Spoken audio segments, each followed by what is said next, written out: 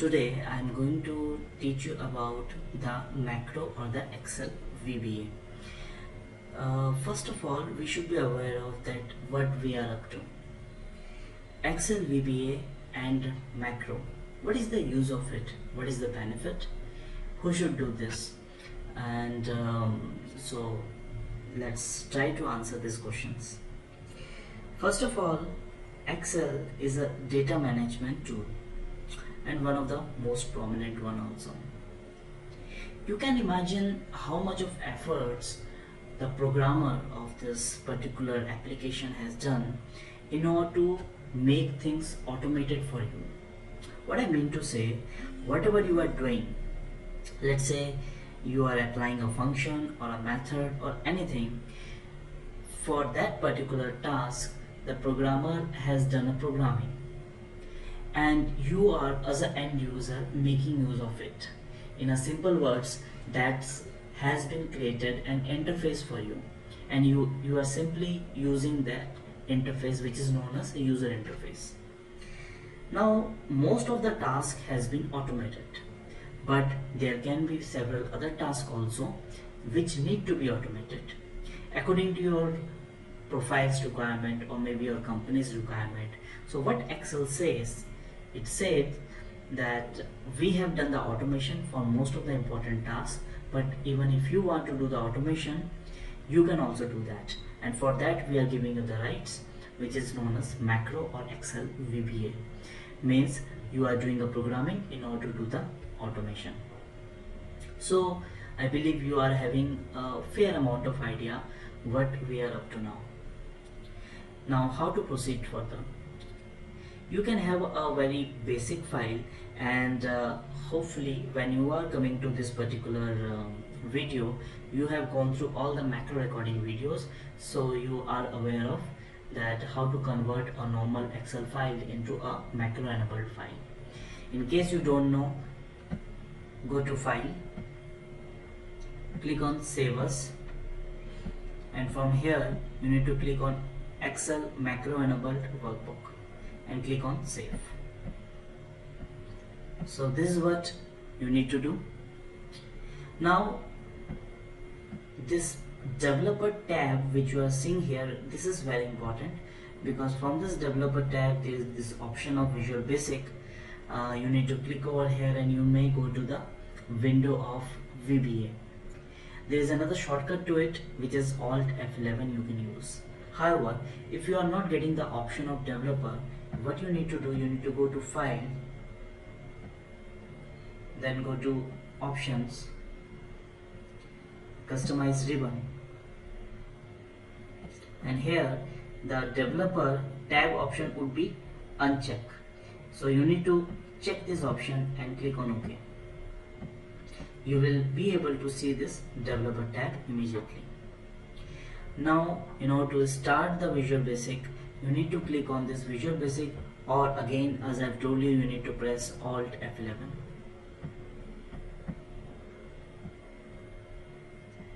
So the Visual Basic window has opened now.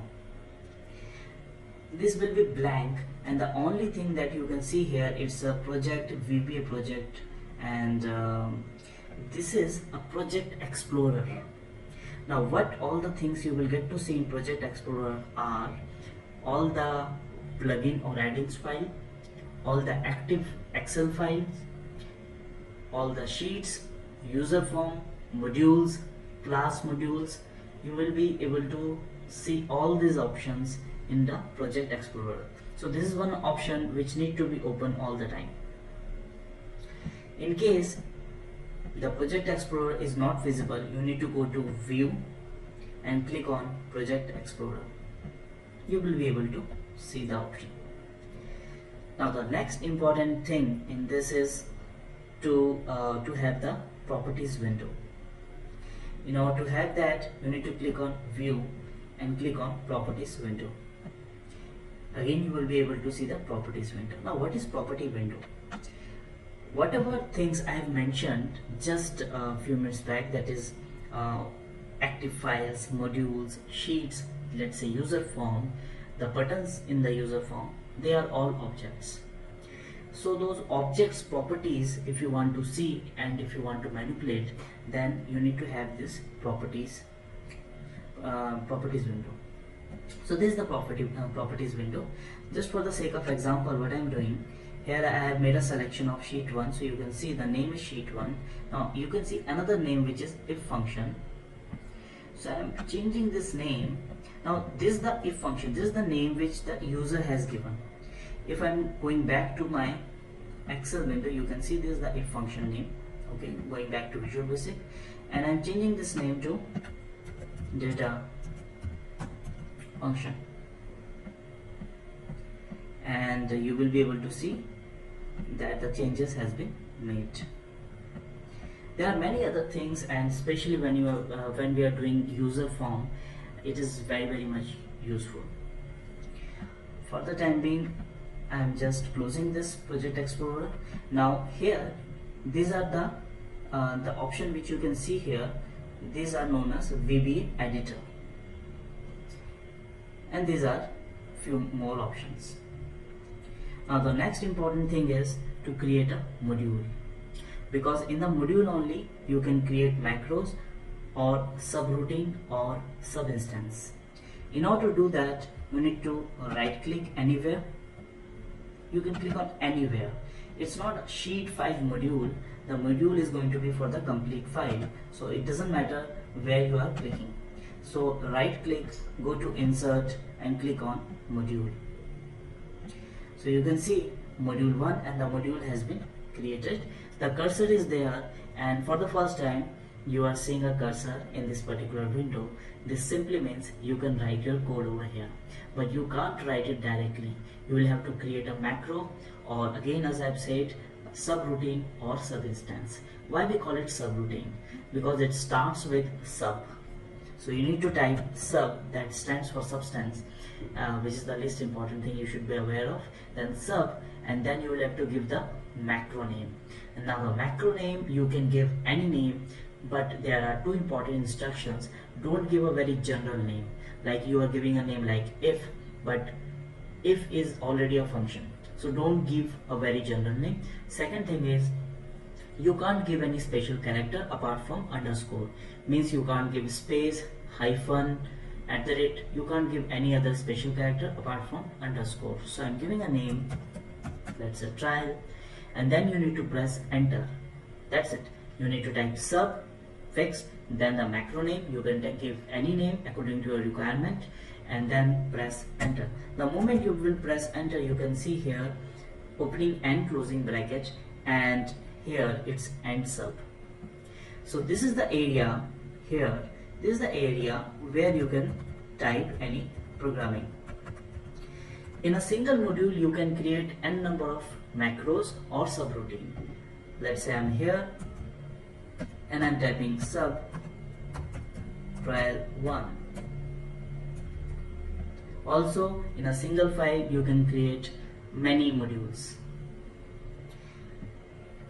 Now the programming need to be done here. So in this particular video, we have just learned about the structure of it, and in the next video we are going to understand about how you can write a macro, what all the things that need to be in mind when you are writing a macro. Thank you for watching. Have a nice day.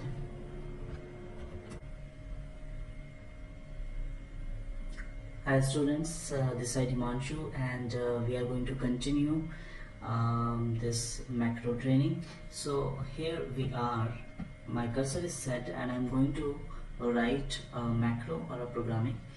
Like any other programming, we can start with hello world by echoing that, but I'm going to do something different.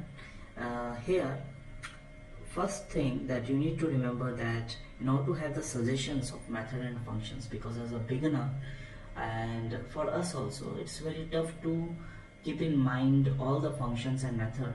So it's very important that you are getting the suggestions. So in order to do that, you need to press Control and space. Remember, Control and space. So I'm pressing Control and space, and you can see I'm getting the suggestions. So the first method that I'm going to use is the input box. So I'm typing input box. You can see the suggestions are coming. You can simply press tab, similar to Excel functions. So I have pressed tab, so input box method has came, space. The moment I have pressed space, you can see various parameters, and the first parameter is the prompt, that in the input box what is the prompt you want to give to the user. So whatever you are typing, if you are typing it by yourself, then it need to be in an inverted comma or quotation. So I have started the quotation and I am typing, type your name. Okay, now how to run this program? You can press F5 as a short key, or there is this run button also. So type your name. I'm typing. Now it's not going to make any impact because you have typed Himanshu, but you have not saved it anywhere, or not only that, you are not using it anywhere else, so you are not going to see any impact of it. So what I'm going to do, in front of input box I'm typing uname equal to, and it's going to give an error. The reason is being, if you are typing like this particular quotation need to be in a bracket. Okay, so what I've done, I have given a uname. This is a variable. What kind of variable it is? It is a non-declared variable. Why we are saying this? After probably 5 or 6 videos, I'm going to teach you about the variables, but for the time being you need to understand that variables are like box who can contain something. Now this is the box which has an entry as well as an exit. So variables means keeps on changing, means right now if I'm typing something like Himanshu, so in uname Himanshu word has been stored, but again if I'm running this macro and I've typed some different name, that particular name is going to be stored into this. So in 2 different sessions you can see a 2 different name has been stored, but in a single session also, again as a uname, if I'm typing something else, then again that will be stored into that. Means variable means it will keep on changing. It's kind of box where you can contain something, you can store something, but again you can change it as well. So whatever user is going to type in input box, that will be stored in uname. What only you can give unique? No, you can give anything. Those particular parameters that you can't use any other special character apart from underscore. You can give S name, L name, or anything. Okay, so how I'm going to make use of it? I'm going to use another method, control and spacebar, message box, and in the message box I'm going to say hello. One ampersand sign is being used for concatenation, and if you are well versed in Excel, you are aware that ampersand sign is being used for concatenation. This means it is being used in order to join text. So hello, I have given a concatenation sign. This is an ampersand sign, and then uname. I'm going to run this. So it's asking for type your name. I have given Himanshu. Enter, and it's saying hello Himanshu. So it has picked hello from here, and in uname Himanshu has been stored, so it's saying hello Himanshu. Again I'm running it, type your name. I have given Ravi and saying hello Ravi. Now you can run a program not only by F5 or by pressing the run button. There is another way, which is F8. The advantage of F8, it's meant for programmers actually, and we can run the program line wise. This is very important because you can see that which line is performing which task, and it is very useful for the programmer in order to identify the errors. Let me show you. If I'm pressing F8, so this is the first line which is going to execute. Okay, I have typed Himanshu. Now you can set your cursor in the variable. You can see in uname Himanshu has been stored, and here also Himanshu has been stored. So the moment I will press F8 once again, it will execute this particular line which will display the message, and here it's come hello Himanshu. So but all the things we have understood. In order to have the suggestions, we need to press Control and spacebar. The another important aspect is to run the macro with the help of F5 or run button. Another important aspect to run the macro line wise, you need to press F8. You can try different things. Now one particular task from my side which I'm going to solve in the next video, but I want you to solve it first. I want you to make a very simple programming. That is, you are going to ask the user his first name first and then his last name, and accordingly a message will come. Let's say in the first name someone has given Ram, in the second name someone has given Kumar, so it need to become like hello Ram Kumar, with space of course, in hello space Ram space Kumar. So do this, and if you have done it correctly then it's fine. If you have not done it correctly, then watch the next video. Thank you for watching. Have a nice day. Hello students, I'm Himanshu. Welcome back. So I've given you one task, if you remember, that in this particular macro you will have to ask for the first name and the last name, and by combining both this result you will have to make a sentence that is hello first name and last name, that is hello, for example, Ram Kumar. So this is a very simple task, and how to do that, let's start.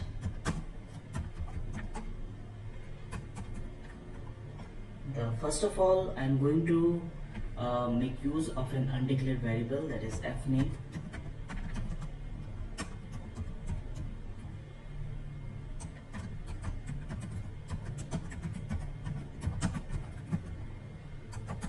Okay, and then lname, I'm going to give one random name to it, to the variable, and again I'm using the method of input box.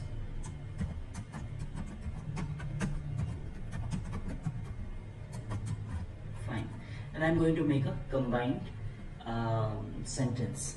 So, and I'm going to display this with the help of a function which is message box. So message box, so it's going to be hello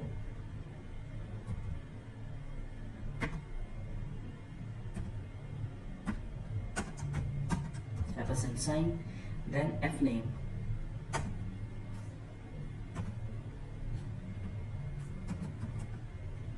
then I need to give one space. For that I'm going to use ampersand sign, and then going to give one space like this, again ampersand sign, and then lname. That's it. If I'm going to run this, first name I have given Himanshu, last name I have given Dhar. So it's coming hello Himanshu Dhar. I want to add today's date also, that today date is this one. So again I'm giving an ampersand sign, and I'm typing like today is date. So a date function is going to pick today's date, and if I'm going to run this, first name I have given Ram, second name I have given Kumar, and then it's going hello Ram Kumar, today's date has came. If I want this second sentence, that is today date is this, in the second line I can use a function that is a VB new line. So for that, here I'm typing VB new line. You can observe that whenever I'm trying to make use of any function or method, I'm pressing the suggestions button, that is control and space bar, in order to ease things out and in order to avoid mistakes. That's a good practice. So you can see VB new line, it is there, so I'm going to make use of it, and then ampersand sign. Again I'm going to run this. Okay, first name, this time I'm given Shyam, and second name is Pandey. So hello Shyam Pandey, today's. So this is a simple example, and the next thing that we are going to understand are the cell properties. Looks, as far as the labels are concerned, the first label is a cell, second labels are the sheets or worksheets you can say, and the third label is the workbook or Excel file. So step by step we will move ahead, and I will try to keep this as simple as possible.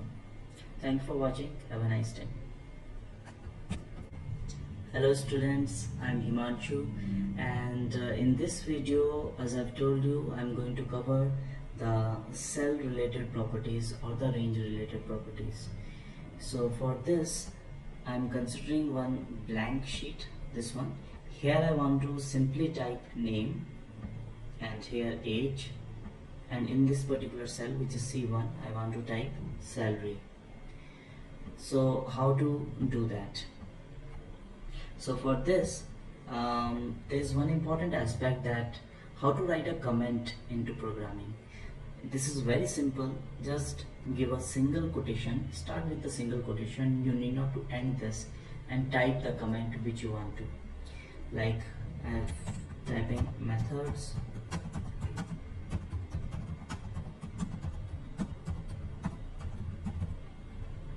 okay. So you can see here the color has been changed in green, and this is an indication actually that you have written a comment. Comment is not going to execute. This is just a comment. It's in order to help the programmer basically. Many times what happens when you write a program, it is very lengthy, and in order to make things easy for yourself only, you write comments that which portion is taking care of which particular programming. So this is what comment is, and here I'm using the comment in order to make you understand. So methods to refer to range or cell. So there are three prominent methods. The first method is a range method. So here, if I will go to this Excel sheet, you can see here in A1 a range, I want to type name. So how to do that? Again, I am making use of the suggestion control and spacebar. Start typing a range. Okay, start the bracket in the quotation, type give the cell name, which is A1, close the bracket, and then dot activate. Range, I have given the range which is A1, close the bracket and dot activate. I'm going to activate A1 cell. Then I'm going to type active cell dot value equal to name. Okay, so first of all, let me show you what it's going to do.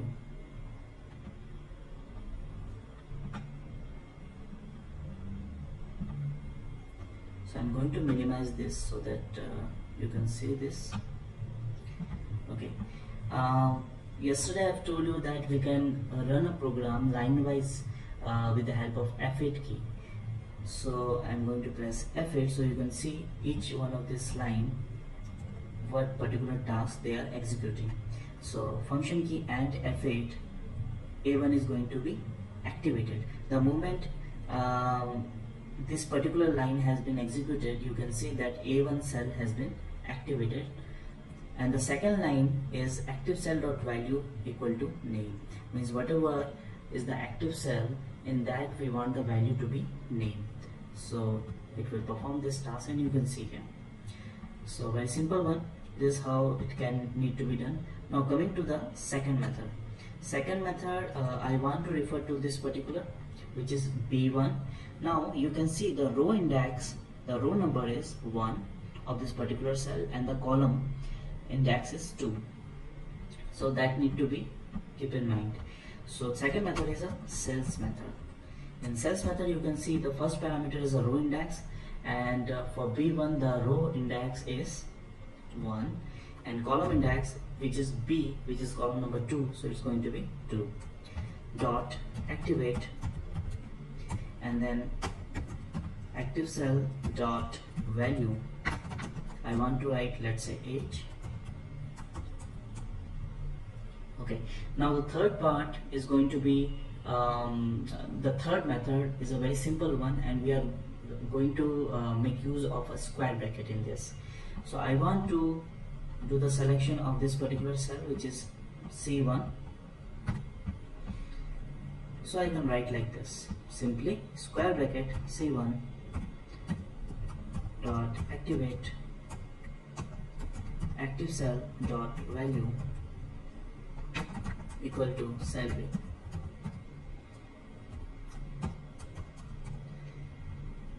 Now there can be one question, that whenever we want to type anything in a cell, do we need to select it or do we need to activate it all the time? No, it's not required at all. I have written this particular command in order to make you understand what are active cell command, or how to activate one particular cell. Without even activating a cell, you can type a value into that, and for that matter you can use any of these three methods. Let's say in D1 cell I want to type bonus, here I want to type bonus. So for that I am using a range method, range D1. I need not to activate this, dot value equal to bonus. That's it. So now I'm going to minimize this, and we are going to see that each of this line performing which particular task. So function key F8, you can see the range A1 is going to be activated and the value is going to be name. Now the second method need to select B1 cell, because the row index is 1 and column index is 2, so it's going to select that one and the value is going to be inserted as age. Now C1 is cell going to be activated, and the value that has been given is cell D. Now D1 is not going to be activated, but the value is going to be bonus. So these are various methods to refer to a cell or range. There are many other properties which need to be understood, and that we are going to understand in the next video. Thank you for watching. Have a nice day. Hello students, welcome back. And in the previous video we have gone through these methods, and you have learned how to select an individual cell and putting a value to that.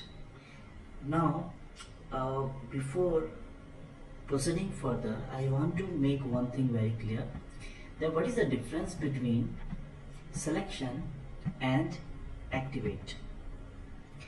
Okay, so let's say I have done a selection from this cell to this cell, which is A2 to A11. I made a selection of A2 to A11, but the active cell is A2 only. Now the active cell can be a single cell only, and selection can be a multiple range of cell. And if I am typing something, it's going to reflect in A2 cell only. Okay, so this is the difference between activate and selection. We have learned how to do the selection of an individual cell or activating that particular cell. But if we need to do the selection of multiple cell or a range of cell, then how to do that? So we are going to learn that particular method right now. So for that, these methods are not required, and out of these three methods, range, cell and square bracket, only you can make use of range method in order to do a selection of a range of cell. And how to do that? We are going to say this.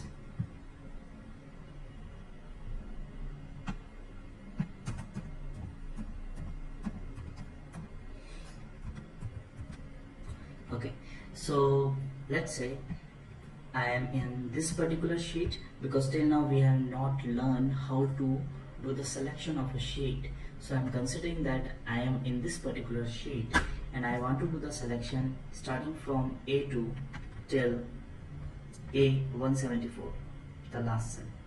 Okay, in order to make things easy, I'm going to delete the rest of the range so that it can be visible in a single page. Okay, so I want to do the selection from A2 till A15. So how I need to write this? So for this you need to write a range. Then here you can see there are two parameters, cell 1 comma cell 2. Cell 2 is in square bracket, that's an indication of optional parameter. You can see in the previous video only that we have given A1 dot activate. We have not given a cell 2 reference, but even after that it has not generated any error because that's an optional parameter. If you have gone through my normal Excel training, not the macro one, then you may have a fair amount of idea. Okay, so as a cell 1 I have given A2 comma. Now I need to do a selection of a range of cell, so I must give a cell 2, and as a cell 2 I am giving A15, and rather than activate I am going to type select, and I am minimizing this. Let me run this. You can see the range has been selected. Now if I want to do the selection up till here, means the complete data up till H15, so how it need to be done? So let's see. Rather than A15 I am typing here H15, and I am going to run this, and you can see the complete data has been selected. Now the next thing that I am going to show you, it's not compulsory, but you can nest other methods also into this.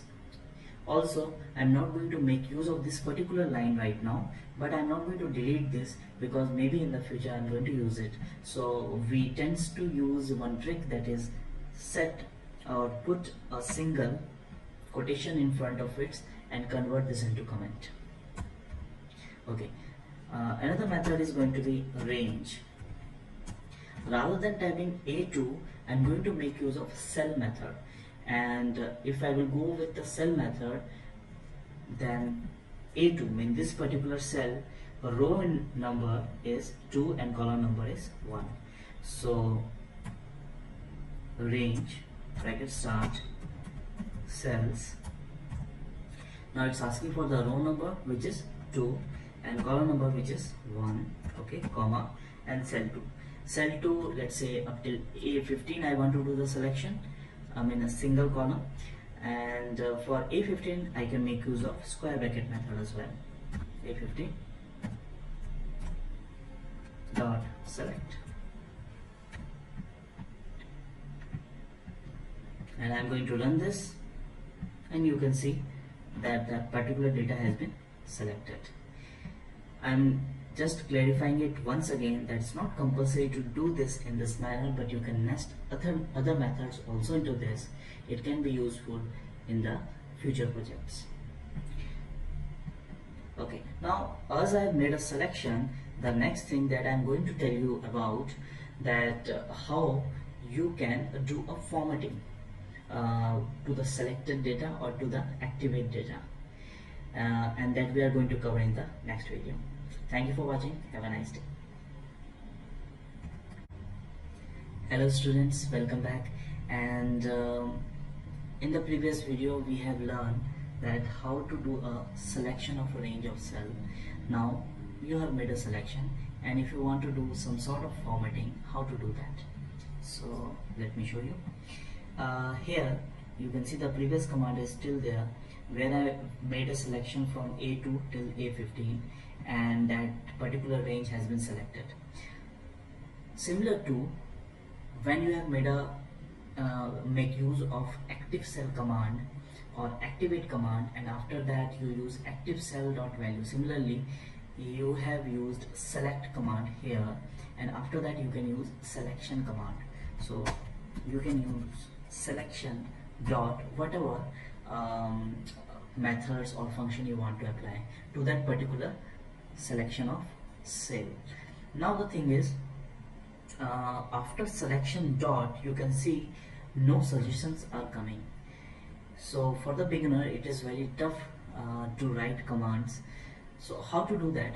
We use a trick. The trick is, we are going to make use of active cell command only. We will make use of active cell command. Later on we are going to convert that into a selection command. So let's start. So I'm going to use active cell dot interior dot color.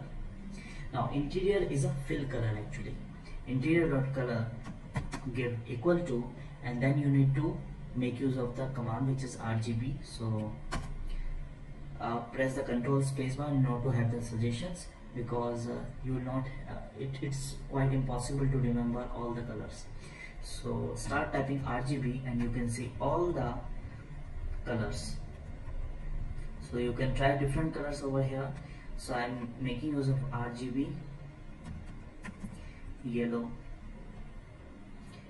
Okay, now interior color is the fill color. Hopefully you have understand. Fill color is actually this particular one. That's the fill color. Okay. Okay, the next command I'm going to use active cell dot font dot color. So that's going to be affect the font color, and I'm going to give RGB blue. Okay, next I'm going to use active cell dot font dot bold equal to true. So you will have a fair amount of idea now that if bold is going to be effect like this, bold equal to true, then underline is going to be work like this only, and italic also going to be work like this.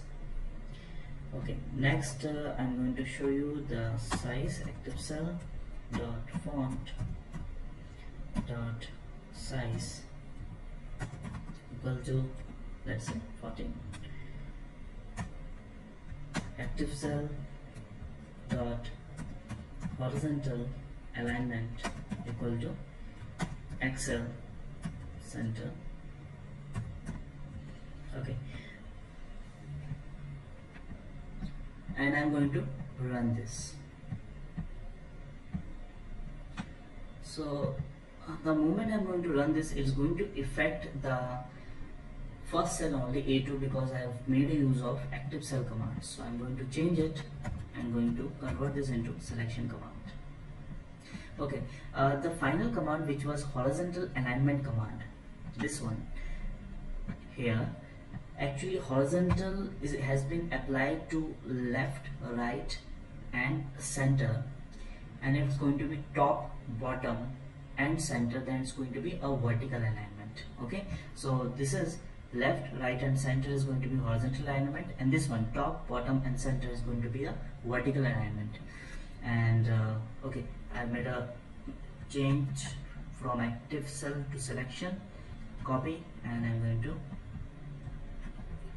use this in each and every command line. Okay, and going to run this, and you can see the changes has happened. Now there can be one question actually, that there are so many methods, and how do we need to learn each and every method, and what if we don't know one particular method? So you need not to worry, you have gone through my previous videos of macro recording, isn't it? So you can make use of it. So I'm going to tell you how you can make use of it. Let's say I'm going to close this, and I don't know how to make use of, let's say, italic command, or let's say this style command, Calibri. Right now it's Calibri. I want to change this, and I want to write it in the form of VBA, but I don't know the command. So how to do that? I made a selection of one particular cell. I'm going to developer, take this one, use relative reference, a record macro. I'm going to give this name check underscore format. Going to give the shortcut Control Q, click OK. Then I'm going to the home tab and going to change the font style from Calibri to, let's say, Arial. Okay, that's it. And then I'm going to developer and stop recording. Now click on macro, you can see check format and click on edit. It do lots of unnecessary programming, but here you can see the command is selection.font.name equal to add Arial. This is the way you need to write this.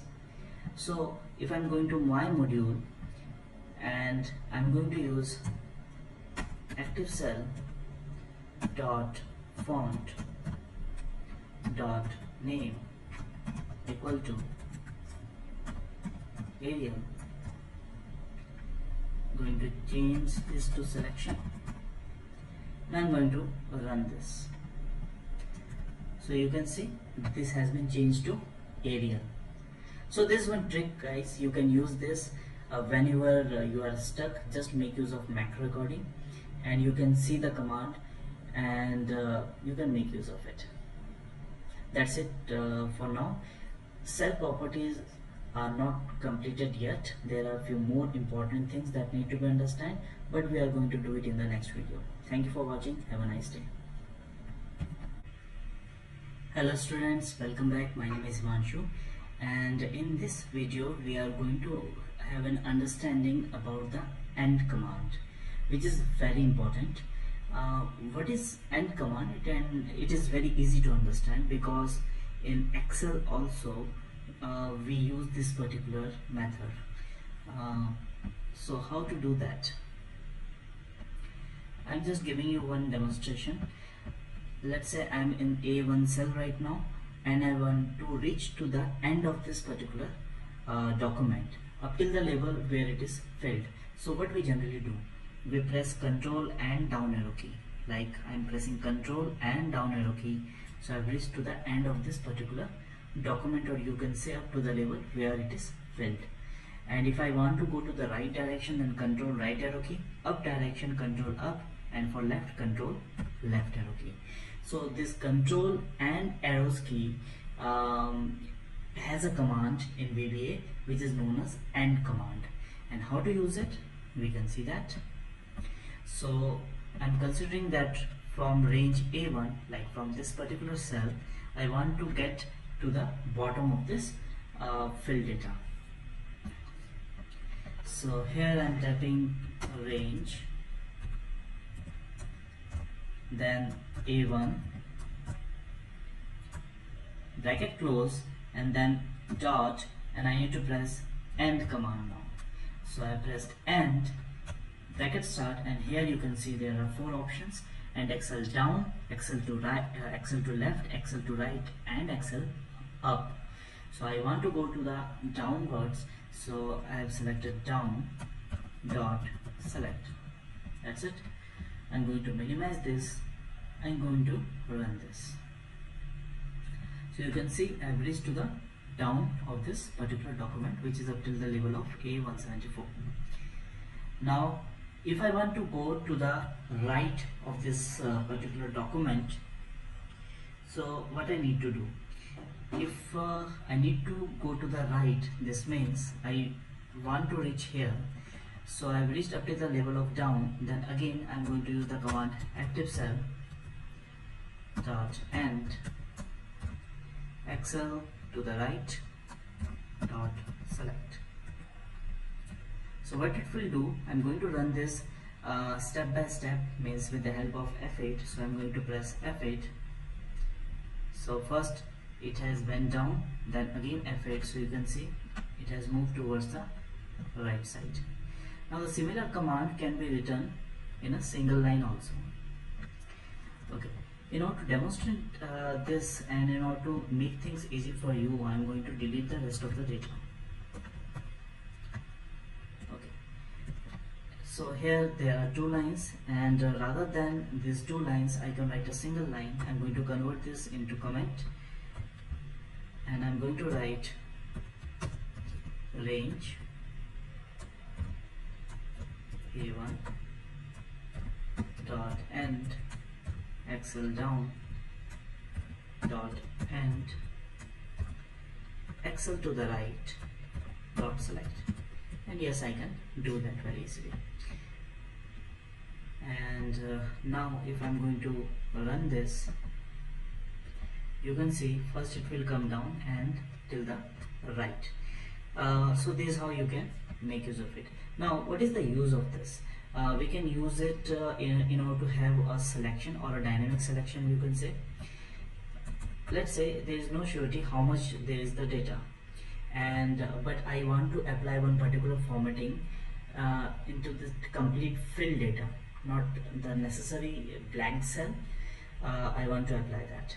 If I'm here, if I'm applying the formula that from A2 till A15 I want to format one particular data, then there can be a data where the data has been filled up till the level of, let's say, A174, or maybe let's say A8, but it's going to fill up till the level of A15 only. But if we can use the command of AND, then it's going to format, or it's going to do the selection of that particular data only. How? Let's see. I'm typing range, then the first cell reference I'm giving A2, and as a cell 2 I'm not going to type A15, rather I'm going to type a range command, and in range A2 and Excel down, first bracket close for and Excel down, second bracket close for this primary range command dot select. So if I'm going to run here this particular command, you can see only this much data has been selected. If I want to do the selection of complete data in Excel down, I'm going to write another thing, that is dot and Excel to right, and that's it. You can see the complete data has been selected. However, if I'm going to delete some of the data, and if I'm going to run this particular function once again, you will be able to see that it has not made an extra selection of cell. It has made a selection of the data which is filled right now. So this is one of the use. There are many other ways we can use it. Another important function in terms of cell properties is an offset, which we are going to understand in the next video. Thank you for watching. Have a nice day. Hello students, my name is Manshu, and in this video we are going to understand offset command. It's going to be the small video, and this is very easy to understand but very important functionality, you can say, and it can be used in many big projects as well. So focus and try to understand. Okay, I'm considering one of the cell, let's say this particular cell which is E14 right now as a target cell, and I want to move upwards, that is first, second, third. So from this target cell upwards, third cell I want to highlight. Similarly, right side also the third cell from the target cell I want to highlight, downwards also the third cell, and in the left side also the third cell I want to highlight. I can do that with the help of an offset command. So offset command is basically a reference command, and we can refer to one particular cell by keeping in mind one target cell. So how to do that? For this, as I've told you, I have considered E14 as a target cell. So first of all I'm going to do the selection of that cell, that is range. Okay, I need not to do the selection even. From that particular cell, if I want to move downwards, upwards, left side and right side, 3. So how to do that? Range, I'm considering E14 as I told you. Okay, dot offset. Now the first command in offset is a row offset. Here if you are typing anything in positive, let's say 3, so it will move downwards. Column index, as a column offset also you can type any value, and if I'm going to type 2 or 3, how it's going to work? Let's say I have typed 2 dot interior dot color equal to RGB yellow green, and I'm going to run this.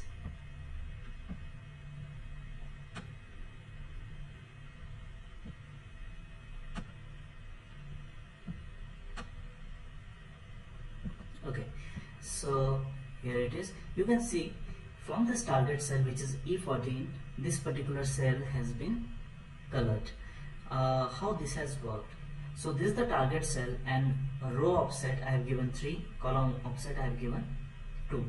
So this will be considered as 0, then, or this is the reference cell 0, then 1, 2, 3, 3 row offset, downwards it will go, and column offset is 2, so 0, then 1, 2. So this particular cell has been highlighted. So I don't want that. As I've told you, the initial task was to highlight the third cell downwards only, upside also, right side and left side as well. So okay, this I have done. I'm going to do the copy paste, paste, paste. Now if I'm going to mention in the row offset rather than 3, if I'm tapping -3, then it will be considered upwards. In a row offset I have given 0, and in the column offset I have given 3, then it will move right side. Again in the row offset I have given 0, and in the column offset I am going to give -3, so it will be considered in the left side. So I am going to run this program with the help of F8, and you can see how it's going to work. So first of all, it's going to consider downwards, -3 means upwards, then row offset is 0, column offset 3, this means right side, and -3 means left side. So this is how offset command works. Now I have given you the idea about AND command and offset command, and we have learned many other properties also as far as the cell or range is concerned. You are ready for one mini project, and watch my next video in order to have the assignment. That's going to be the short one, and thank you for watching. Have a nice day. Hello students, my name is Himanshu and welcome back. In this very short video I am going to describe you about the task that you are supposed to do. So give a try, and even if you are successful, and even if you are not being able to do that, watch the next video for the solution. So here it is. There are 3 inputs: name, age and salary, and serial number of course. I have given one input already, which is compulsory because right now we don't know many other functions. So we are keeping in mind that okay, one entry has happened already. Now what I want, you will have to make a macro with the help of which when the macro is going to be run, then a user will be prompted with 3 options. First of all, he will be asked about his name, then age, and then salary. 3 different input box you will have to create. So whatever input user has given, that input need to be in this particular cell, means it need to be below this filled cell. Once this particular cell has been filled, let's say here all the details, then again when the macro is going to be run, again all those information will be given, let's say some different information, so that information need to be filled over here. So similarly, whenever this macro is going to be run, the user input will be filled in this cell or in this particular data. So we'll have to create a macro. Another thing is the serial number automatically will become 2, then 3, and then 4. Definitely user is not going to enter this serial number. Serial number will automatically will be in the increase mode, let's say 1, 2 and 3 and 4 and so on. So this is the task, and you will have to do this task on the basis of previous videos. So give a try and watch my next video for the solution. Thank you for watching. Have a nice day. Hello students, welcome back. Hopefully you have given a try, and if you are being able to do this, then congratulations, good. And if not, then watch this video. So the task was here I need to do the entry with the help of input box. So first of all, I'm considering that that particular sheet has been selected already, and the first thing that I'm going to do is range B1 dot and Excel down. Okay, I'm telling you what I have done till now. I've reached to B1 cell, then control and down arrow key, that is what and Excel down do, and Excel down. So up till the level I will reach where the data has been filled. After that I need to go just one step downwards. So I'm going to use the offset command after this. Offset, row offset 1 and column offset 0 dot value, and that value is going to be the name. Now this is the method I'm going to use. If I'm going to play button, and you can see name is there, but I need to take the input from the user for that. So I'm creating the input box first of all. So I'm giving one variable name, uname, and then input box type name.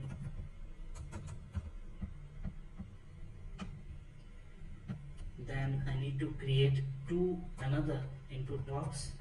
So I'm just doing the copy paste.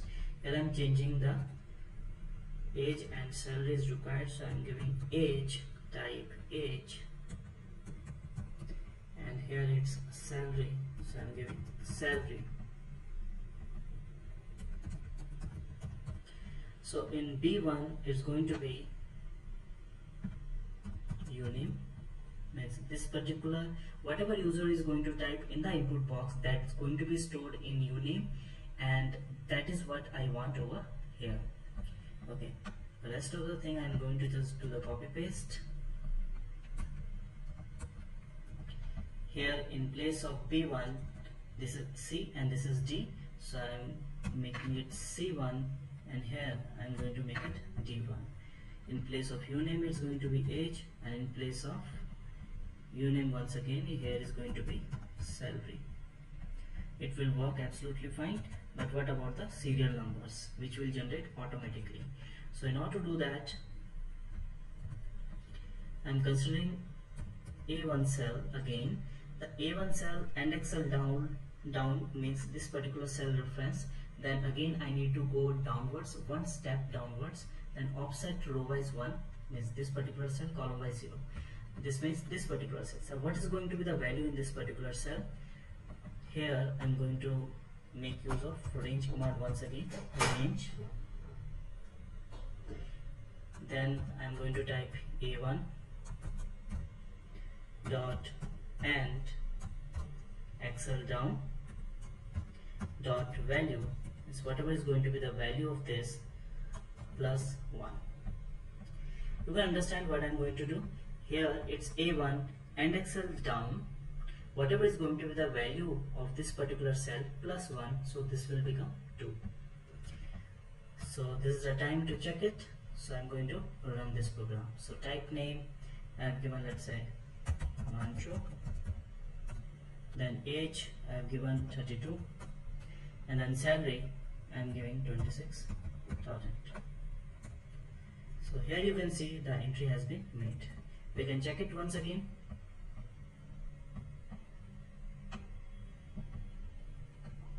Okay, so name I have given Ravi, age let's say 24, and salary 15,000, and the entry has been made. So this is how you need to make use of all the methods, functions of cell properties, and you can do small bit of things, because till now we are not aware of many other methods and functions. But do practice this, because in the next video we are going to jump into some the sheet properties actually, which is different from cell of course. And do practice. Thank you for watching. Have a nice day. Hello students, welcome back. My name is Himanshu, and in this video I'm going to teach you that how you can take care of sheets. Till now we have only take care of cell or range, and increasing the label. Now we need to take care of the sheets or worksheets, we can say. In order to make things easy and in order to make you understand what I'm going to do, here I have got plenty of sheets in this particular workbook. So I'm going to add few new sheets as well, but that's not going to be a normal worksheet or a spreadsheet. That will be a chart sheet. Okay, so I'm just clicking over here, insert, and click on chart sheet. So one chart sheet has been created. Again I'm going to click here, insert, and chart sheet. Okay, So two chart sheet has been created. I am going to give this a name. I'm going to give this name first of all,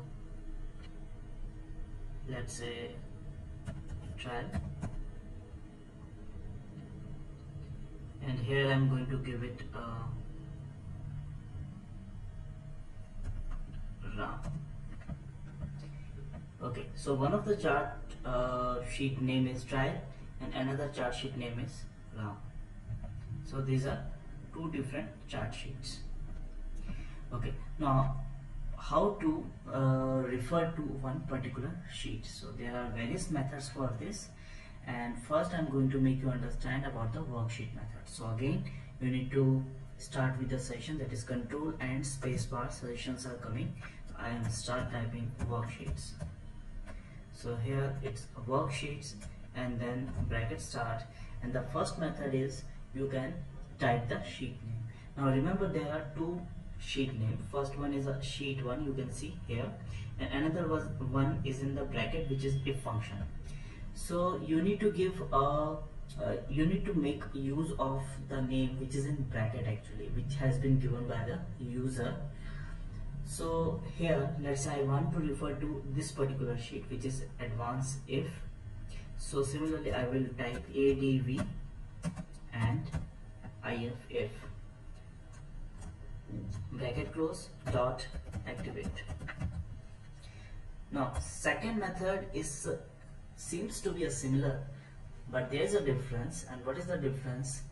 In this very video we will be able to know that. So I'm typing sheets and I want to refer to, let's say, autofill this particular sheet. So in bracket I'm typing autofill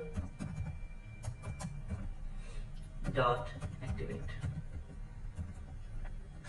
Okay, the next method is the direct method. As I told you, there are two names.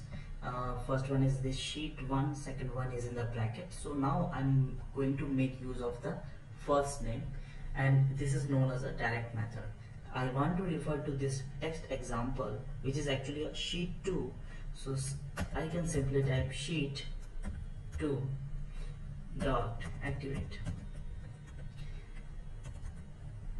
Whenever you are typing any sheet name, it will be displayed in the suggestion box also. Now these are the three different methods. I'm going to minimize this and have a look at the bottom part, that which sheet is going to be selected. Right now it's a chart sheet which is RAM selected, and I'm going to run this program with the help of F8 key so that you can understand which line is doing which particular task. So F8, first of all you can see the advanced if has been selected.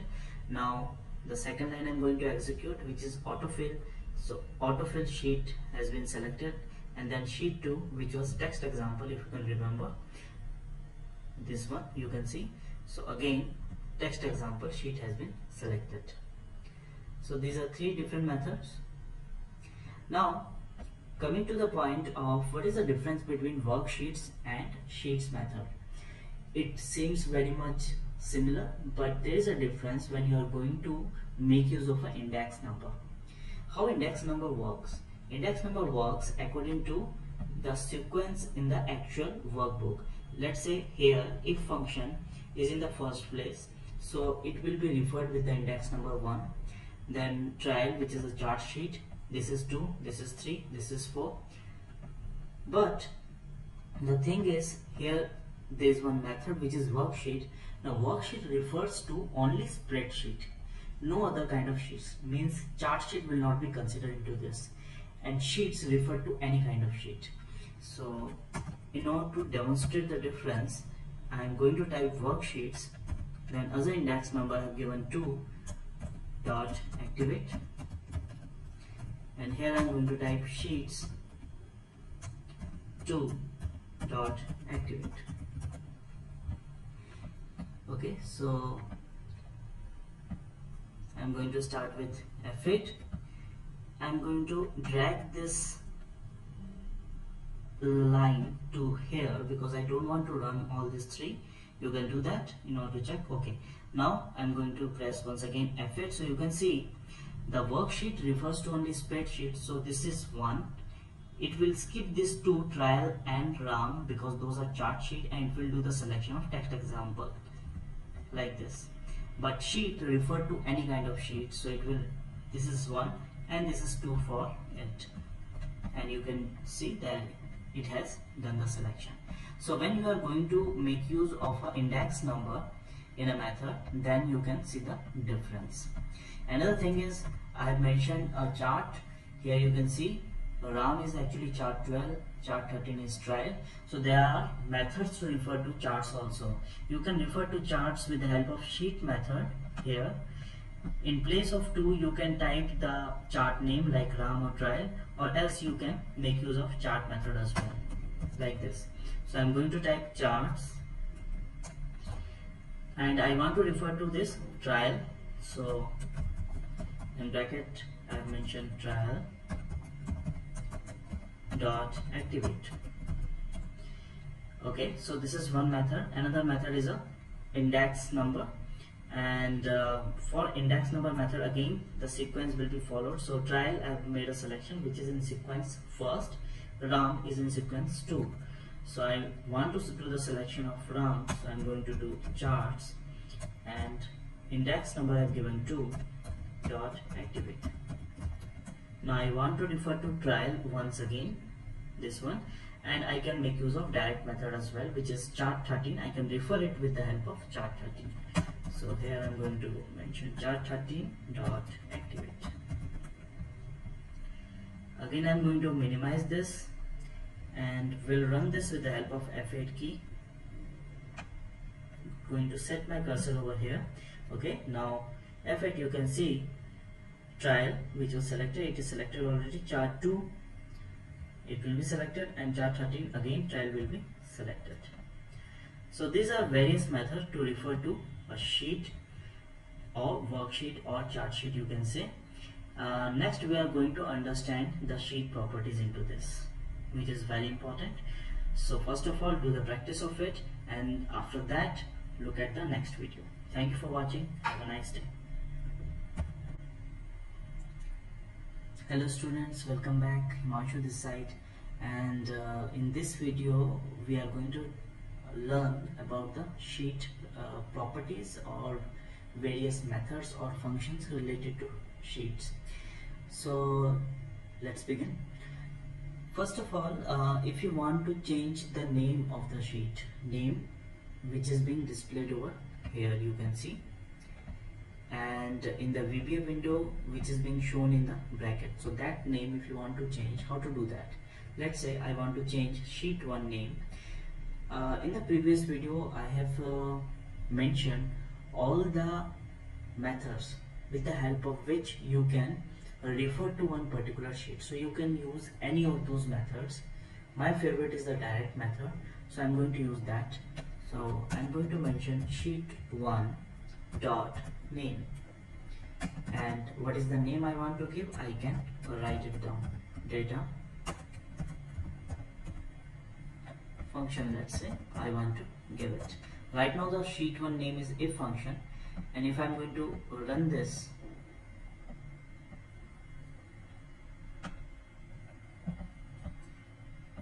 you can see the name has been changed to data function.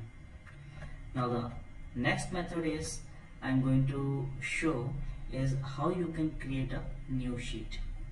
So for this, either you can use sheets dot add, or you can use worksheets dot add also. So I have simply written sheets dot add, and then what's it going to do? It's going to add a new sheet. Now where it's going to add a new sheet? It's going to add a new sheet whichever before the sheet which is selected right now. So right now text example sheet is selected, so by default it's going to create a sheet just before text example sheet. However, you can control where you want the new sheet to come. So sheets.add, press space, and you can see one parameter is highlighted which is before parameter. So in this parameter you can mention the sheet before which you want the new sheet to come. So I want the sheet to come before the first sheet, which is a data function sheet actually. So I'm going to refer it with the help of sheet 1. Fine. So I'm going to, whichever sheet is right now highlighted, which is sheet 4, irrespective of that, if I'm going to run this program, okay, let me put semicolon in front, single quotation in front of it, so that it can convert it into comment. And whichever sheet is highlighted right now, irrespective of that, it is going to add a new sheet just before data function, because that's the sheet 1. So you can see it has done. Now if I'm going to give sheets.add and then comma, because before is the first parameter and the second parameter is after, now it's going to create a new sheet after the sheet 1, which is data function. Okay, so we are not talking about the sequence here. Sheet 1 is the data function, so after that it's going to create a new sheet. Also again I am going to give comma, and you can see count parameter is highlighted. By default single sheet is going to be created, but if you want more than single sheet, you can choose the parameter. Let's say I've given 2. Fine. So I'm going to run this. You can see after data function 2 sheets has been created, sheet 7 and sheet 6. Okay, I'm going to convert this into comment once again, and going to tell you about the next method. The next method is if you want to delete one particular sheet. How to do that? Let's say I want to delete sheet 5, which is actually sheet 15. So I'm going to do sheet 15 dot delete. When I'm going to run this program, it will say the similar message which you got when you are going to delete any particular sheet. I'm not going to delete it right now. However, if you don't want this message is known as display alert, and it is being recalled with the help of application. So I can disable it. How to do that? In order to do this, you need to type application dot display alerts equal to false.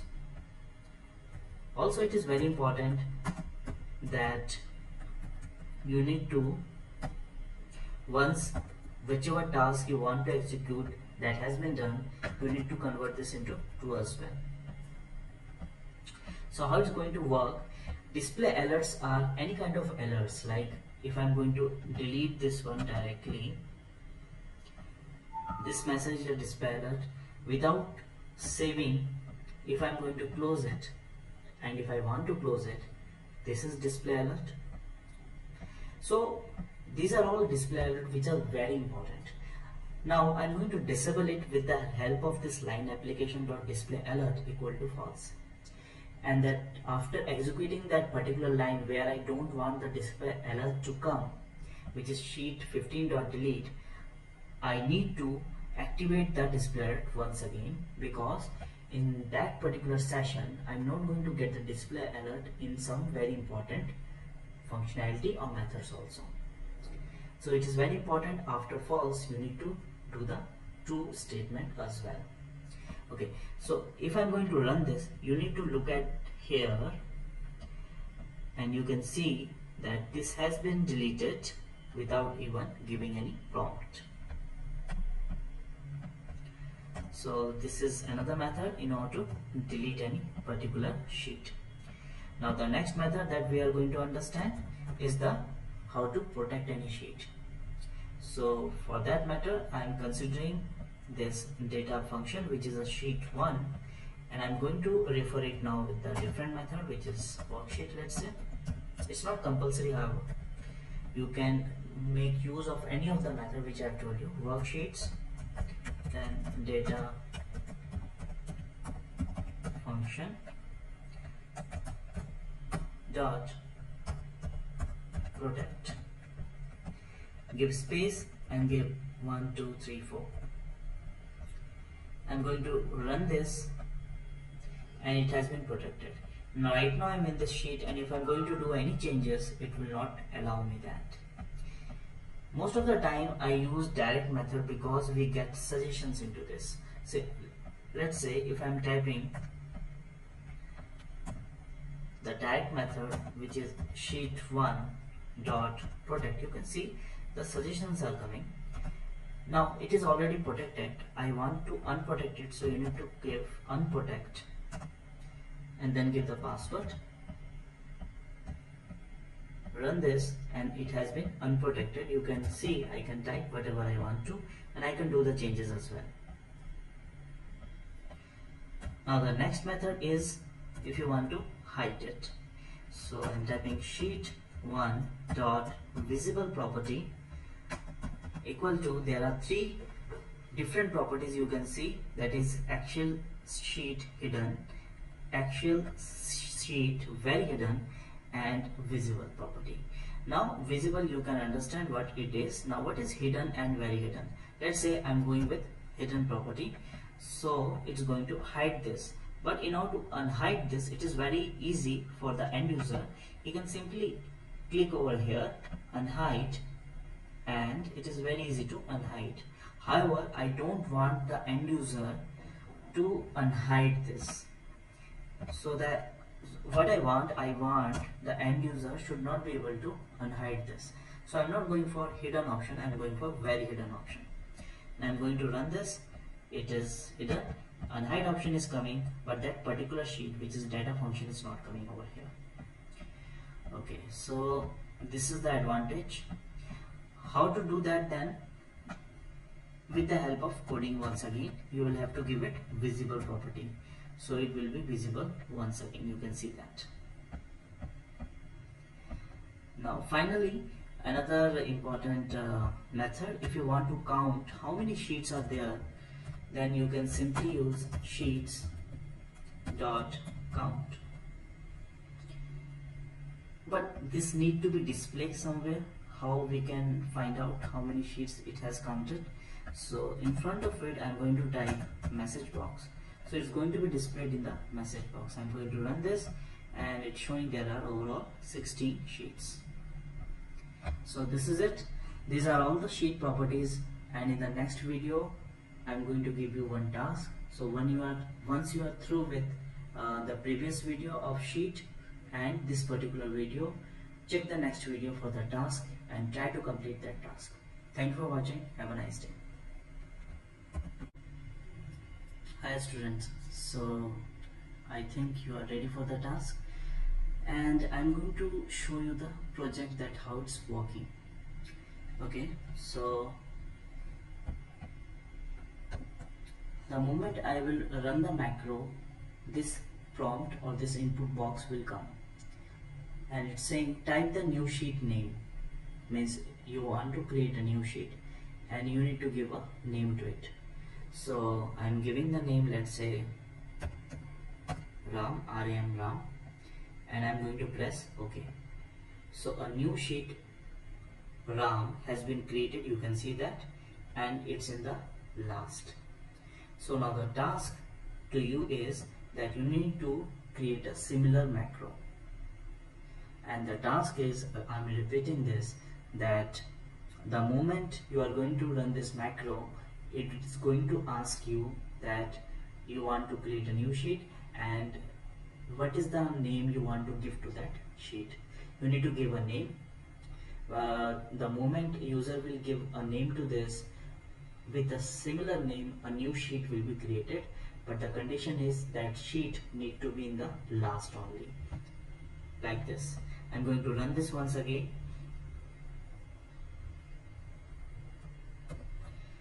Like this, and I'm giving this time name Shyam. Okay, and in the last Shyam, with the name of Shyam sheet has been created. So you need to do the similar task, and you can use all the methods and function which I have told you. Give a try and check the solution in the next video. Thank you for watching. Have a nice day. Hello students, time for the solution, and hopefully you have given a try, and if you have done it correctly then thumbs up, or otherwise watch this video. So first of all, we are going to ask the end user that with which name they want to create a new sheet. So for this I am typing a random variable. I have given a name S name, which is sheet name. You can give any name to the variable which you want, and I'm going to use the method input box, and going to type the message which I want to display. Type new sheet name. Okay, so whichever name the user has given, that's going to store in sname variable.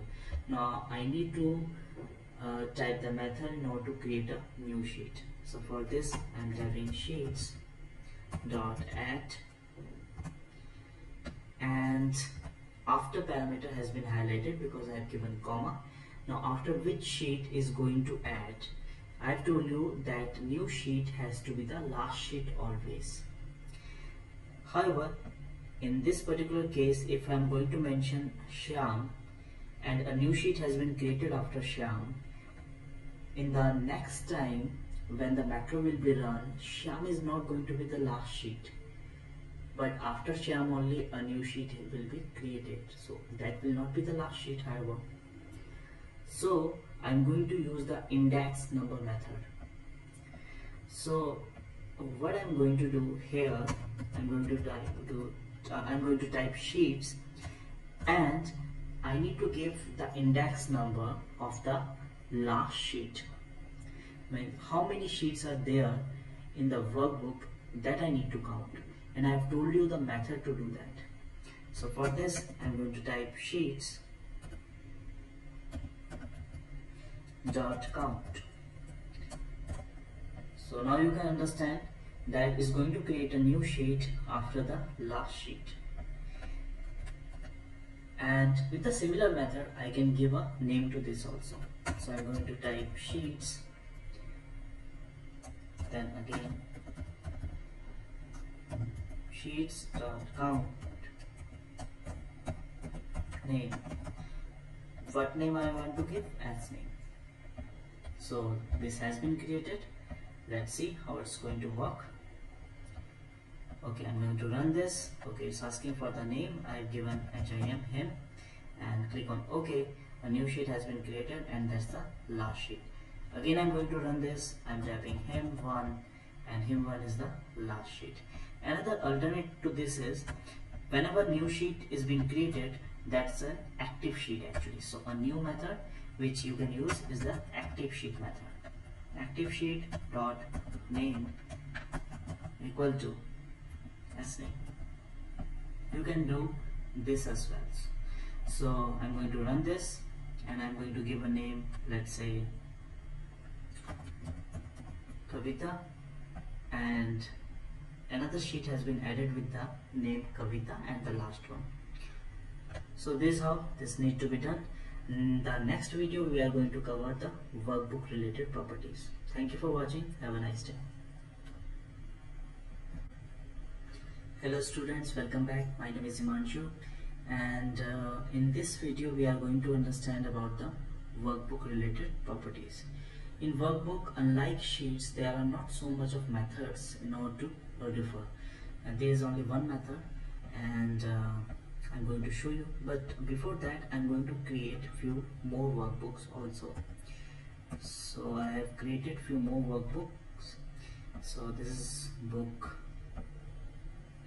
So I've created, you can see, book 2, book 1, and function data. So the sequence is, first of all, function data has been created, then book 1 has been created, and then book 2 has been created. Okay, so I'm going here. So the first method is to refer is the workbook. So I'm going to type workbooks, and here the function data, the name is function data. I can make use of this name, book 1 or book 2. Let's say I want to refer to book 1. So I'm going to type book 1 dot activate. The next method is the index number method. Let's say this is function data is the workbook where I have starting this coding. This is the first workbook in terms of sequence. So this is 1. After that book 1 was open, so it is 2. After that book 2 was open, so it was 3. So I want to refer to, let's say, book 2, which is in sequence wise 3. So I'm going to type workbooks. I'm sorry, that is workbook 3 dot activate. Now the next method is the direct method, means with the help of this you can refer to only the workbook where you are typing this code, which is function data. So you can type this workbook dot activate. So these are the three different methods.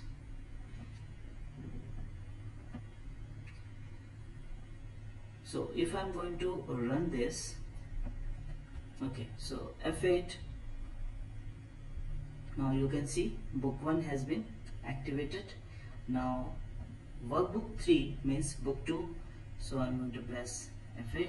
So you can see book 2 has been activated, and this workbook, you can see function data has been activated. So these are the three different methods to refer to workbooks. Thank you for watching. Have a nice day. Hello students, welcome back. And we were talking about the workbook related methods. So the next method that I'm going to teach you about how you can create a new workbook or a new file altogether. So for this you need to type workbook dot add, and that's it. There is no other parameters as such. Workbook dot add is going to create a new workbook, and if I'm going to run this, you can see book 3, a new workbook has been added, or a new Excel file has been added. Now if you want to give name to this, or if you want to save it, it's a different from sheet properties, because in sheets you can simply give it a name, but whenever you are going to create an Excel file, you can give a name when you are going to save this. So I have typed workbook.add. Now that particular workbook is an active workbook, so I'm going to type active workbook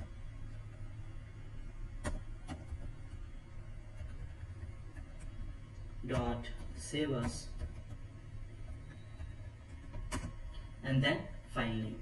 So as a file name you will have to give the complete destination actually. So here let's say I'm considering this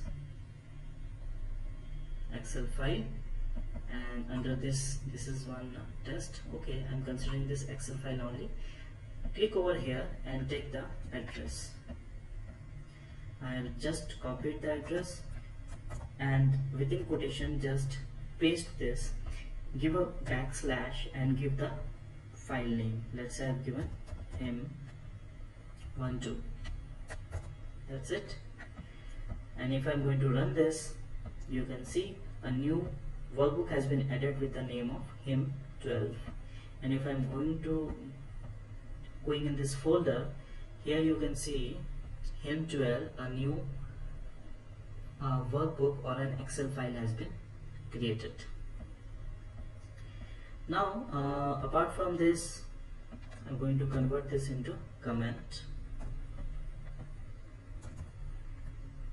If you want to save any file, if you want to close any file, let's say it's book 3, or let's say if you want to save any file, if you have made any changes, then this workbook dot save, it's a simple command. Or if you want to close any file, let's say book 2 I want to close, so I'm typing workbook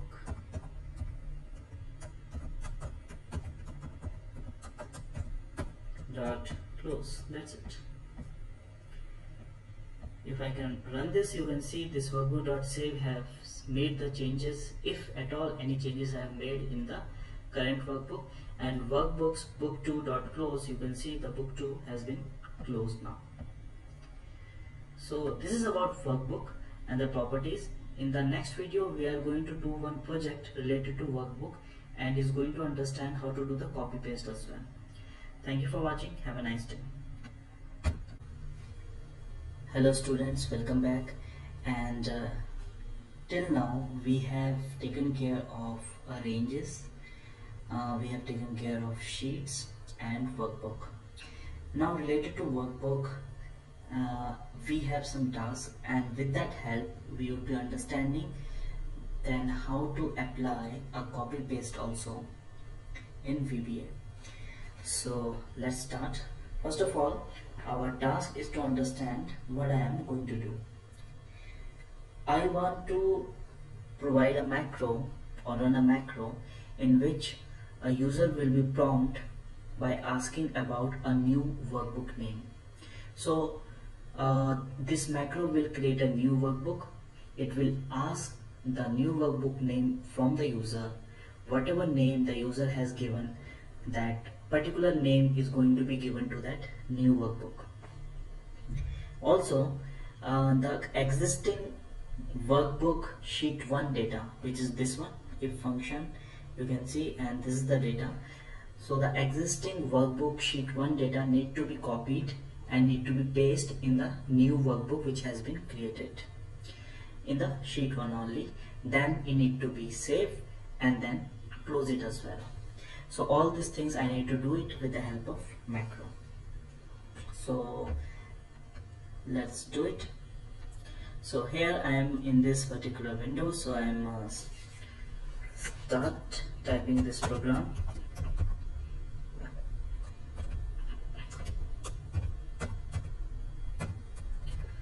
Okay, so the first thing that I'm going to do is to ask the user about the name of a new workbook. So I'm going to give a name, W name.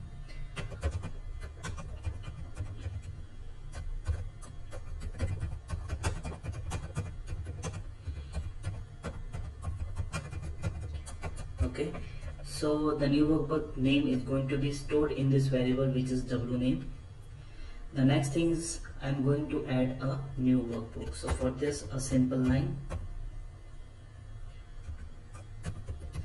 and it's going to create a new workbook. Now whenever a new workbook has been created, it's going to be the active workbook also. So in order to give the name which the user has given, I'm going to use active workbook.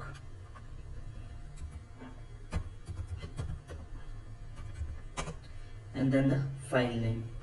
So in order to give the file name, I need to have a destination which I have explained to you in the previous videos as well. So I'm creating a new folder.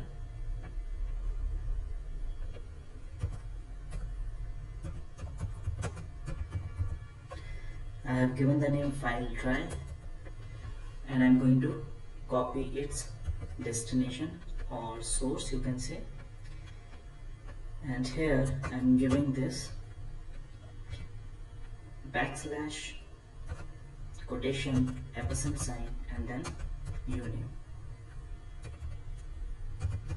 So this is the way to assign the very name to the new created workbook. So I've given the destination up till file try folder, backslash I've given, with the help of ampersand sign I have done the concatenation and given the very name which has been created. Okay, sorry, there's one mistake, not uname, it's going to be W name, is the workbook name.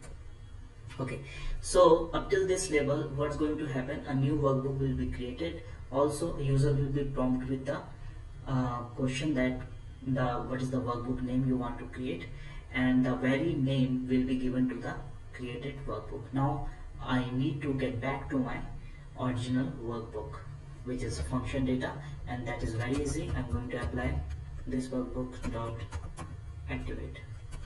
I need to go to the sheet 1 where the data is there, and I need to do the copy paste. Now I know to do the copy, there are two different methods.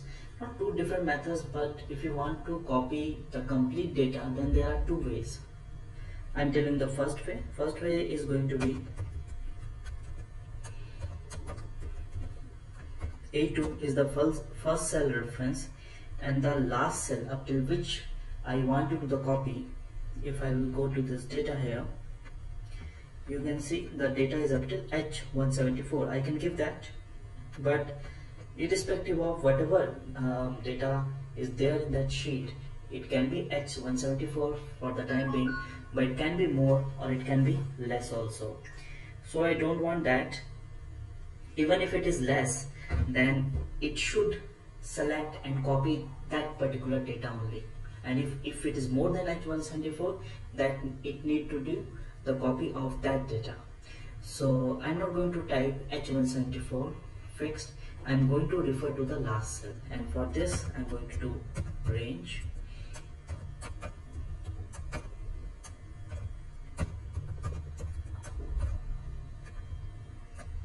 okay. This has been explained previously also, so I think it's not a problem. So I'm referring the cell A2, then going down and Excel down, and then I'm going to the right side and Excel to the right. Okay, double bracket and then copy. This is one of the method. It will serve the purpose. There's another simple one. I'm going to type okay. There's one correction. I don't want to do the copy from A2. I want to do the copy from A1 itself. Means the complete data. Okay, so it will serve the purpose. Another method is a very simple one. Range A1 dot current region. You can use this particular method, current region dot copy. So current region is nothing actually, it's a control A. Many times you have used control A, like I'm in the data, in mid of the data I'm doing control A, so you can see the current region has been selected. So that's the command over there. Okay, so range A1 dot current region dot copy. So there are two methods. One of the method is this one, another method is current region. So for the time being I have converted the first method into a comment one because that is not required right now. Okay, now I need to go to that new created workbook, and I don't know the name, what's the name user has given, but one thing I know that that particular name has been stored in this variable, which is W name. Okay, so I'm going to refer this by workbook, then dot activate. Okay, and sheet 1 is going to be activated by default, and now to do the paste I'm going to do range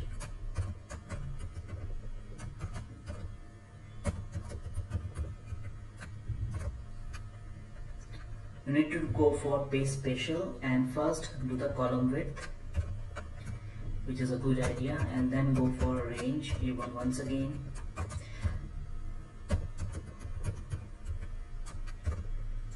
and then paste all.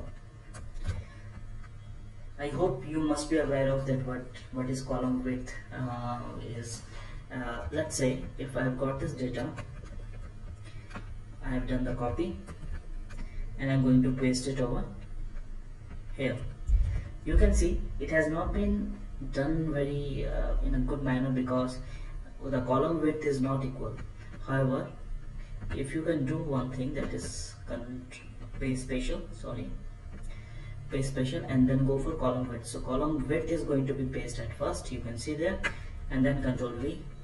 Nice. So this is what I am doing here. First of all I am doing the column width paste and then the complete data paste. Okay, that has been done. Now I need to save the changes which I have made in the new workbook. So for that I am going to refer to that workbook once again, dot save, and then I'm going to close this one as well, dot close, and that's it. This has been done. So let's check. Okay, so I'm going to run this. It's asking for a new workbook name. I have given my name, which is Himanshu. Click on OK.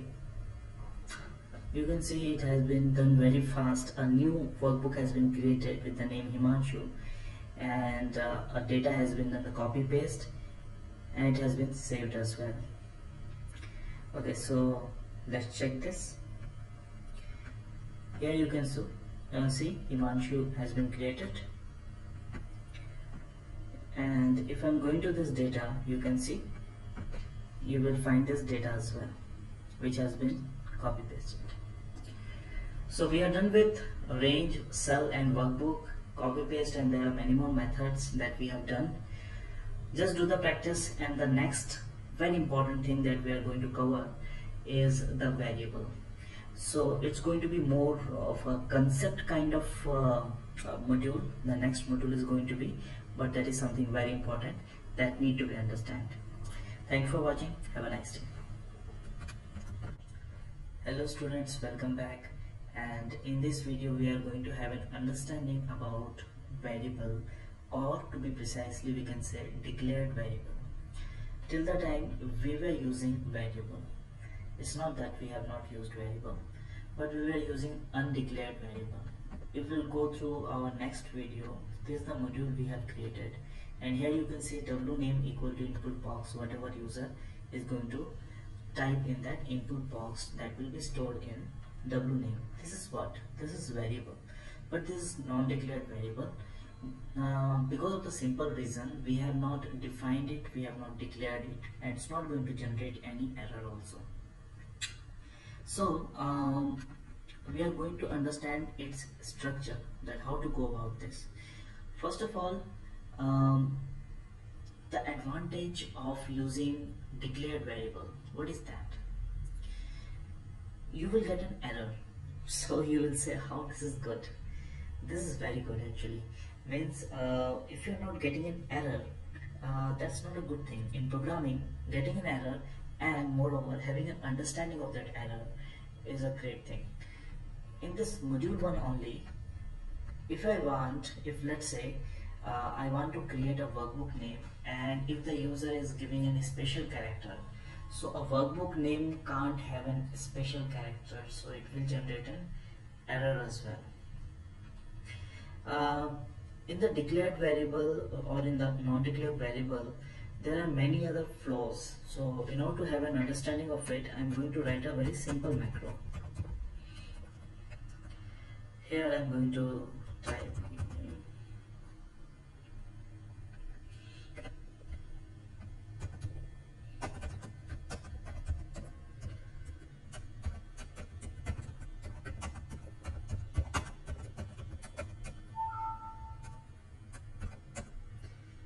and then age. Sorry, I'm having a tendency to activate the telesense all the time. Anyways, input box.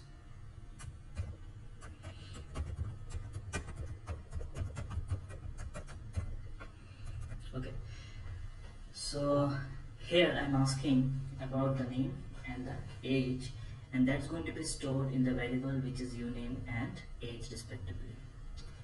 And then I'm going to use it in the message box.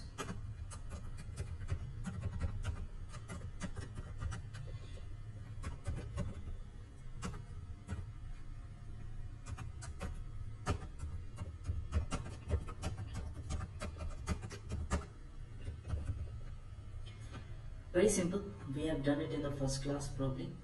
So if I'm going to run this, type your name, I have given type your age, I have given 34. It's working absolutely fine. Hello Ram, your age is 34. However, again I am running this. Type your name, I have given Ram, and your age, I have not write age, I have write anything. It is showing hello Ram, your age is whatever I have written. It should not be like this. Age must contain a value, and that's because of the reason I have not defined this variable, that what's going to be stored in this particular variable, what kind of data is going to be stored. Also, if there is a spelling mistake, let's say here, and I'm going to run it, it will not generate any error. It will run very normally. I've given the name Ram, I've given the age 23, and showing hello your age is 23. It has skipped Ram because that has not been stored here, but it has not generated any error as well. So what I'm going to do, I'm going to write option explicit. It need to be written always when you are working with declared variable. The benefit of this is, if you have written option explicit, that each and every word need to be explicitly defined. Maybe it is a method which is predefined, or if it is not, then you are going to define it. So I'm going to run this, and here you can say spelling mistake is there already, and if I'm going to run it, it will say that variable is not defined, which is uname. Here you can see. So now it's the combination of 2 to 3 steps that we are going to go through, and the first step is going to be the define of variable. If you are going to use a variable, then the first step is you will have to define a variable. So for this, how you need to define it, I'm going to write a sample. First of all, you need to write dim, then variable name as data type. Okay, so this is how you need to write dim. First of all, what is the full form of till? One of the most least important thing you should be aware of. Dimension it stands for, but not very much important thing to know. Then the variable name you will have to give again those same things, that apart from underscore there can't be any other special character. That's the only thing you need to be in your mind. As data type, I'm giving you the example. For the uname, I'm typing dim uname as string. So data type is going to be string. Here dim, I need to write uname is going to be the variable name, as I need to type, and then the string is the data type. Means a uname is a variable where string kind of data is going to be stored. String means text, anything you can type. The second thing, dim age as byte. Age is a variable name and byte is a data type. Now byte is a data type which contains a value starting from 0 till 255, no negative value and no decimal values it can store. So because for the age, I don't think I would be requiring more than 255, so byte data type is here appropriate. Now here another advantage is, if I'm going to type uname, control and spacebar, it is going to show in the suggestion also. So the chances of having a spelling mistake in terms of variable would be very less, and it will run smoothly. The second thing is a declaration of variable.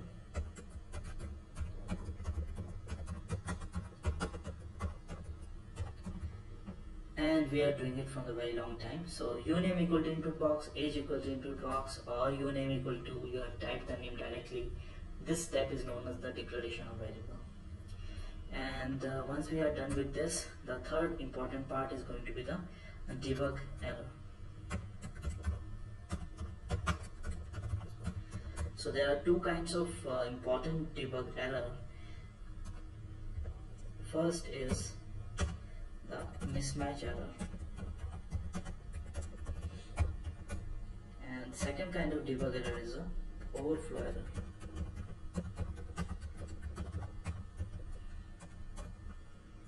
Okay, so we need to see the example. So I'm going to run this. It's asking for the name. Name is not going to generate error anyway, because you can type as in a string data type, you can type anything. So I've typed Shyam, but yes, type your age. I've told you a byte data type is going to contain 0 to 255, but here rather than value I've typed something else. So the data type is not matching, so it will generate an error which says type mismatch.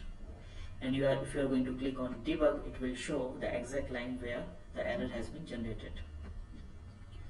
Again I'm going to run this, and now in the age section it's not going to happen, but I have typed 354. However, the limit is 255 for this particular kind of data type, and it's going to generate an error which is an overflow debug error. You can see that. Again, if I am going to click on debug, it will show that which line has generated the error. So this is the overall structure. First you will have to define it, then declare it, and then if you are getting an error, just go through it thoroughly, that what's the kind of error you are getting, and you can rectify that as well. Also, option explicit need to be written only once. If you are going to create another macro, it's fine, you need not to type option explicit over here. It need to be written once only in a single module. Also, you can go to tools, options, and you need to click over here require variable declaration and click on OK. What happens if you are going to create any new module, then option explicit is going to be written already. So this is it for the video. Thank you for watching. Have a nice day. Welcome back, students. In this video we are going to understand about the data types. In the previous video we have understood that why it is important to use variable or a declared variable, what is variable, how to define it, how to declare it, and how to identify the errors. In this video we are going to understand that what are the types of data which we are going to use promptly. So for this, no notes required. You may go to help section here.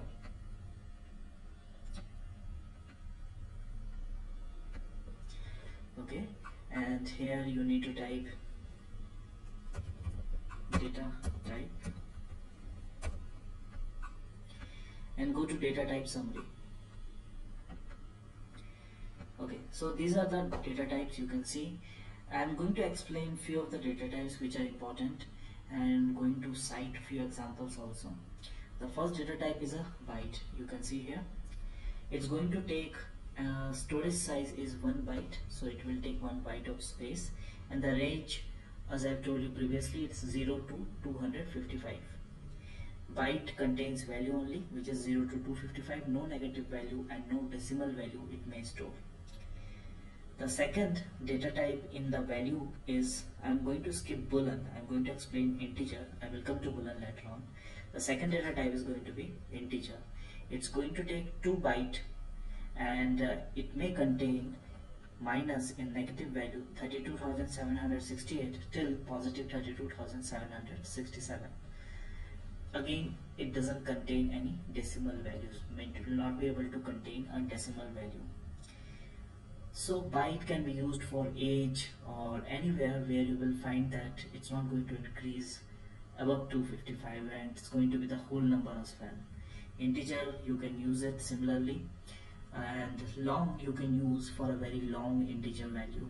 It's going to take 4 bytes of space and you can see how much of data it can store under it.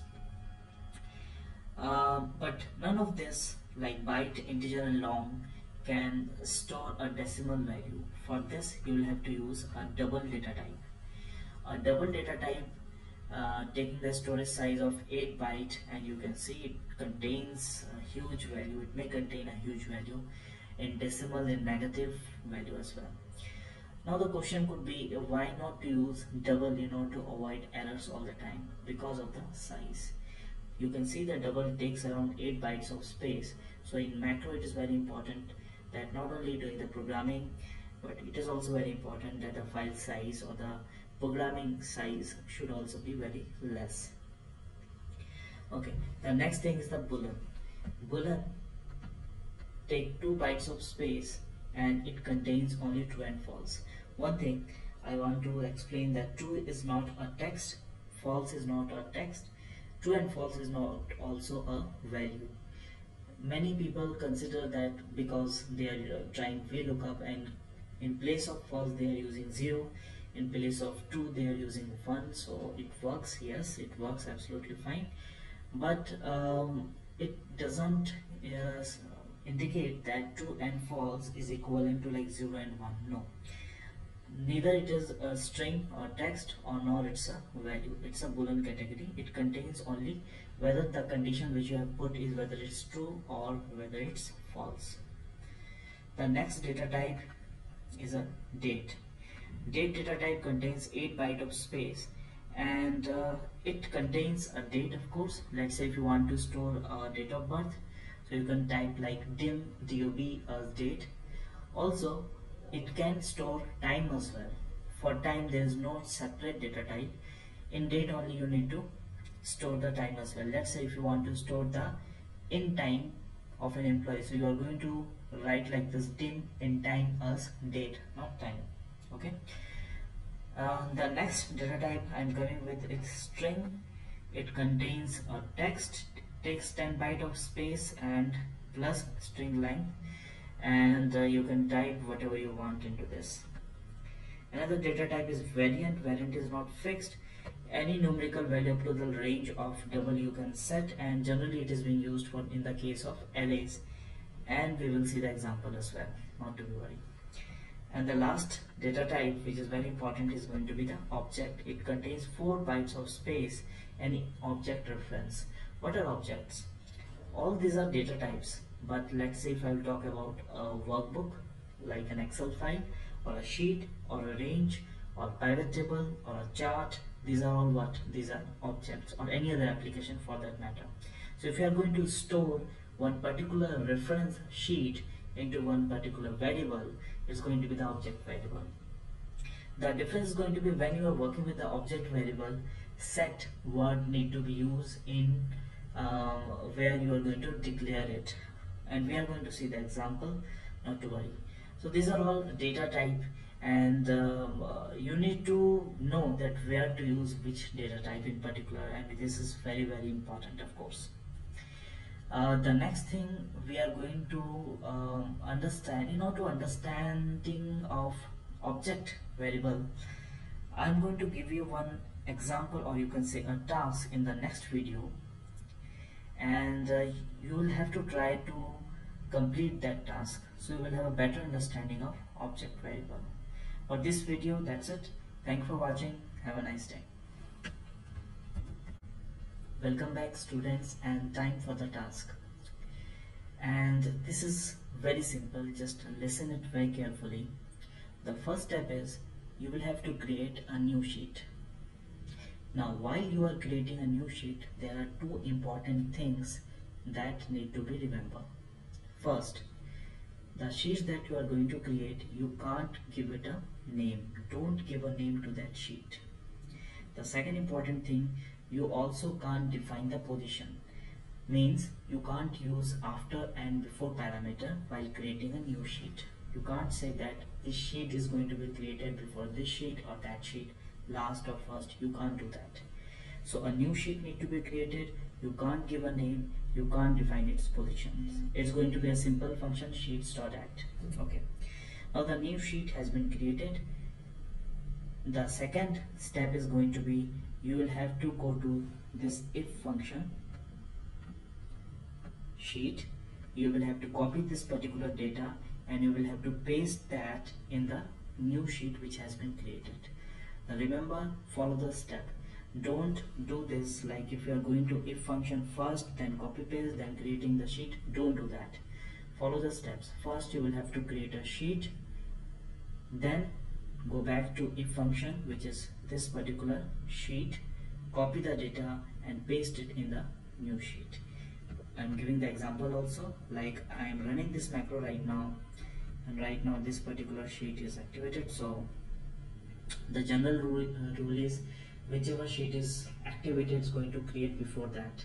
So you can see a new sheet has been created. I have not given a name and not defined a position as well, but it has done the copy paste from the sheet 1 data. If my cursor is over here, it will do the same function. So it's a simple one, you will have to do that, and if you have got the solution, then it's fine. Otherwise, watch the next video. Thank you for watching. Have a nice day. Hello students, welcome back, and we are here for the solution. So what we most of them have done is that I've asked you to create a new sheet. So simply you can type sheets dot add. Okay, so a new sheet has been created, and I have not given a name to this, and also I have not defined a position as I have told you. Now I need to get back to sheet 1 and have to copy the data.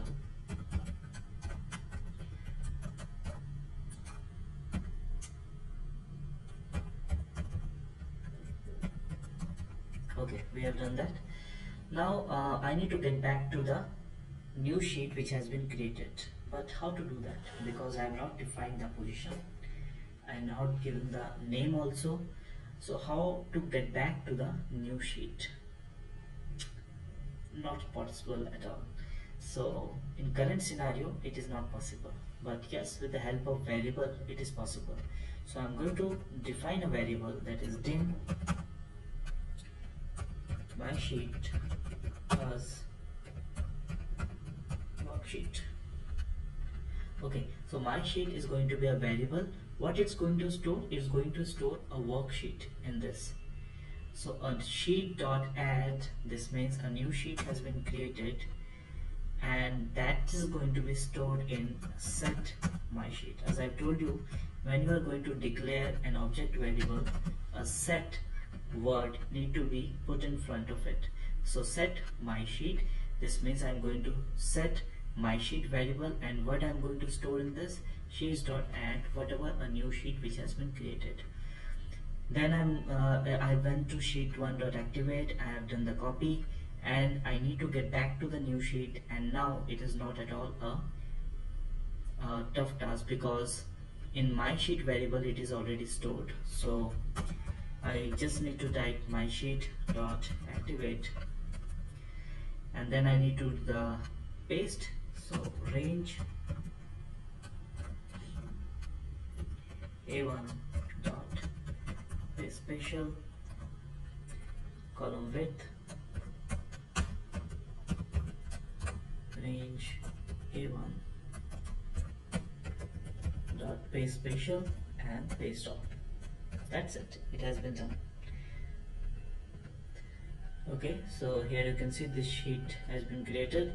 So I'm going to play button. Okay, sorry, my cursor need to be over here. Okay, now play button, you can see a new sheet has been created, sheet 10, and data has been copy paste. So I have given this example or given this task in order to demonstrate that what is the use of object variable. Here a worksheet is an object, and if it need to be stored, then we can make use of object variable. In the next video we are going to understand this with the example of another project basically, and there we are going to use few data types variable and object variable as well. So thank you and have a nice day. Welcome back students, and time for a project in order to have a better understanding of variable. Now variable, I have made you understand there are many data types of variable, and another is an object variable. So we will demonstrate the examples of both kind of variable. Now let's focus on the tasks that we have in our hand. Okay, this is the data of school students, and their name, respective scores, that's in unit test, their weightage, half yearly their weightage, final their weightage, and the total accumulative score by combining all the weightage. Okay, so now what I want to create a macro. When the macro is going to start, it will ask for the student name whose score you want to know, and in the input box whatever student name you have given, that particular cell reference is going to be selected. Let's say for example if you have given Raj, then this particular cell is going to be selected, that it is here, similar to find, but it's going to do something bigger than that. Not only this, it will do the selection of Raj Sagar. It will also tell in a message box that Raj Sagar has scored 75, which is his score. So how to create this macro? Okay, so I'm going to developer and creating a module. Option explicit, it is there already. Okay, so start typing.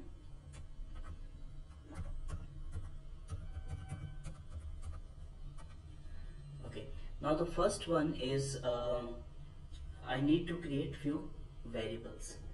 So the first variable is going to be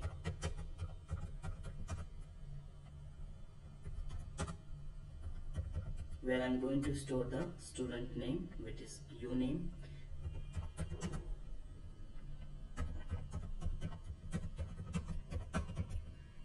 the very range where that student name is there, let's say A2 or A5, whatever it is,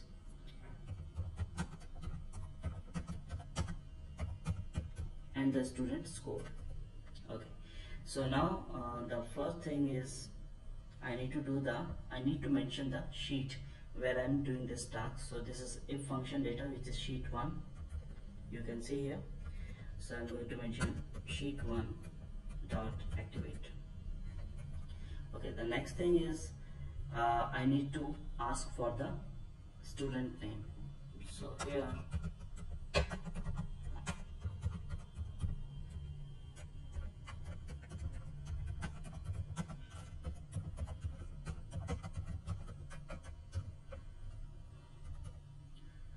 okay, and the student name is going to be stored in the variable which is uname. Now I need to find out the range where uname is there.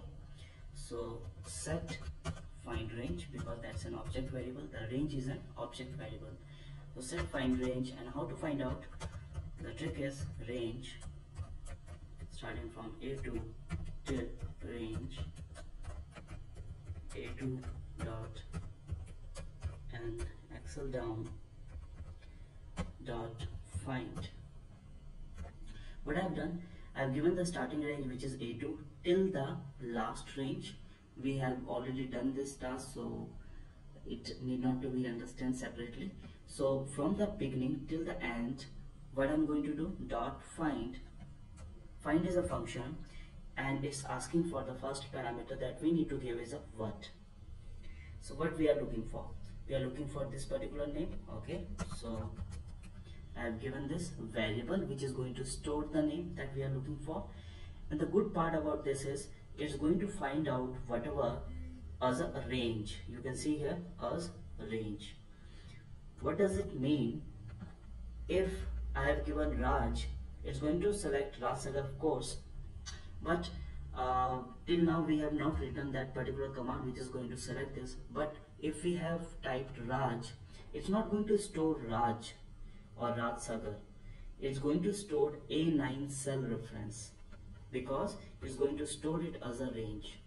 Now that particular cell reference is going to store in find range variable, and with the help of this variable we can type the next command. I need to do the selection of the particular range, so I'm going to do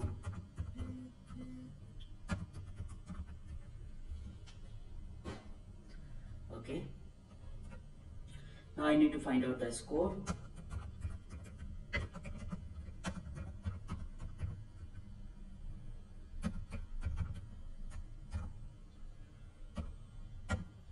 Okay, so I have given row by 0. Let's say if this is the cell, then 1, 2, 3, 4, 5, 6, 7. It's in the 7th row. So row wise, row index I have given 0.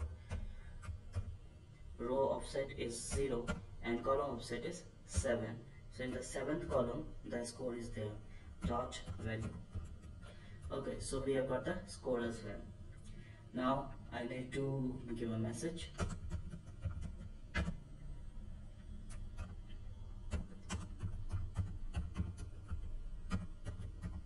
Okay, why I'm typing find range dot value rather than uname? If in the uname only Raj is written, but I want Raj Sagar to come, and that will come if we are going to give the cell reference dot value. So the cell reference is going to be the, let's say this is A9. So find range, in find range that is being stored. So find range dot value is going to give the complete name. So find range dot value has score. That's it. So I'm going to run this. Okay, so it's asking for the name. I've given Deepak. I'm going to click OK. So you can see Deepak Kumar has scored 56, and which is correct also. Another, and I'm going to type, let's say Seema. So it's saying Seema has scored 76 and it's working absolutely fine. But there can be some problem in this. Let's say if I'm running this and if it's asking for the name which is not here, so it will create an debug error because it has not found anything. So what is the solution to this? We will understand that once we will go through the error handling session. For the time being, this was the example of variables, and in the next video we are going to understand the logical, which is if, and or function. Thanks for watching. Have a nice day. Hello students, welcome back. And in this video we are going to understand how if function works. So for this we are going to take help of the previous video, and in the previous video the task was that you will have to find out the cell reference whose score I want to know. Let's say if I want to know about Sunil Kumar, so this cell need to be selected, and in the message box its score need to come. For example, Sunil Kumar has scored 86, which is its score. But this time I don't want to highlight the score, I want to know its result. So I want the message to come, Sunil Kumar result is pass, fail or compartment. Now the condition is if the student out of total, in the total, if the student has scored less than 40, then fail. If between 40 to 60, then compartment, and then if above 60, then it's fail. So the condition is less than 40,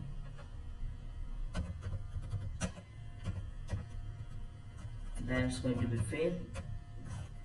40 to 60, compartment, and 60 above,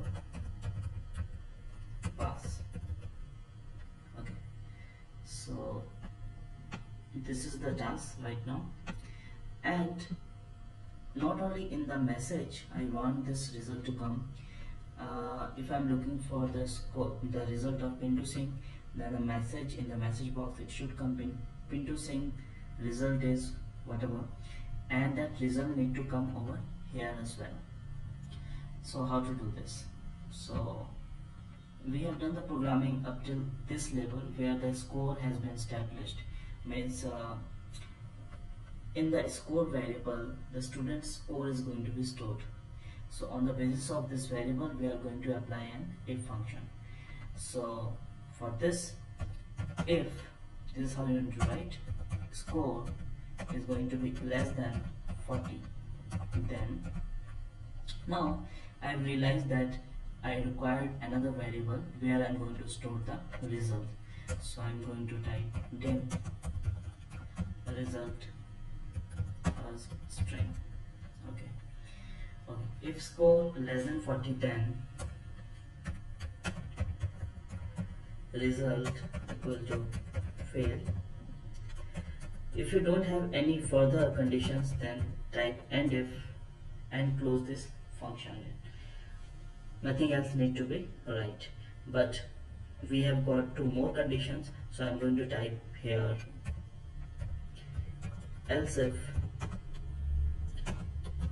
score if less than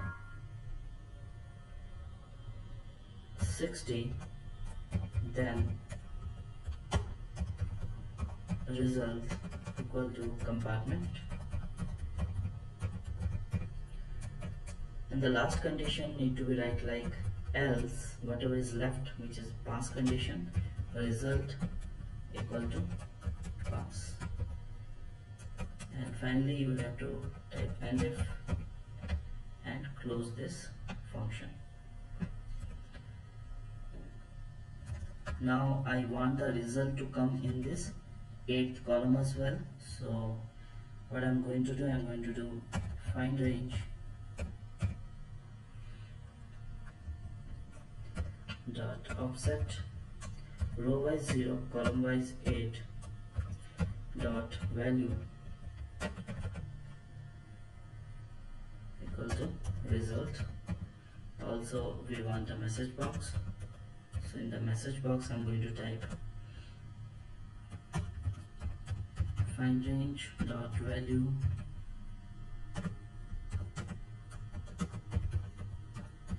result is result. Okay, that's it. and I'm going to run this program. Okay, so I have given, let's say, Mayank.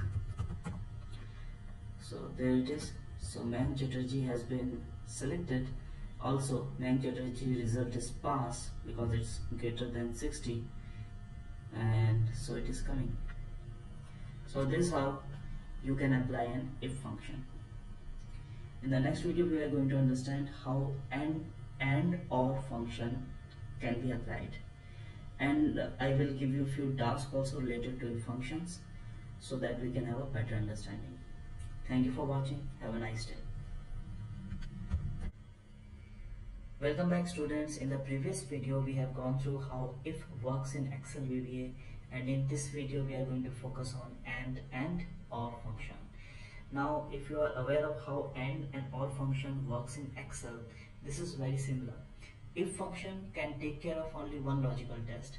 However, if there are more than one logical test, then you need to apply and or depending upon the situation. So where we need to apply and, if you have given many logical tests and if you want all the logical test outcome to come as a true, then and need to be applied.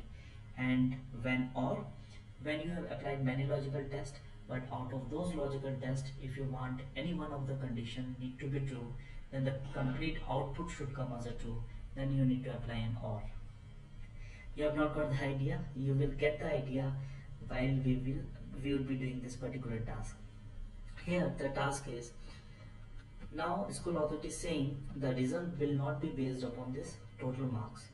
It is depending upon if the student has scored more than 40 in both half yearly and final exam, then the result is going to be pass.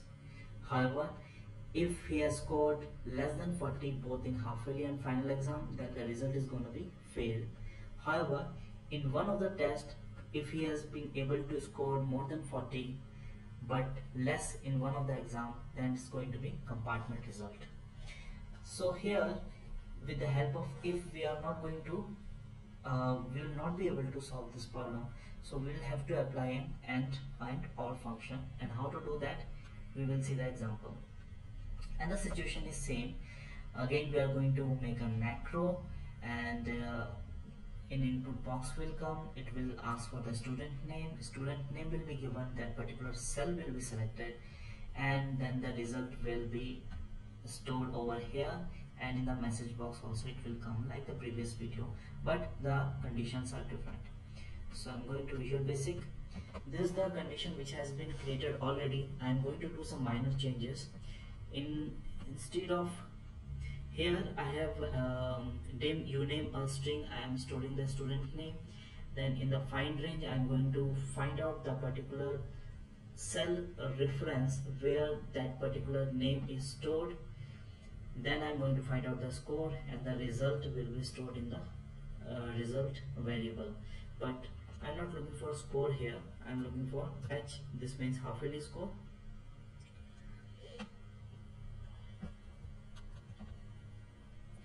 I'm creating another variable and I'm going to store the final score over here.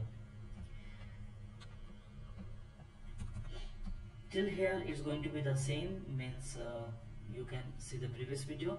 From here the score has been stored by applying the offset function, which is in 7th number column. However, I want to store the H score, this is half yearly score, and if you can see 1, 2, 3, half yearly is in 3rd column and final is in 4, 5, 5th column. So I'm going to do it like 3rd column. Okay, so half yearly score will be stored, and here it's going to be the final score, and it's in 5th column. Okay, so I have stored two variables, and one of the variables is going to store the half yearly score of the student, and the second one is going to store the final score of the student. So on the basis of these two variables I am going to apply a function. I will apply it with the help of if only, but in that I am going to make use of and or as well. So if H score less than 40 and F score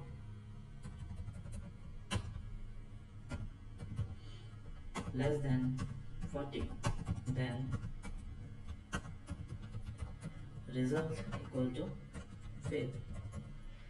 So AND condition we have applied because we want both the logical test need to be true, so AND need to be applied. However, if any one of the logical tests is going to be true, then the result will be compartment. So I have done the copy and I'm going to apply else if.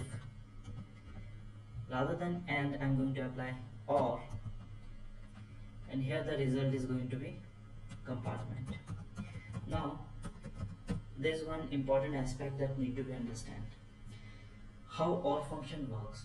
OR function is going to be true here if in half-yearly as well as in final, in both the exam, the result is less than 40, the result should be compartment.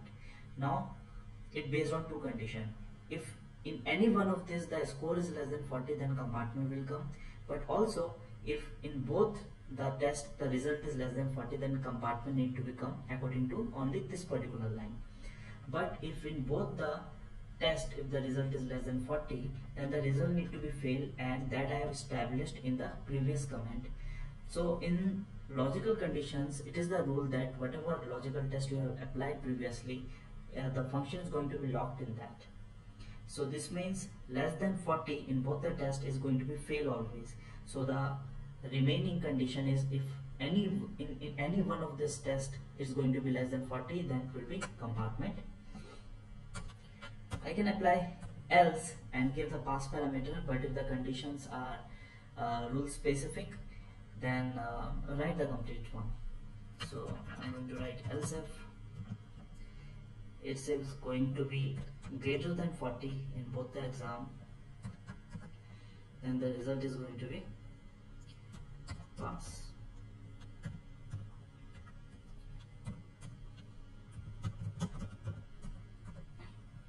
Fine, it will work. Also I want the result to come, and so I'm going to apply find range dot offset column wise 8, because it's 1 2 3 4 5 6 7 and 8, right? Dot value is going to be a result, and also in terms of message box also we have done it previously, it's nothing new. Find range dot value means the name will be picked,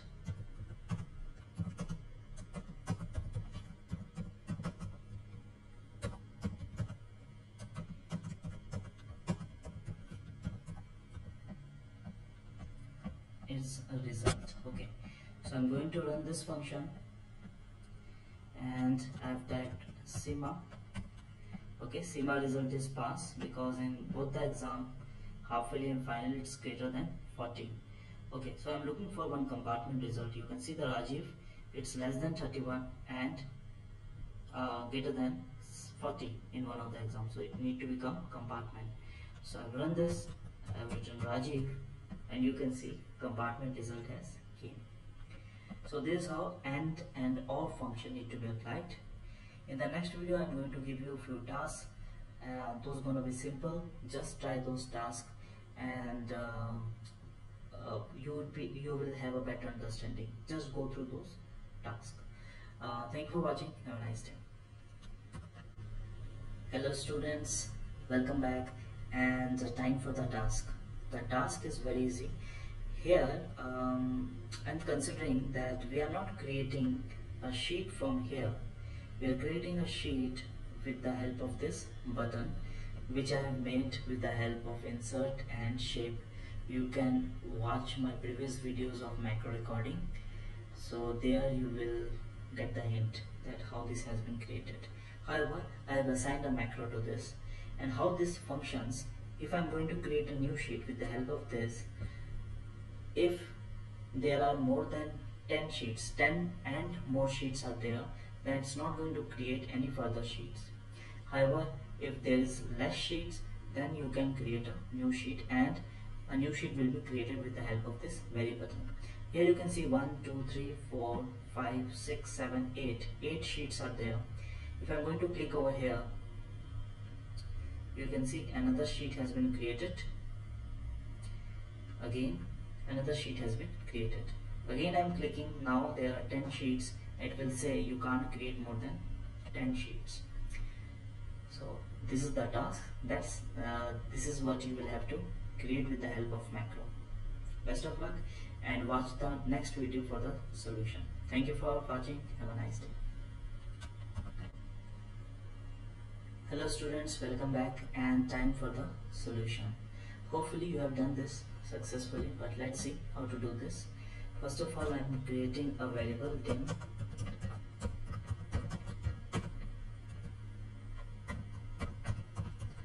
Okay, so in this variable I am going to count how many sheets are there already in this workbook, and then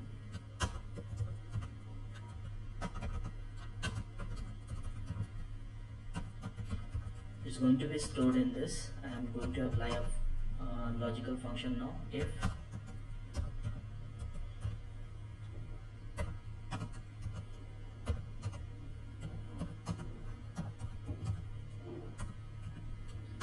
it's less than or equal to 10, if the sheet counts are, then sheets dot add, else message box need to come, you can't create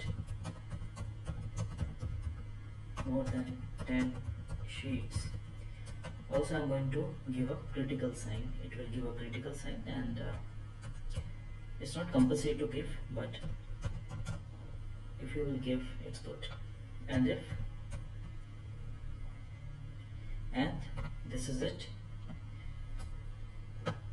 Now I can run it with the help of this button, but I'm going to apply a button. So for this I'm going to insert shape, take a shape, make it like a box. Go to your any format shape style which you like and type the text directly.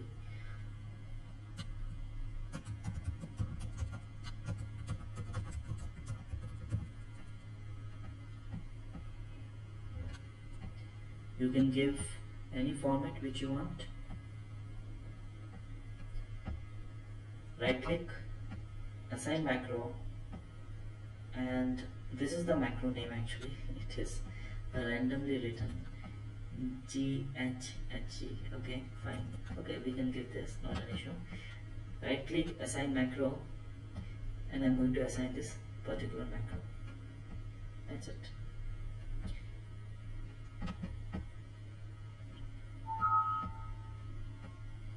Going to run this. Okay, new sheet has been created. Now there are 10 sheets. It's not going to create, and this is the button which you are seeing here. It's a critical button, the option that we have given. So this is how this needs to be done. Thank you for watching this video. Have a nice day.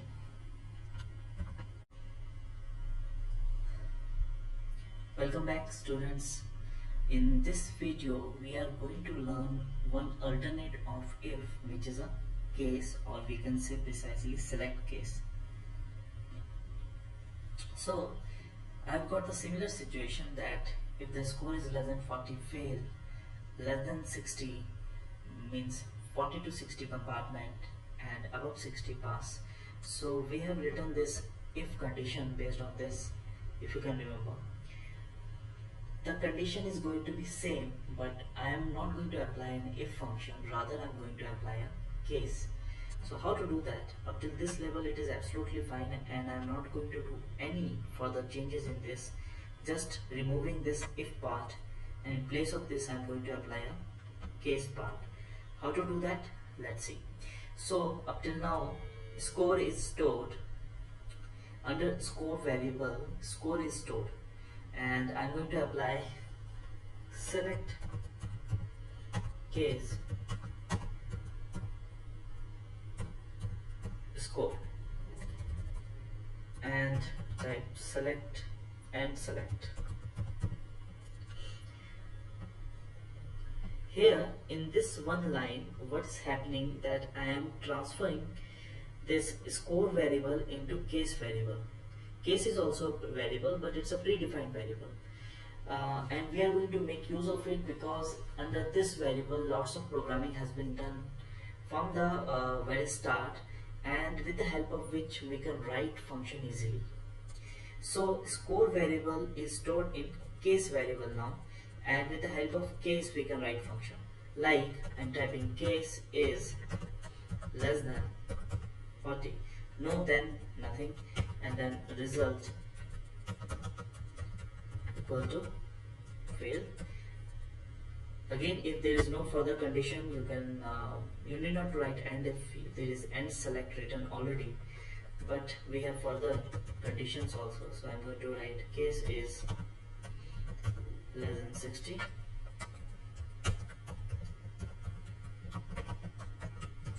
result is going to be compartment, and finally else condition need to be written like this: case else result equal to pass. Means if it's less than 40 then fail, less than 60 it's compartment, whatever is left that's going to be pass under else condition. Rest of the condition is there already, so it's going to store the result in the 8th column, and we are going to get the message also. I'm going to run this. It's asking for the name, that is I've given, let's say, Aryan. Aryan result is pass, and you can see pass is coming over here as well. So alternate to if, you can apply case also. However, in this particular scenario you can't see any advantage of it. You can see that it's a similar kind of programming only. There is no advantage of using a case in particular, but there are advantages, and in the next two videos, which is also going to be on the basis of case, how we can make use of case in another two ways, you will be able to understand that what is the advantage of it. But before that you need to practice this and then watch the next video. Thank you for watching. Have a nice day. Welcome back, students, and time for the second demonstration of select case. For this I am going to give you one scenario. Here the condition is such that if the student has scored between 0 to 30, then the result is going to be fail. However, if the result is 40 to 55, then the result is compartment.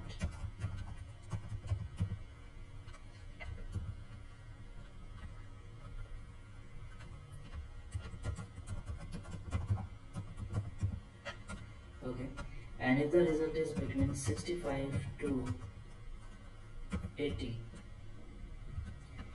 then pass. However, if the result is between 90 to 100, then distinction. You may see here I have not mentioned between 30 to 40, 55 to 65 and 80 to 90. Whatever is the rest of the scenario, it's going to be NA. Now if I'm going to apply the very logical condition with the help of if and or, then lots of hard work and lots of thinking also. But with the help of case, it is very simple to write. Let's see. So the conditions are 0 to 30 fail, 40 to 55 compartment, 65 to 80 pass, and 90 to 100 is distinction. The rest of whatever it's NA, that is not applicable. Okay, so in the previous video we have done that, and again I'm going to do the same thing with select case. It's not case sensitive, so no need to worry. Select case is gonna be score and select. Now if case, it's very simple to write 0 to 30, that's it. Result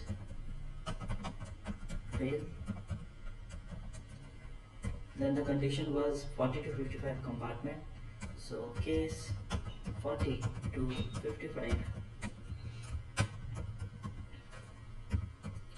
results equal to compartment, and case 65 to 80, result equal to pass, and if it's gonna be 90 to 100, here one thing you need not to write is, okay, you can directly write the way I'm writing. So in between conditions it is very easy to write in case, so I'm writing 90 to 100, and result is going to be distinction, and the rest of the condition, case else, it's very easy to get up, and the result is going to be any. That's it. I'm going to run this, and I'm tapping Aarti, let's say. So Aarti Verma has been selected. Aarti Verma result is pass, it's 79. It falls between 65 to 80. Okay, so here you can see 63. It also falls under, no, it doesn't falls under any condition. So 63, which is a score of Rajiv. So I'm going to run this once again, and I'm going to type Rajiv, and it's going to come any, means not applicable. So this is one advantage. Here you can see that it is very easy to write with the help of case. However, it is also possible to write the very condition with the help of if and or also, but it is comparatively very easy to write with the help of case. So this is one advantage over if. There's in the next video you can see another advantage of it. Thank you for watching. Have a nice day. Welcome back, students, and in this video we are going to have a demonstration about the usefulness of case, and this is the third one, or the third project, which you can say is being used for the or purpose. And with the help of this we are going to understand few things about the date part as well. Okay, so you can see here in the P column I have created a separated field altogether, which is of date of birth, DOB, and the conditions are such that if the student has taken birth in the month of, it's quite funny, but then again I am considering this task. If the student has taken birth in the month of, let's say, January, that is 1, February 2, and from there it's November and December, then a message need to become that in the winter season that student has taken birth. Then if it's on 3rd, that is March, April, and from there it's going to be, let's say, September and October, then spring should come. And if 5 means May, June, July and August, then summer need to come. So this is the condition, and this time only message will come. So how to do this? So I'm creating a separate module altogether and start typing the macro.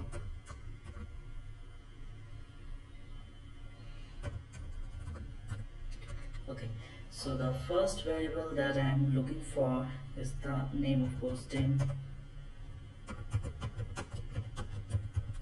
Okay, this will be required. Now the next thing I'm requiring is month.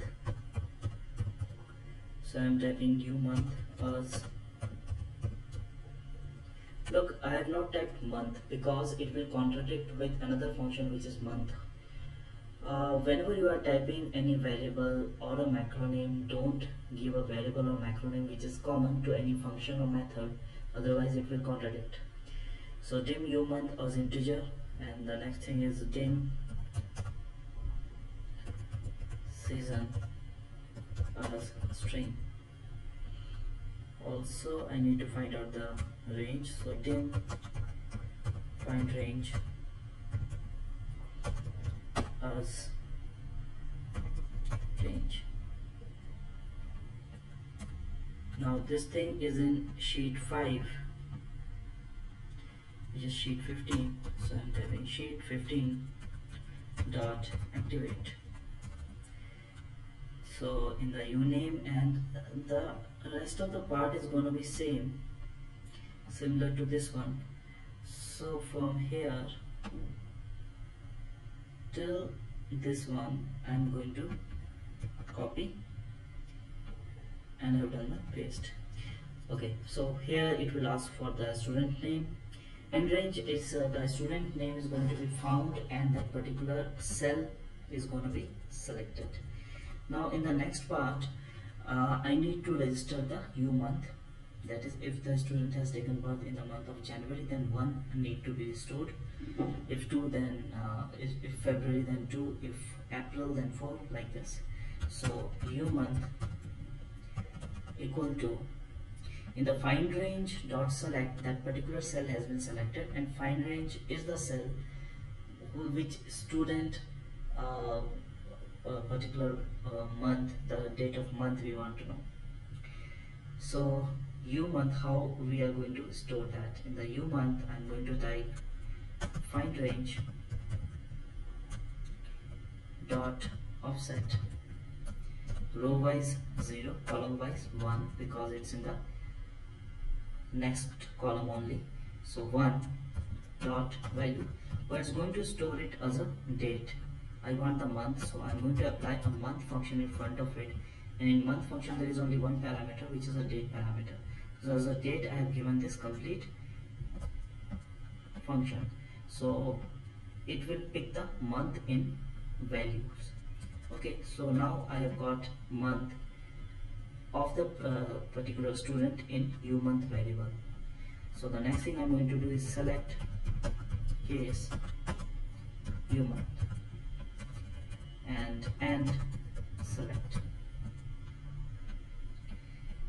Now it is very easy to write. You need to write like this: case 11, that is November 12, comma 1, comma 2, then season equal to winter. Next case, if it is 3, 4, 9, 10, then season equal to spring.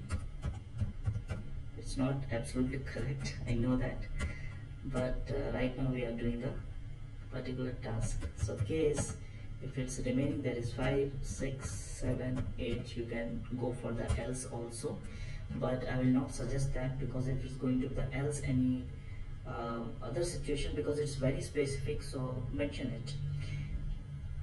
So it's going to be season equal to summer. So I think it's very much clear that how to make use of it, and it's quite easy. In case of case, if I would have been applied if function, then I would have to write a long sentence here, or a long syntax you can say. But here it's very simple, just comma. In place of value, if you are using any text, then you can make use of quotation. If you are writing a text, similarly you can write, but you need to apply text, and that has to be in a quotation. Okay, and the next thing that I'm going to do is to get the message, that is message box,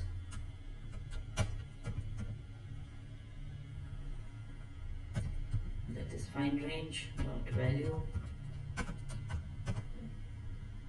has taken birth in, if winter has been stored, then in season variable winter will be there. Taken birth in winter season, that's it. Okay, has taken birth. Okay, I have forgot to give the ampersand sign over here. Okay, now it's absolutely fine, and I'm going to run this. It's asking for name. I have given Raj, and Raj Sagar has been selected. August, this means summer. Raj Sagar has taken birth in summer season. Again I'm going to run this. This time I have given, let's say, Pinto, and it's coming. Pinto scene has taken part in spring season because it's March. So there is another and final advantage of using a case, and like if you are applying a case for logical conditions, means greater than or less than, then is need to be applied. If you are doing it for between, then to, and if you are doing it for or, then simply comma, like this. So this is it. From the next video we are going to understand about a very important thing, which is a loop. Thank you for watching. Have a nice day.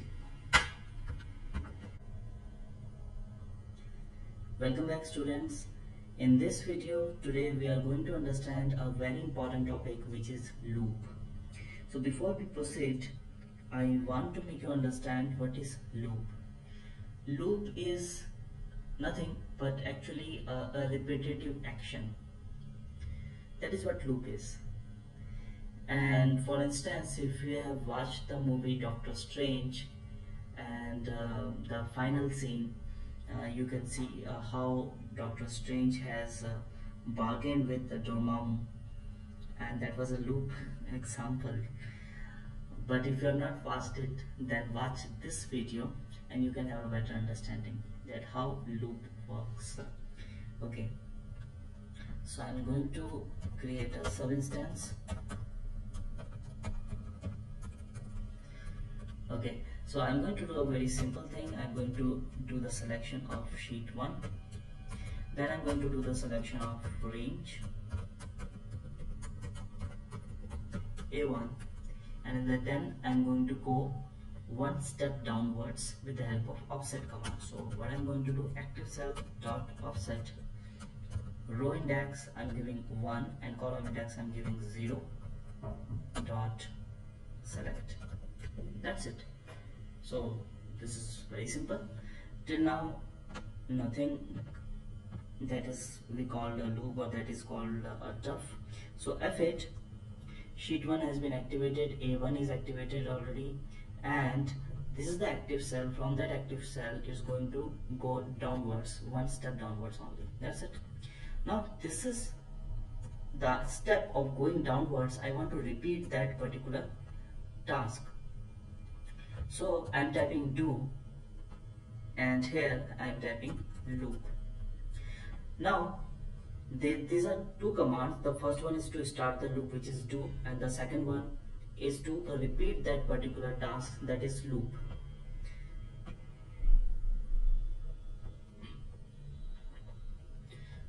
So if I'm going to run this particular macro, it will be hanged if I'm going to run this with the help of F5. So that's the very reason I'm going to run this macro with F8 line per line, because this is an infinite loop. Why is it so? Let's see. If I'm running this F8, sheet 1 activated, range A1 activated, do means do this particular activity. Whatever is written after do, it will perform that task. So it has performed the task of going downwards, and loop say go back to do. Now it will not go back to do completely. The reason is being there is no condition in front of do. So it will go whatever is written after the do by default, and it will perform the task once again, that is going downwards. And if I'm going to press F8 continuously, you can see it will keep on going downwards. Till now the data is filled, so it is going downwards. That's absolutely fine, but you can see even if it is blank, it is going downwards, which should not happen. I want to go it downwards till the time where the data is filled. So I need to give a condition that when to stop this loop. So for this, after do, I'm going to write do until active cell dot value equal to blank. So the until command tells when to stop. Now if I'm going to run this particular command, A1 is selected, it will go through the do, it will check the condition whether it is blank, no. So it will perform the task, that is going downwards. Loop will go back to do. Now it will again check whether the condition is fulfilled, no, once again. So it will perform this task once again. So it will keep on performing this task. You can see that. Now I'm waiting this data to be end. It's very soon is going to happen. Now you can see I have reached here. I'm going to slow it down a bit, and again I have gone downwards. Now when it will go to do, it will check the condition and it is true now. So it will stop this particular task, and that's it. If I'm going to run it in a single instance with the help of F5, you can see something like that. Means it is going through each and every cell. That is what loop is. And if you are not going to give any until and while command is also there, I will make you understand later on, then it will be converted into infinite loop. And and if you are going to run this with the help of F5, then that will be, your system will be hanged actually, or this particular MS Excel is going to be hanged, and there will be only one option: Control Alt Del and go to Task Manager and end that particular task. But what is the practical use of it? My suggestion would be, first try this one, understand the loop a bit, and in the next video we are going to perform few practical tasks so that you can have a better understanding of it. Thank you for watching. Have a nice day. Welcome back students. Time for some practical example of do loop. And what I'm going to do, these are the unit test marks out of 30.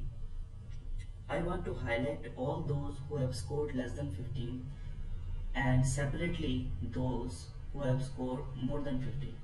So all those students who have scored less than 15, I want to highlight those cell color into something else, let's say some reddish kind of rosy brown.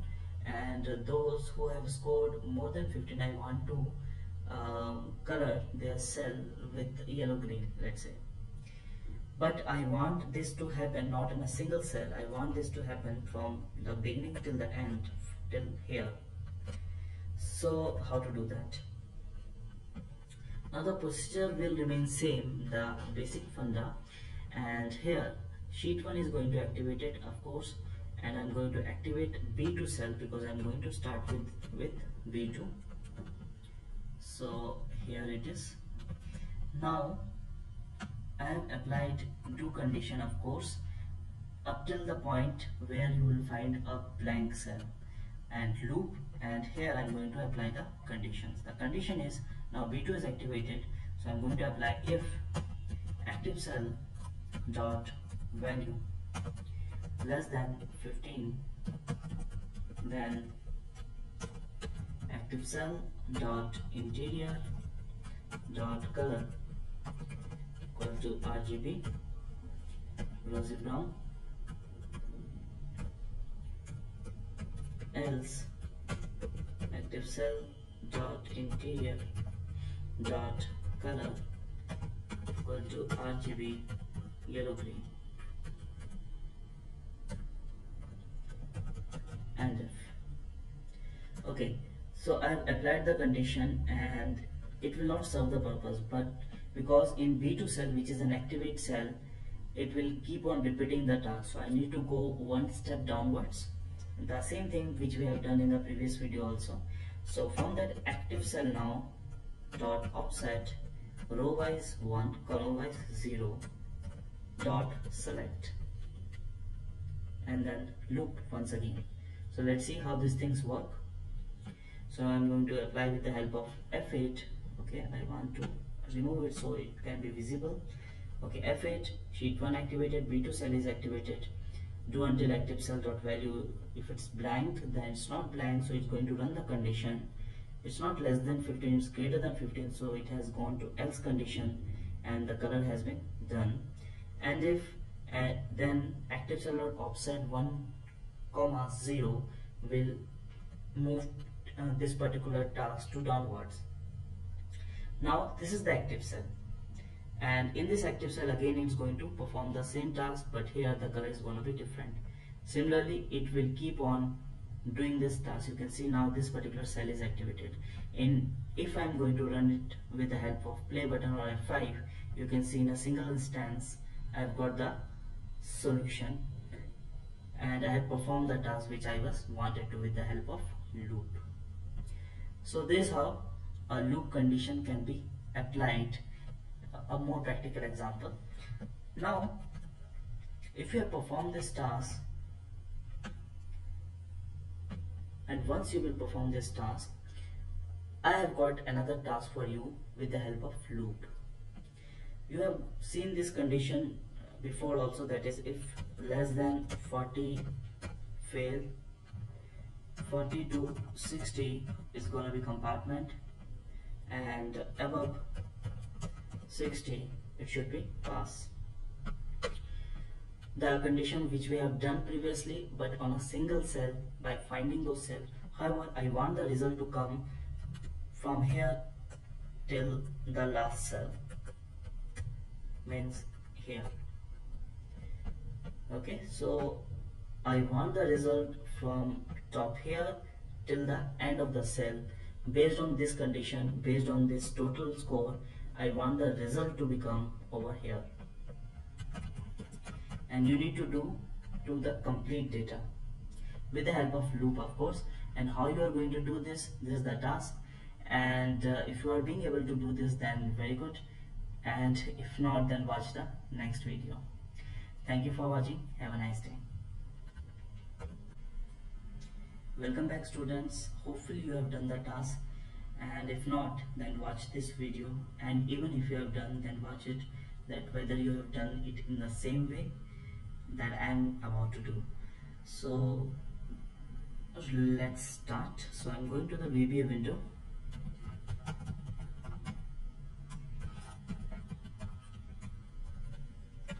Okay, so the first thing is I need to activate that particular sheet.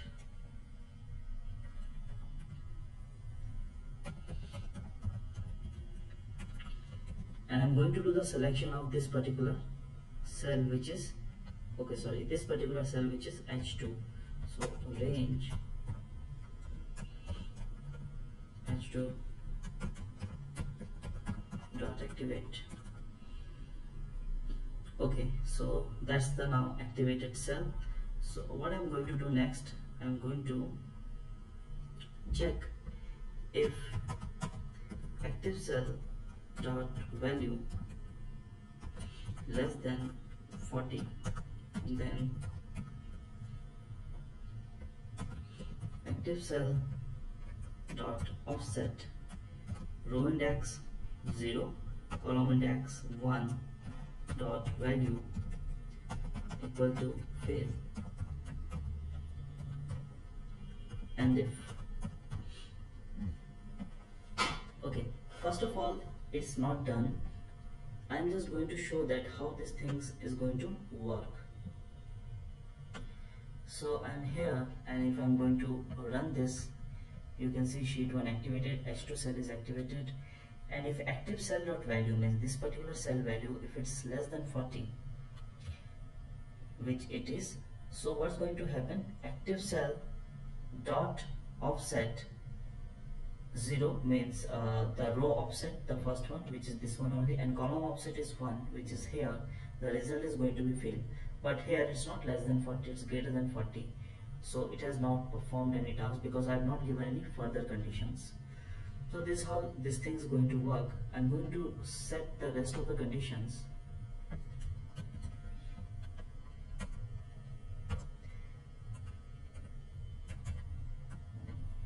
Okay, else if. As a beginner, I will suggest you to type all the commands rather than copy paste, because it will be a good practice for you.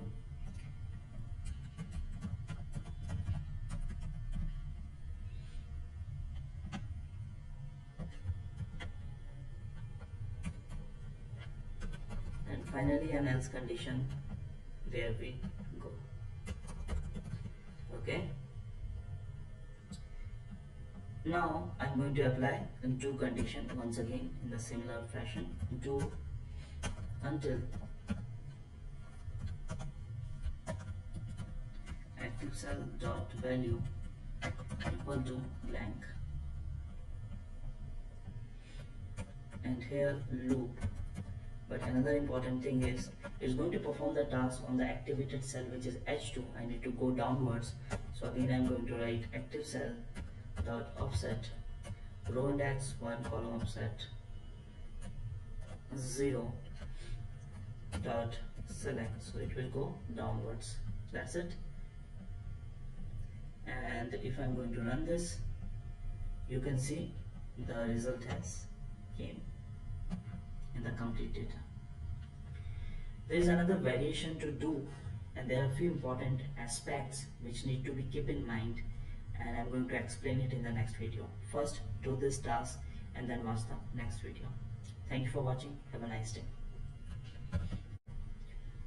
Welcome students, and the important thing about this particular do loop is the fact that it's not compulsory to write this until command after do. If I'm going to remove it from here and if I'm going to set this particular command after loop, then also it's going to work. So if I'm going here, set my cursor, and I'm going to run this, so it's running without any problem. Okay, another variation, that apart from until, I can use while command also. So I'm writing do while active cell dot value does not equal to blank. It's just opposite to until. Until command tells when to stop, while command tells up till what tasks you need to run.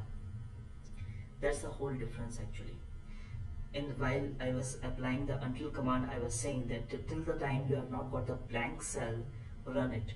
And while command says till the time you are getting a filled cell, run. So that is why I have applied while active cell dot value doesn't equal to blank. This means those cell are filled data. So in order to make things easy, it is very easy to understand that until command tells when to stop the loop, and while command says up till what time the loop needs to be run based on which particular condition. And if I'm going to run this with the help of while command also, it's going to run without any problem. And similarly, while command can be set in front of loop as well, there is no problem. So this is all about do, and the next loop that we are going to cover is the loop counter known as. This is a value based and that is faster than do. They both have their pros and cons, and we are going to watch it in the next video. Thank you for watching. Have a nice day. Welcome back students, and get ready for the next loop to understand. And we formally say it for loop counter, and this is a value based loop. So first of all, let me tell you about the conditions where it can be applied. Let's say I don't want the result to come for this complete data. I want the result to come up till 20, that is Dhananjay Kumar, you can say. So how to do that? For this, again I'm going to start the sub instance.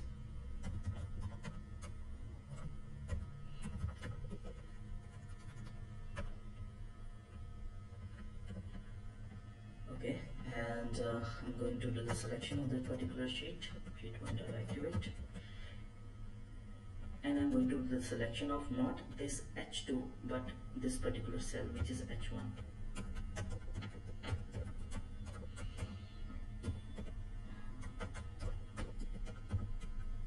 Okay, now I would be requiring one particular variable, so I'm going to define dim loop counter as integer. Now it's not necessary that you are giving a name loop counter. We generally give it, you can give whatever name you wish to. Okay, now H1 has been activated, and what I'm going to do, I'm going to explain it step by step so it will be easy for you to understand. So the first thing that I'm going to do is applying an if function directly. If active cell dot offset row wise 1 and column wise 0 dot value less than 40, then active cell dot offset row wise 1 column wise 0 dot value going to fail. Okay, I'm going to end this condition. Rest of the condition I will put later on. First, I need to make you this particular thing understand. Active cell is H1 because I activated this H1. Now here I have given active cell at offset, row offset 1, column offset 0. So this means from this active cell, row wise 1 means it will come here, and column offset is 0 means this is the cell. If the value of this cell is less than 40, then I have given active cell dot offset row wise 1. Sorry, there is one mistake. Column wise 1. So row wise from this particular cell, row wise 1 and column wise 1. Here the value is going to be fail. So I'm going to apply the loop now. So I'm going to write for loop counter 1 to 20. If you can remember, I have told that I want this loop to come till to run till 20th of the data, and here I'm going to mention next loop counter. Okay, now one thing you need to understand how these things work. There are two important aspects. First, it's going to run 20 times, means starting from 1 till 20. So this loop is not going to run based on condition, but it's going to run fixed amount of time, and that's going to be 20 because I've mentioned it over here. The second important aspect, every time when the loop is running, in the loop counter variable, the value will keep on changing. When it's going to be run for the first time, in the loop counter the value will be 1. When it's going to run the second time, in the loop counter the value will be 2. When it's going to run third time, in the loop counter the value will be 3. Similarly 4, 5 up till 20. But till now I have not written anything which is going to give the result up till 20th of row.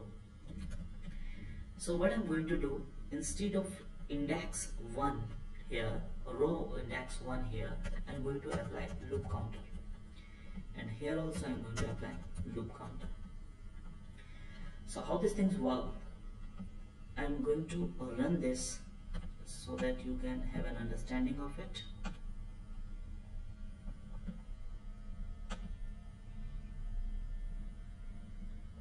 Okay,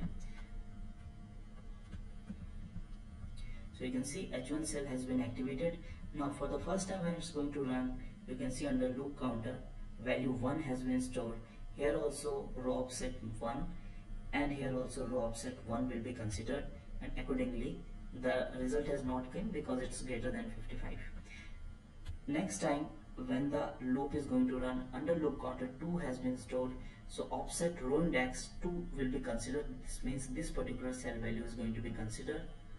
Similarly 3. So this is how it's going to give me the output. So I'm going to put rest of the condition.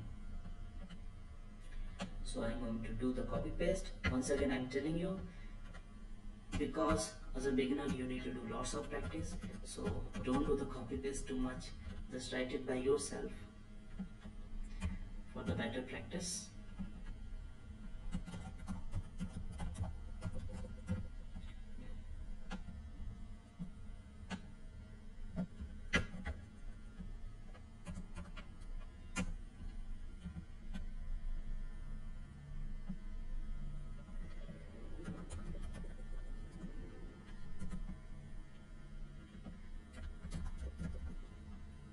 Okay, so I'm going to run this, and you can see up till 20 I've got the result. In the next video I'm going to explain, I don't want it up till 20, I want it, let's say, till the end of this data. So how to do that? Practice it by yourself and try to do it by yourself. It's not that tough, but watch the next video also for the solution. Thank you for watching. Have a nice day.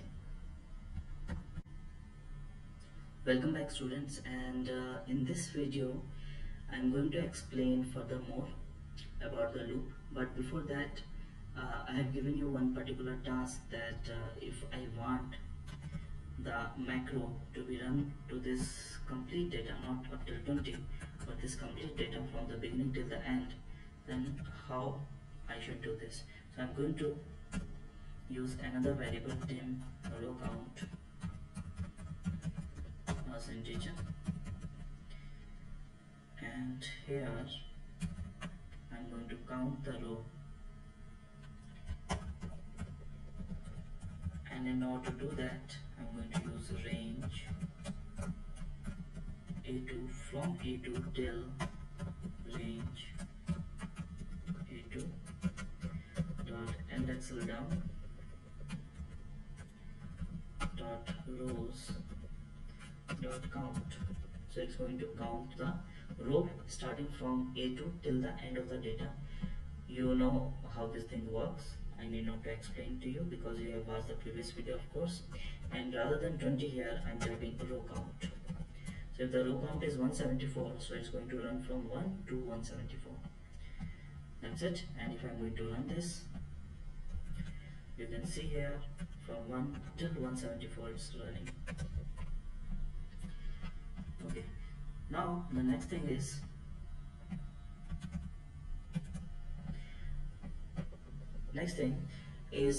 there can be a step value importance as well. Look, how do step works? Step is there already, and the step value which has been defined already is a positive one. That's the reason 1, after that 2 comes in the loop counter. First 1 stored, then 2 stores, then 3. But I can change the step by adding one extra line by step 2 or step 3, whatever you want to type. In negative also you can give. So step 2, if I have given, then 1 is going to store when it's going to run first time, but second time 3 is going to store because here the step is step 2.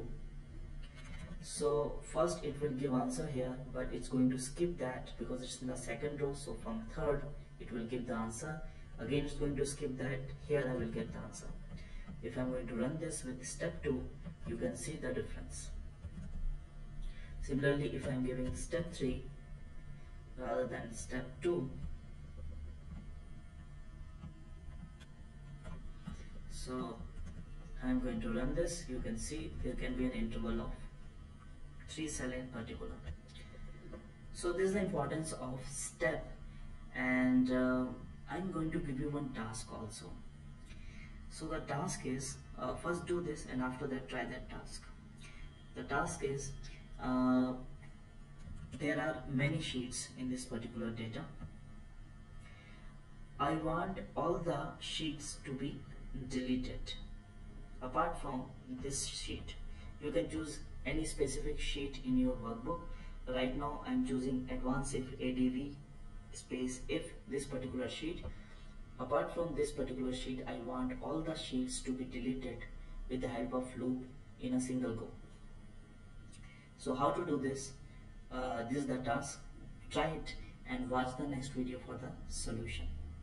Thank you for watching. Have a nice day. Welcome back, students, and in this video we are going to see the solution of the task that I have given to you. I have told that apart from this particular sheet, advanced if, I want each and every sheet to be deleted, and this need to be done with the help of loop so that it may happen in a single go. So how to do that? Okay, so let's begin.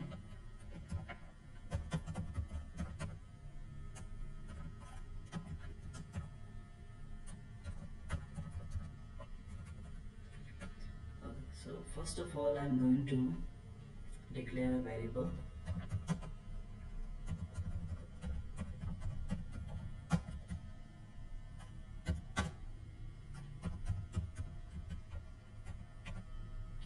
Okay, and the next thing that I'm going to do is to count the sheets.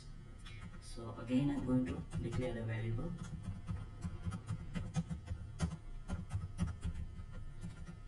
and in this I'm going to count the number of sheets. Okay, so under sh count I will have the information that how many sheets are there. Now the next thing that I'm going to do is for loop counter 1 2 sh count, next loop counter. Okay, Now what is happening, that under loop counter, as I've told you, if there are 8 sheets, first is going to store 1, then 2, similarly up till 8. And I'm going to use this method sheets as an index number. If I can, if you you need to just, if you are having any doubt, just go through the videos of sheets, uh, and check those videos, so you will have all the important information regarding how we can refer to sheets. So there is also one of the method, that is sheets, and then I need to mention the index number. Index number works like that. The first sheet is 1, 2, 3, 4, like this. So rather than typing 1, 2 by myself, I'm going to type loop counter, because in loop counter the value is going to be stored, and in that manner that particular sheet is going to be deleted. Dot delete. However, it's going to generate an message or display alert that whether you want to delete that particular sheet or not. I don't want that, and you have seen that previously also. So I'm going to do application dot display alerts equal to false. Application dot display alert equal to true. Okay, but I don't want to delete the adv space if advanced if sheet. So what I'm going to do, if sheets loop counter dot name does not equal to advanced if, then it should be deleted. And the next thing is I'm going to do is and if.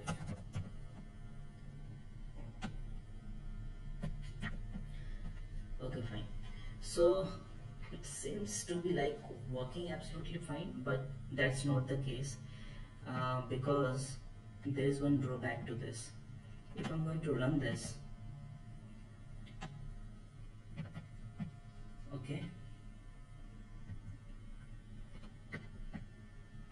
sorry, F8. Now there are 12 sheets overall, so the first sheet is going to be delete. Okay, you can see. Then the second sheet also under loop counter, second will be stored. Similarly, it will delete the third one. Advanced if is not going to be deleted. Then again. Now the problem will start. Up till you can see 6th sheet has been deleted, and now it's 7th number sheet. But you can see 1, 2, 3, 4, 5, 6. There is no 7th number sheet, and it will generate an error. Okay, there are 7 sheets also. Next is going to generate an error because there is no reference to the sheet which is being there. If I will click on debug, you can see in the loop counter there is 8. This means sheet number 8. However, there is no sheet number 8 because already 7 sheets has been deleted.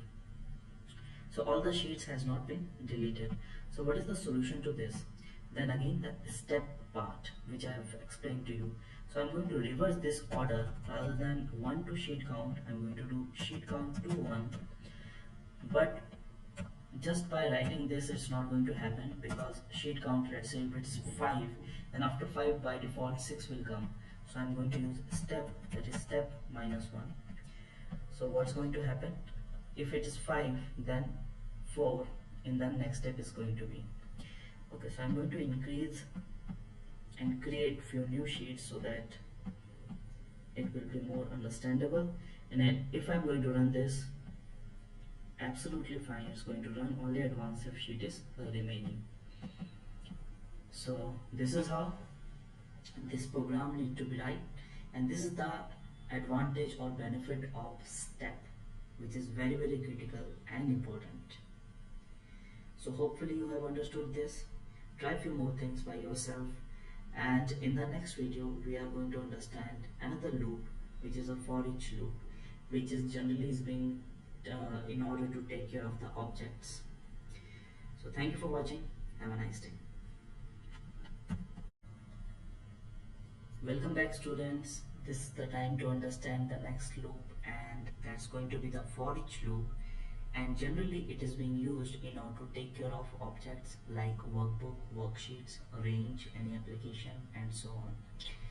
And we are going to understand this with the help of a very small example, but very important task. Let's say I want to protect all the sheet in a single go.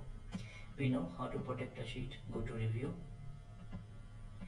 and then protect sheet, but it's going to protect only this sheet. However, with a single password I want to protect all the sheets, and that too in a single go rather than going each and every sheet one by one. So how to do this? Okay, I'm going to Visual Basic for programming. Okay, and insert and module. Going to create a sub instance.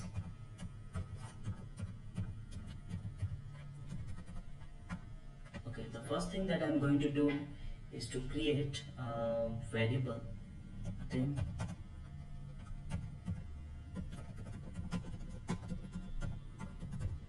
Okay,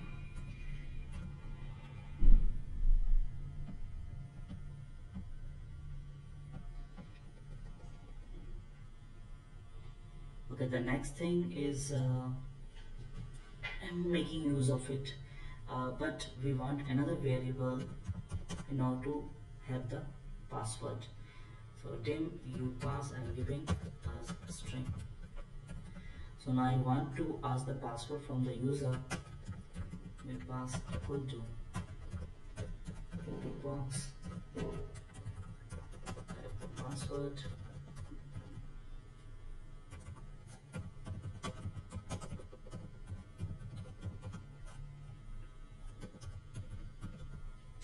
Okay, the password has been stored in upass, and with that same password I want to protect the complete workbook, means all the sheets in the workbook. So what I'm going to do, going to apply a loop for each my sheet in worksheets, and then next my sheet. So it is similar to what we have written previously. Here it is my sheet. My sheet is the variable that we have defined. For each is a command in worksheets. Here you can see worksheet is written rather than worksheet. Worksheet singular and worksheets plural. This particular method is going to refer to each and every sheets in this workbook. And when we are in that particular sheets, that sheet is going to store in the variable which is my sheet that we have defined. So my sheet variable is going through all the sheets which are available in this workbook, and whatever command we want to write, we can write it with the help of my sheet. So this is how it works. So what I need to do here, I need to type my sheet dot protect and the password. This is it. And if I'm going to run this, it's asking for the password. I have given 1 2 3 4. Okay, and you can see each and every sheet has been protected, and I'm not allowed to do any changes in this. You can create another macro in order to unprotect this and give it a separate name, and you can give the user the two buttons, let's say, or two options in the ribbon. One is to protect all the sheet, one is to unprotect the all sheet. But for the unprotect program, the only change that you will have to do, a very minor change, is to write unprotect in front of this, in front of protect. So in order to unprotect, I'm going to run this once again, giving the password. Password need to be correct, of course, and done. Here you can do the changes. So hopefully you are having a better idea that how for each loop functions or works. You can have even a better idea once you will watch the next video, but before that, try this, and in the next video I'm going to demonstrate this with the help of another example. Thank you for watching. Have a nice day.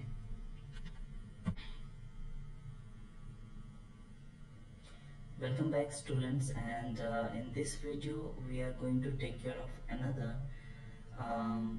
loop example for each. Here what I'm going to do, I'm going to create few more workbooks. Okay, so you can see this number of workbooks has been created.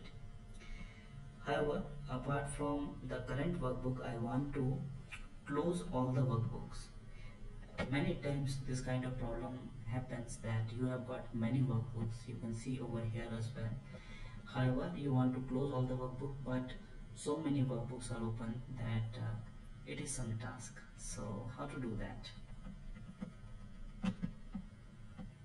So for this I'm going to create a video.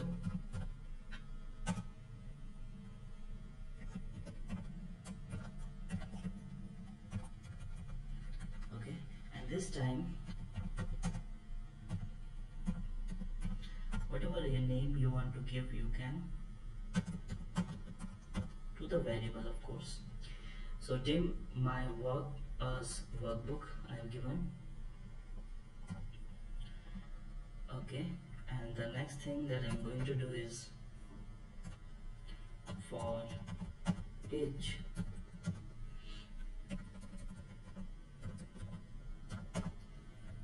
my work in workbooks. Next, my work. Okay, so similar to the previous video, here also I have declared or defined a variable which is my work, and what is going to be stored in this variable? Workbook.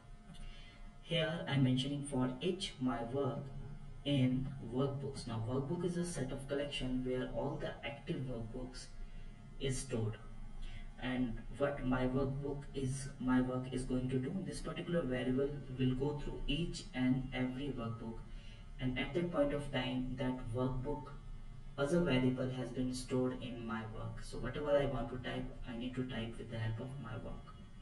So what I'm going to do, I'm going to do my work dot close. That's it. But I don't want to close the current workbook, so I'm going to type whatever logic which is appropriate. You can do that. However, I'm applying the logic if my work dot name equal to this workbook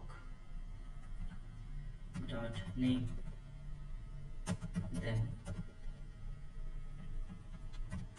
does not equal to, I'm giving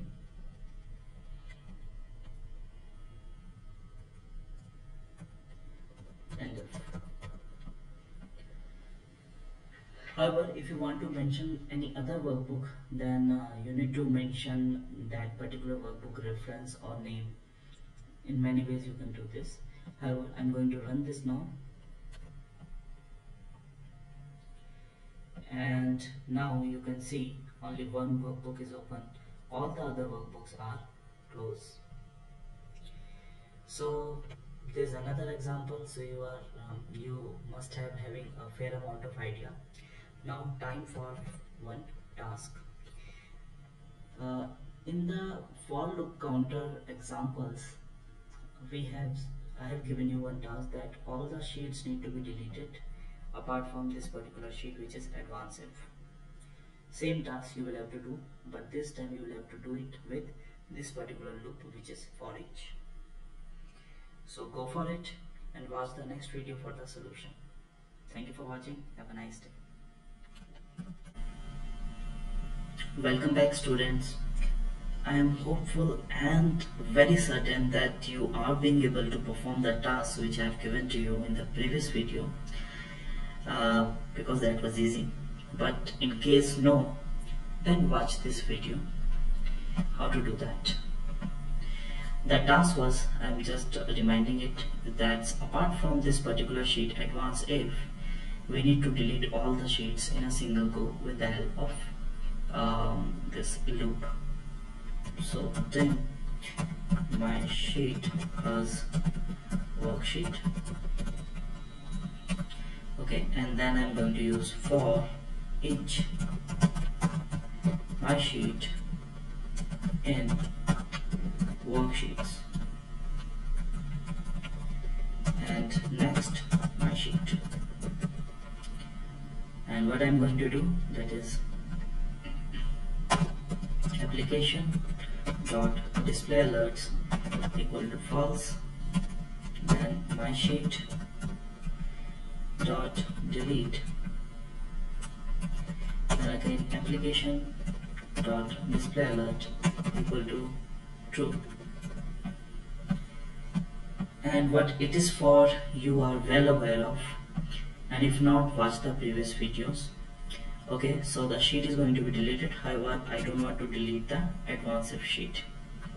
So what I'm going to do is this particular sheet I'm talking about. So for this, if my sheet dot name does not equal to if, then it's going to delete this, and if.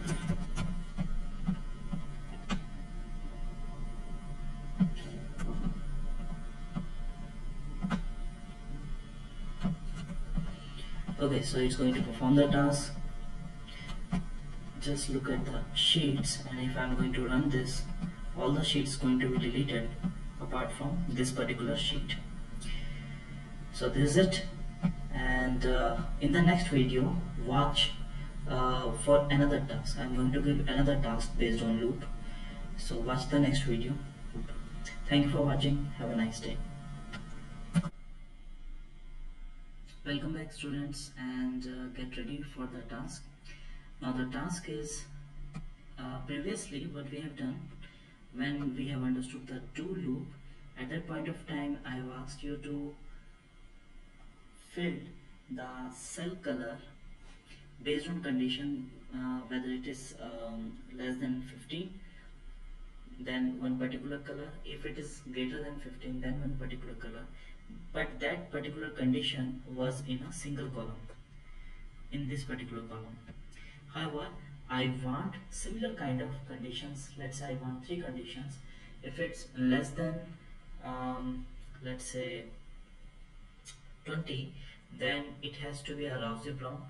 If it's between 20 to 65, then it should be in a yellow color, and if it is greater than 65, then it should be in a somewhat green color. But this condition should be applied not in this single column, but in this complete data. So from the beginning till the end.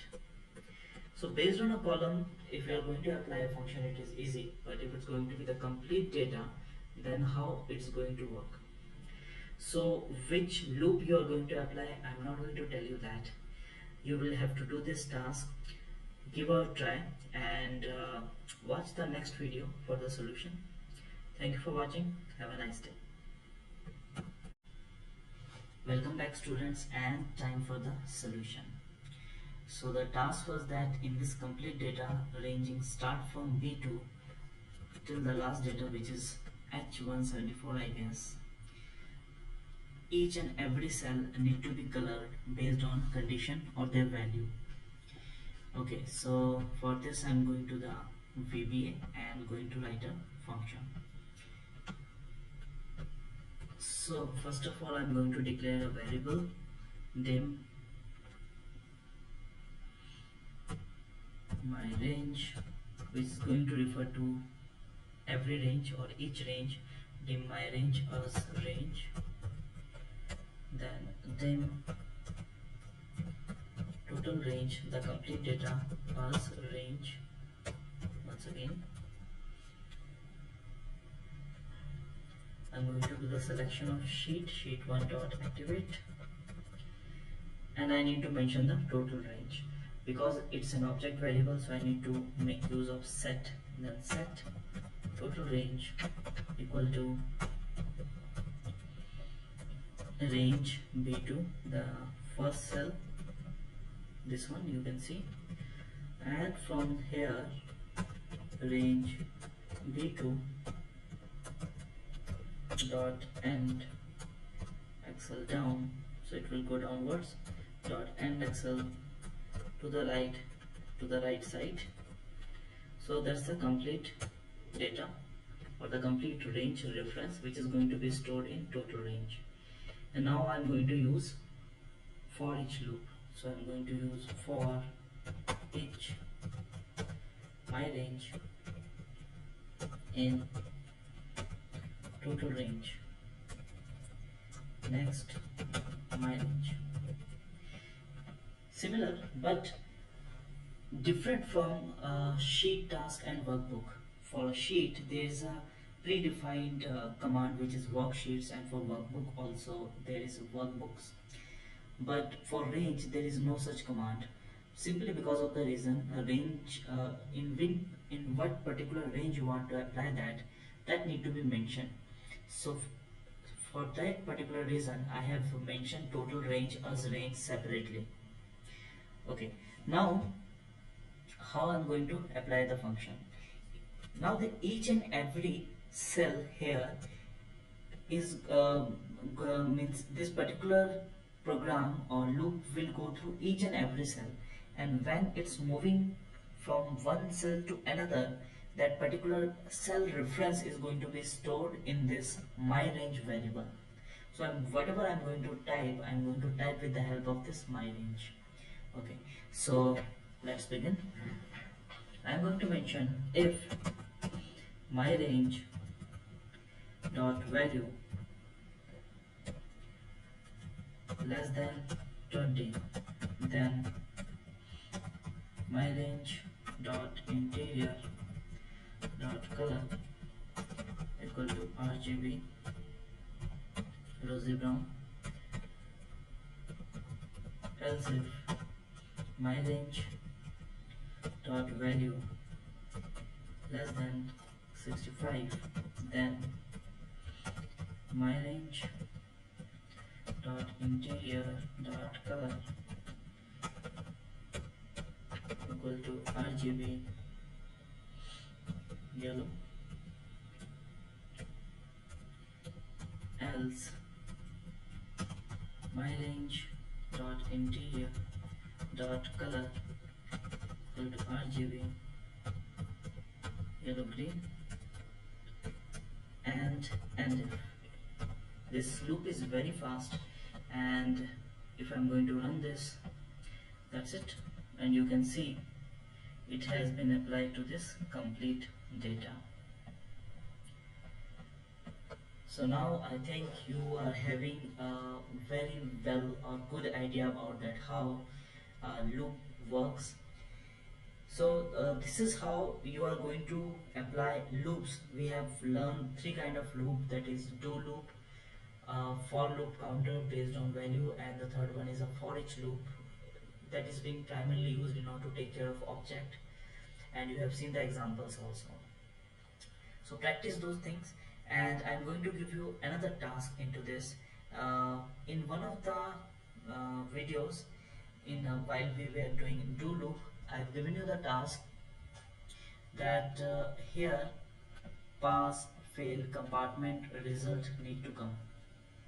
What I want you to create 3 new sheets by yourself, not with the help of VBA code, and in all these 3 new sheets the these particular titles need to be there already.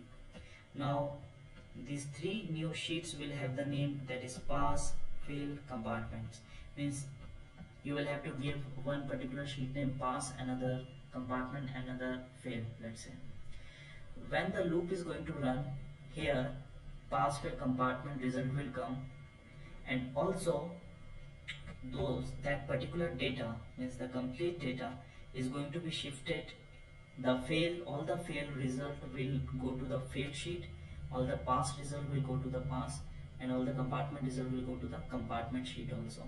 In the final, one message will also come that how many students are pass, fail, and compartment. So this is a big project, so try to do it, and check the next video for the solution. Thank you for watching. Have a nice day. Welcome back students, and get ready for the task. And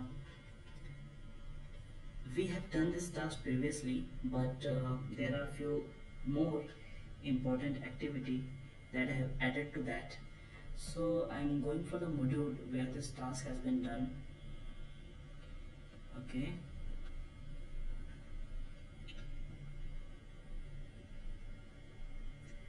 any loop examples? Okay, I guess it is not there. Okay, so let's begin.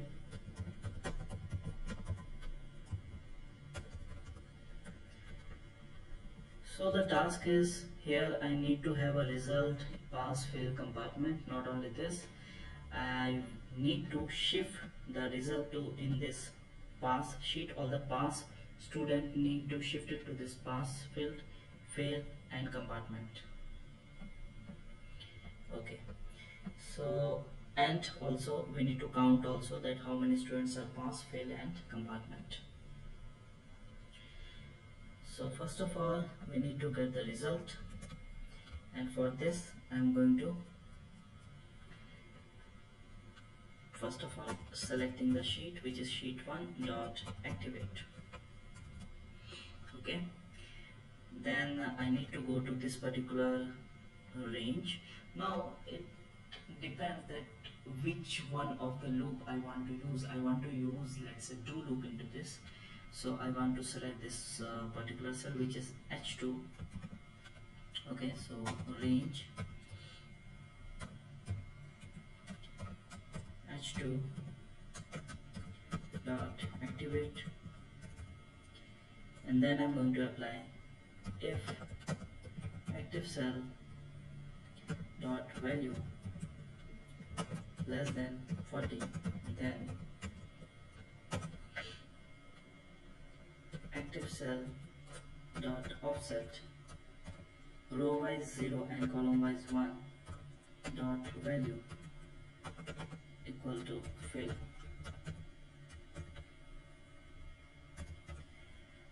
Okay, further I am just doing and if, and here I am providing do, and here I am going to apply loop. Okay, so up till this point it has been done. We have got the result fail. Now the next thing I want to do is going back to the fail sheet. Here you can see the fail actually sheet 13. So once I've got the result which is fail, so I'm going to do the selection of sheet 13 dot activate. Now when I am in sheet 13, you can see that what's the trick I will use. In sheet 13 I'm going to give the reference of this particular cell, which is the last row, or the last cell, which is A, 10,14,576. Then I'm going to end Excel up, means this particular cell reference. Then by offset row index 1 column index 0, I will give reference to this particular cell and going to give a value into this. Once you will find a values there, then again with the same method, if end Excel up I'm going, it is referring to this particular cell, and because the row offset is 1, column offset is 0, it's going to put value over here. So this is how this is going to function. And here sheet 13 has been activated. So next thing I'm going to do is range. Okay, before activating the sheet 13 I need to do the copy also. Okay, fail is there and I need to copy the complete row. So for this I'm going to mention a range. Then as a cell 1 I need to mention this particular cell. Right now this one is activated as it is given. So from here row offset is going to be 0 and column offset 1, 2, 3, 4, 5, 6, 7, means 7 minus 7 I will have to give because I need to move toward left side. So I'm going to give active cell dot offset row wise 0 and column wise minus 7. This is the first cell reference, and the next cell reference is going to be active cell because H2 is activated right now. And this particular range need to be copied, so dot copy. Okay, So the copy has been done. Sheet 13 has been activated, and then range 8,48,576 dot end Excel up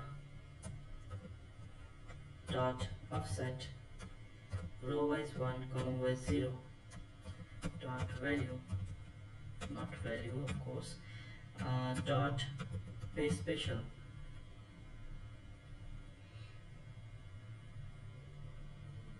Okay,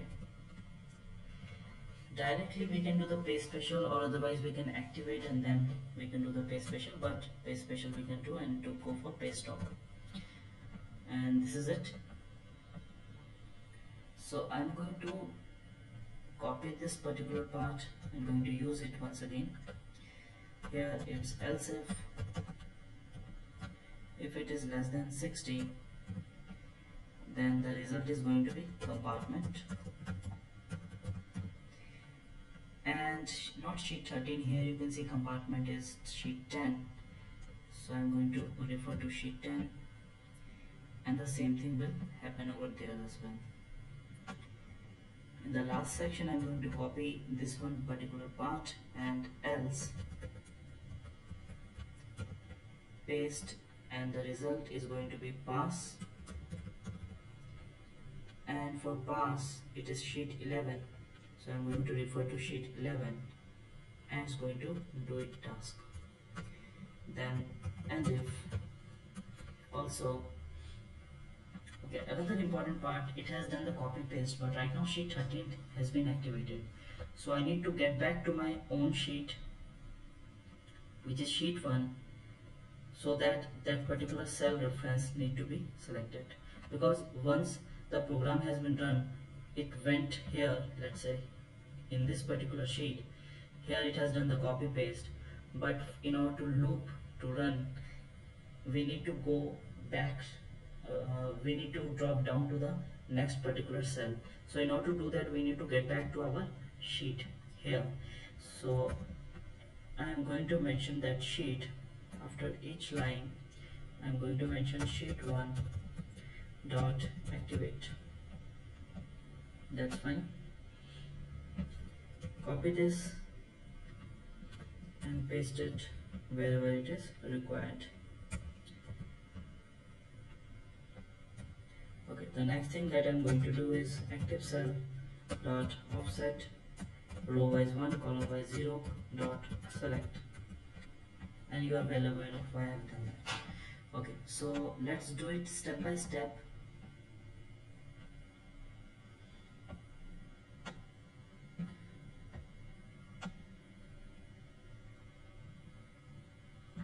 Okay, so F8, okay, H2 activated, it's checking it's not less than 40, it's fulfilling this particular condition, which is of compartment. So the result is going to be compartment. That's going to do the selection of this complete range. That's the reason I've told that you need to run this at first, because look, this one has not been selected. However, it is not important also. Okay, let's move ahead. And sheet 10 has been activated, the compartment sheet, you can see here, and data has been copy paste. Then again in sheet back, I'm going downwards, and if I'm going to run this,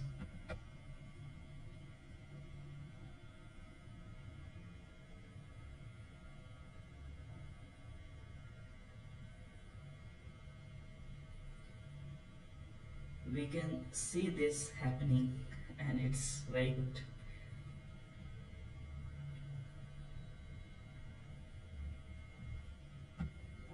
Look, there is a problem actually,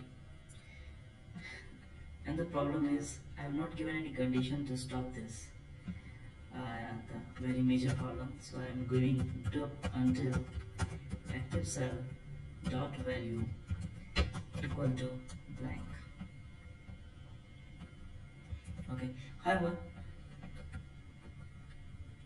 it has done its work actually. unnecessary, but here you can see all the past students, failed student and compartment students are there. I'm going to delete this data.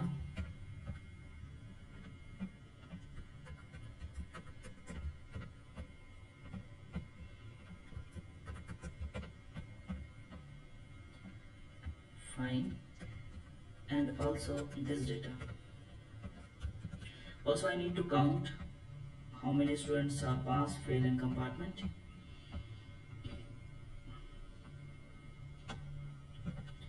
So I'm going to declare a variable that is dim pass count as integer, dim fail count as integer, and dim count as integer.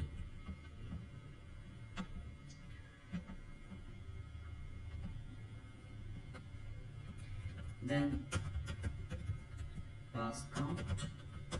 In order to do that, range a2 till range a2 dot and Excel down dot rows dot count.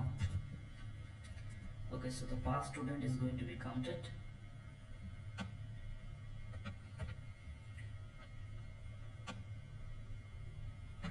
Copy this and I'm going to paste. So this is for pass count. Next I'm going to do the compartment count, which is in sheet 10. So just changing this to sheet 10, and here I'm going to mention compartment count, it's in sheet 13, and I'm going to mention fail count, that's it. Now I need to give the message, so message box, and the prompt that I'm going to give is number of students pass percent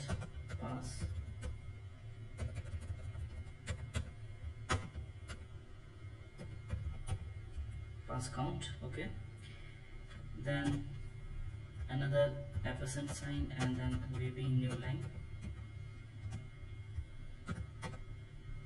then number of students fail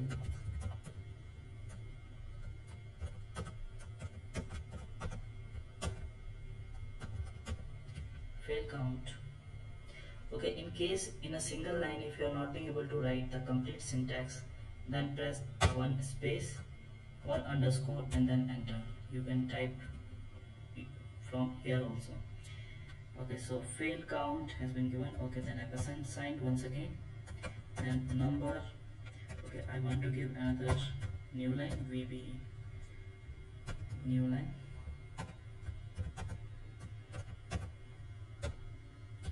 number of students compartment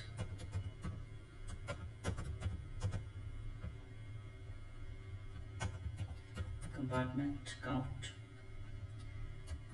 That's it. Okay, so I'm going to run this. It's happening in the background, you can't see this because this time I have not minimized this VBA button. So it's happening. Once it is done, you have got the message also. Number of student pass 102, number of student fail 15 only, and number of student compartment 56. And in each and every sheet the data has been segregated as well. So this is how you need to do this, and thank you for watching. Have a nice day. Welcome back students, and in this video we are going to take care of events and procedure, particularly events. Now before we proceed, we should be aware of what is events. We can call, just for an example, opening of a workbook or an Excel file is an event, closing of workbook is an event, Creating a new sheet is an event. Um, Putting any value to any particular cell is an event. Moving from one sheet to another sheet is an event. Printing is an event. Right click is an event. Double click is an event. So whenever you are doing something, that's an event. Now what we can do in events, while that particular event is happening, what you want to happen, that you can define with the help of programming. So let's see. So I'm going to Visual Basic, and for this you need not to create any module like the previous videos. Here you can see this workbook, right? So you need to double click on this workbook. The moment you will do the double click, you will see this window has opened, and after that there is a general option. So go for workbook, and by default one event module has been created, which is workbook underscore open. Means this is the event when the workbook is opening. At that point of time, what you want to happen, that you can mention over here. So there are many events. You can see this is an open event, but there are many other events also. I will give you few important examples so that you can have a good understanding of it. So the first event that I'm going to create is going to be very simple, and that is according to what is going to happen when this workbook is opening. So I want to say hello to the system user. So what I'm going to do, I'm going to type a message, and the message is going to be hello to the environment. Now environment is a command which picks the username from the system, but you will have to type the command like this, hello username. Also I want to mention the date. Today is date, and date is going to pick the current date, means today's date from the system. Okay, so Control S, save it. I'm going to close it, and now I'm going to open this file. This is the file,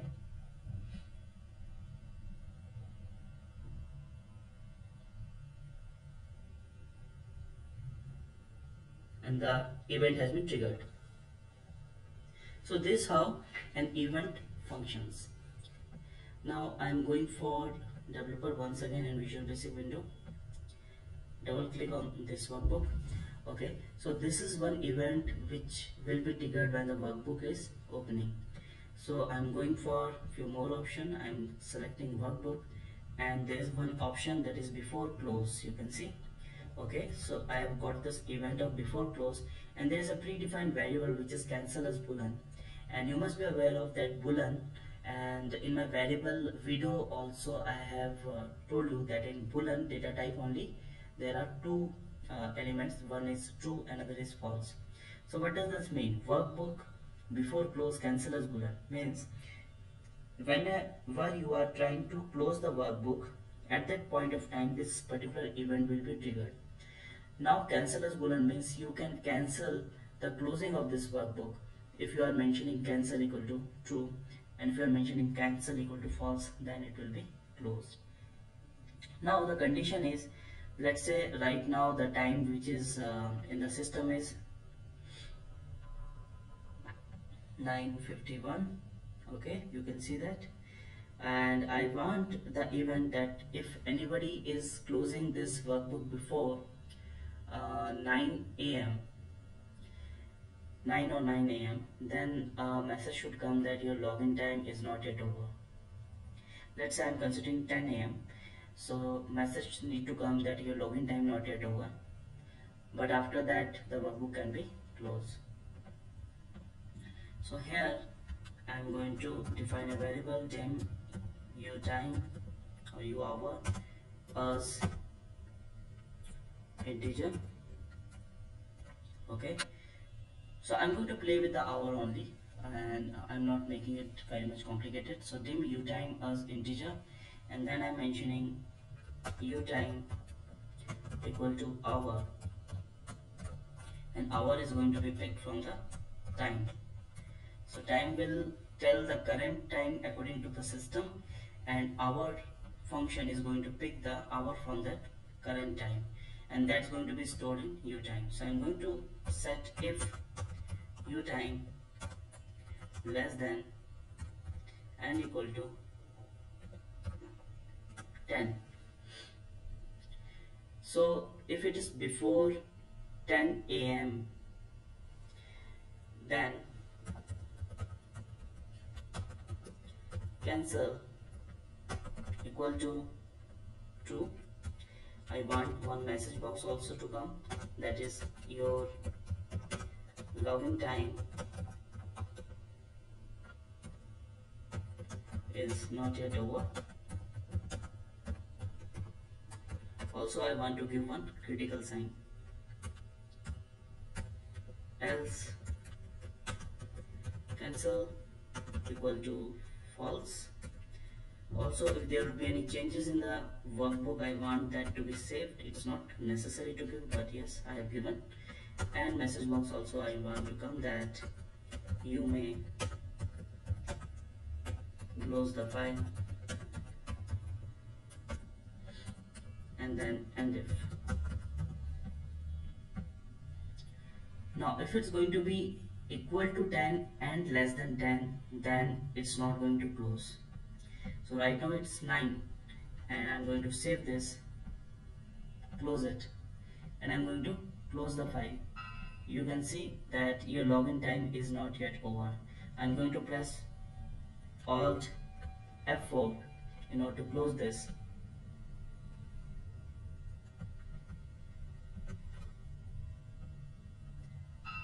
Again you can see that I can't close it.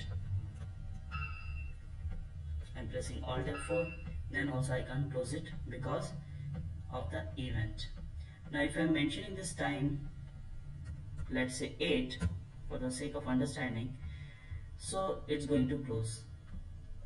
And if I'm going to do any changes, okay, and I'm going to close this file, it will say you may close the file. It's not asking for the prompt whether you want to save it or not, because I have given the coding there that it need to be saved automatically. Click OK and the file is going to close.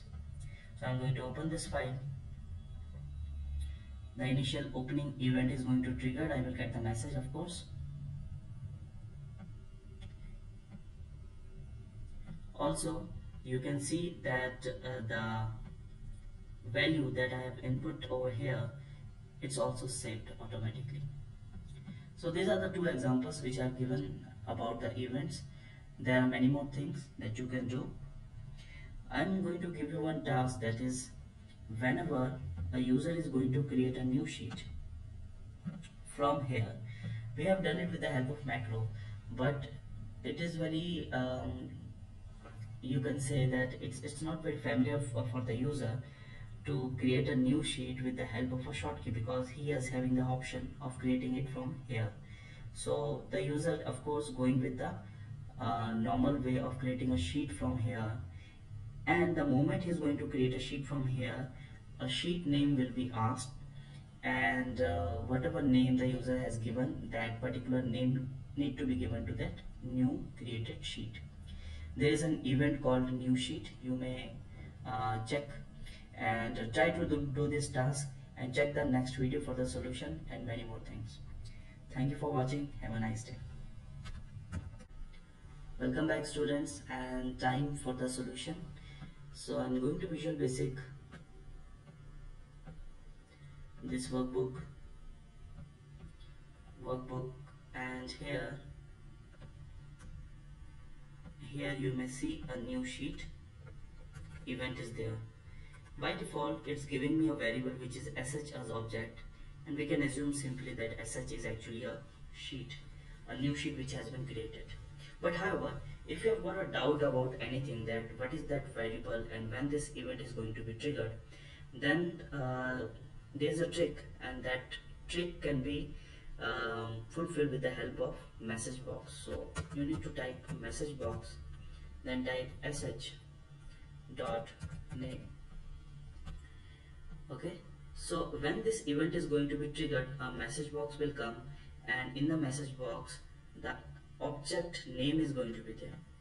So I'm going back to the Excel file and I'm going to click on this new sheet. You can see that sheet 3 has been created here, and in the message box the name is sheet 3. Okay, so we are aware of now that when this event is going to be triggered, it's going to be triggered when a new sheet is going to be created, and that sh variable is actually a new sheet variable. They have already given to us a new sheet, so we need not to save any object variable in the form of new sheet. So what we are going to do, in the input box dim sh name as string. Now sh name equal to input box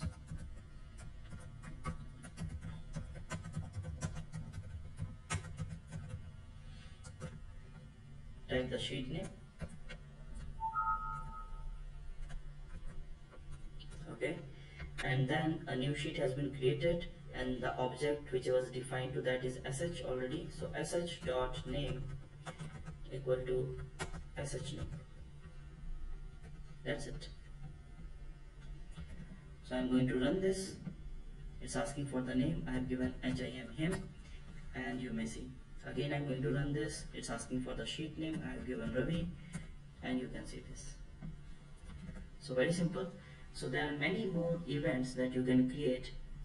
There is another part to this, that you can't only it's not restrict to workbook only that you can create events. Even on the sheet basis also you can create events. So in the next video we are going to cover that. Practice this and then watch the next video. Thank you for watching. Have a nice day. Welcome back students, and time for the solution. Okay, so here I have given the task that in sheet 1, whenever the user is going to click or do the right click, for the right click options to come, he will be prompted with the password, and the password by default I have set is 1234. If the password the user has given 1234, which means correct, then those right click option need to come, and if it's incorrect then it should not come. In fact, he must be prompted with the error message. So how to go about this? Let's begin. So I'm going to do dim new pass as string new pass equal to input box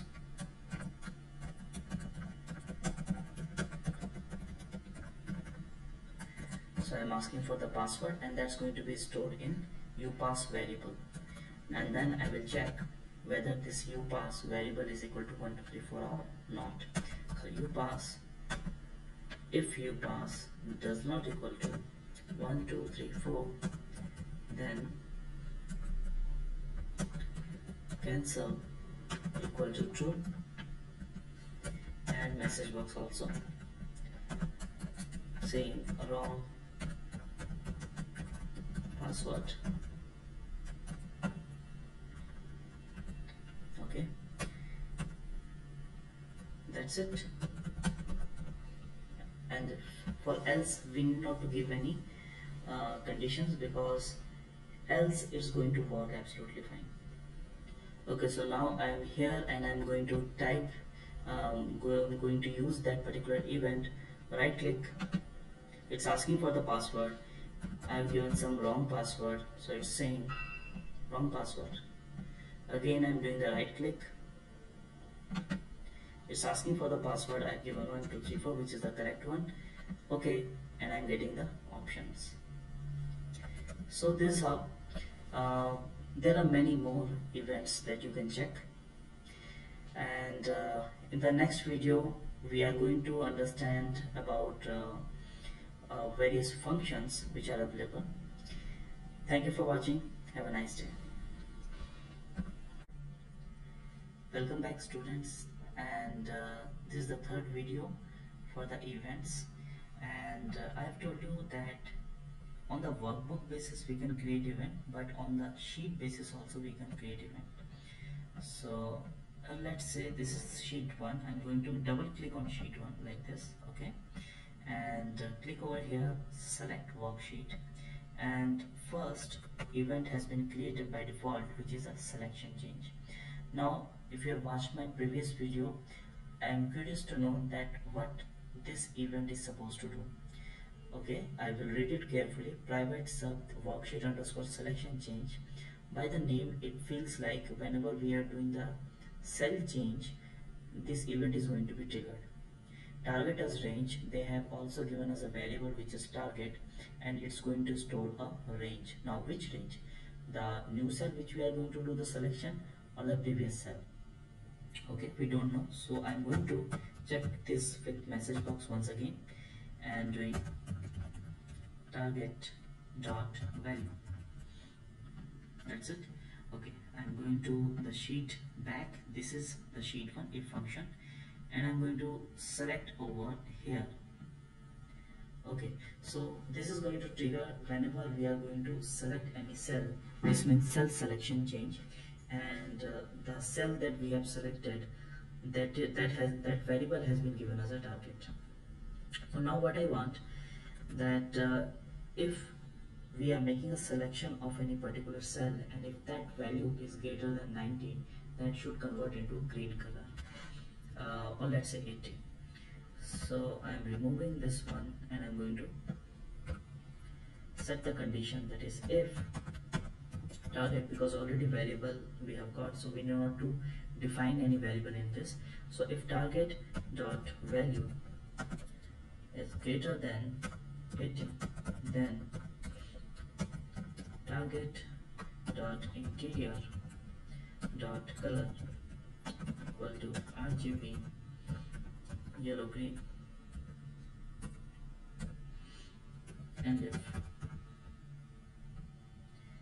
that's it.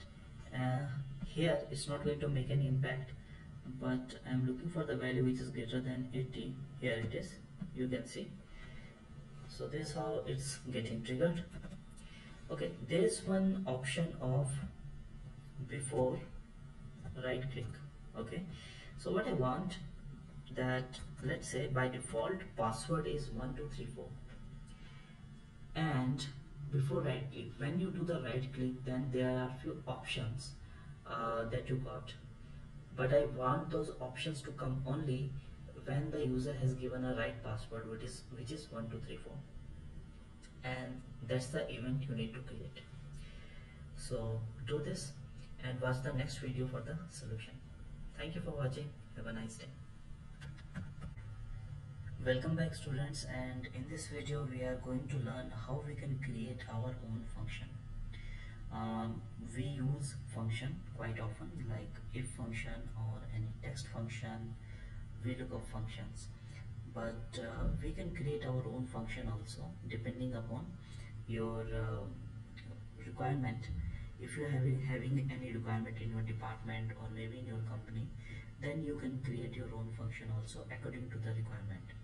I'm going to give you a few very simple examples so that you will be able to understand this. So for this I'm going to Visual Basic once again,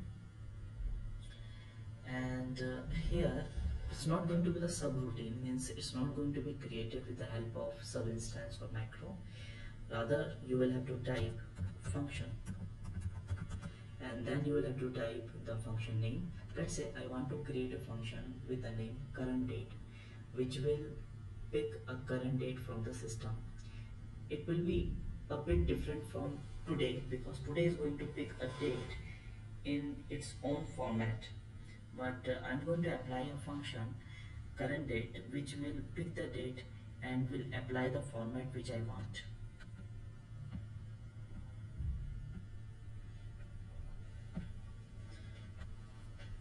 Okay, so I've typed function, and then you will have to give the function name, whatever name you want to give, and I've told you that current date I want to create, so I'm giving the name current date. Also remember, it should not be contradicted with any previous function which is already there. So function current date, as the output I want is in string. So current date is our function. If I'm going in our Excel sheet and if I'm going to type this function, which is current date, you can see that it's coming.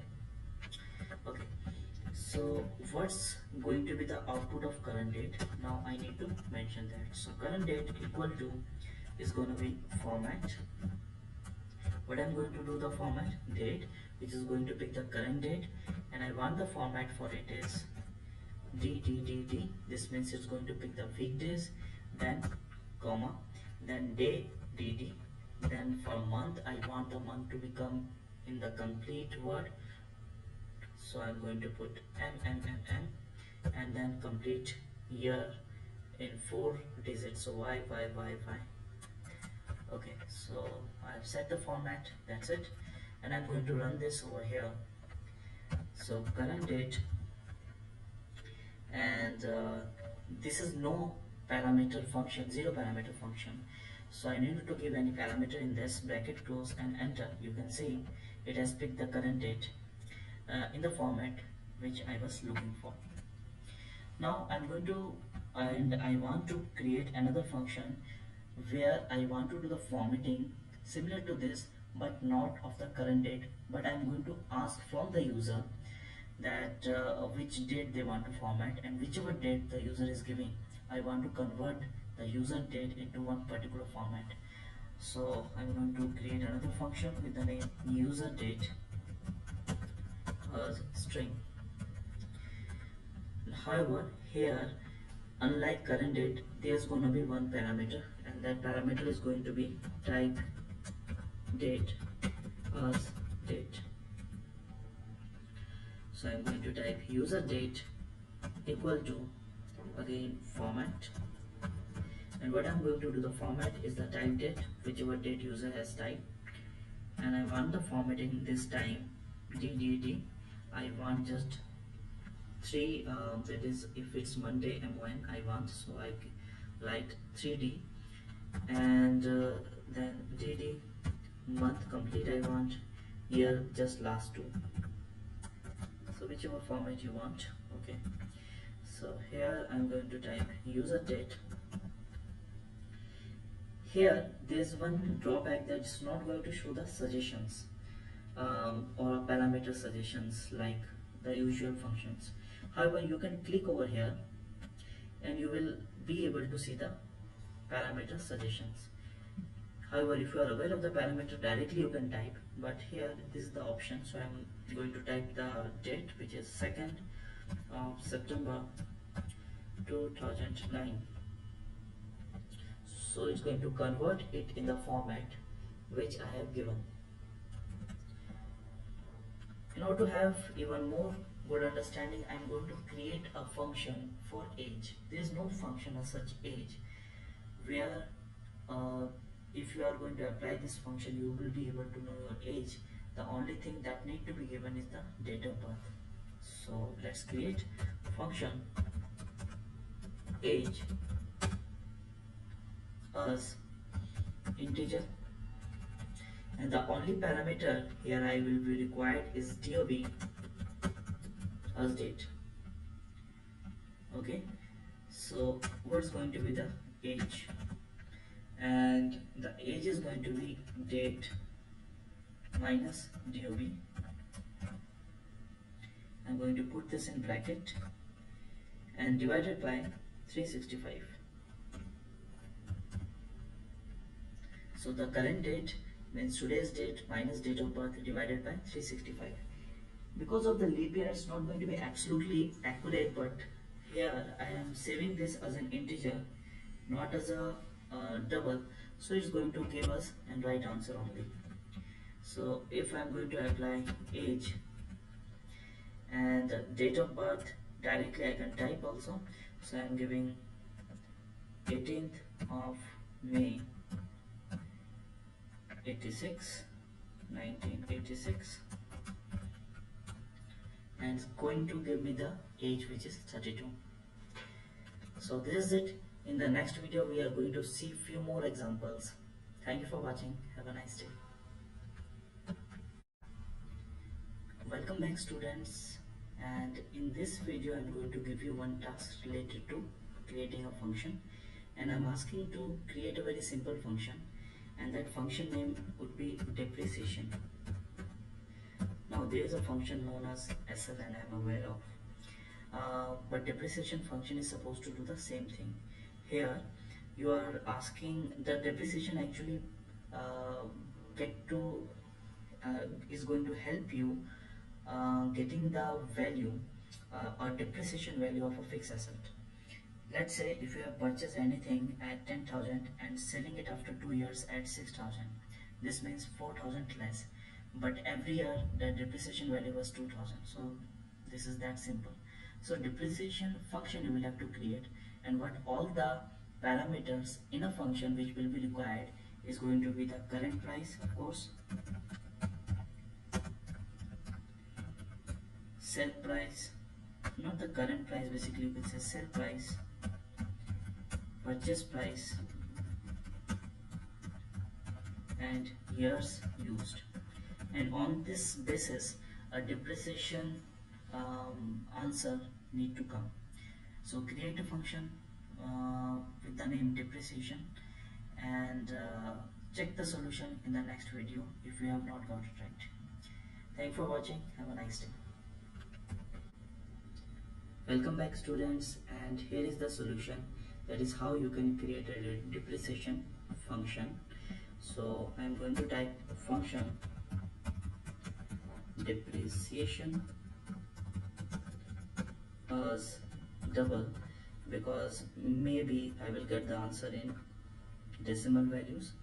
Now the three parameters that will be required from the user is purchase price as double, sell price as double, and years used as double. So this is it, and now I'm going to apply the function. So depreciation equal to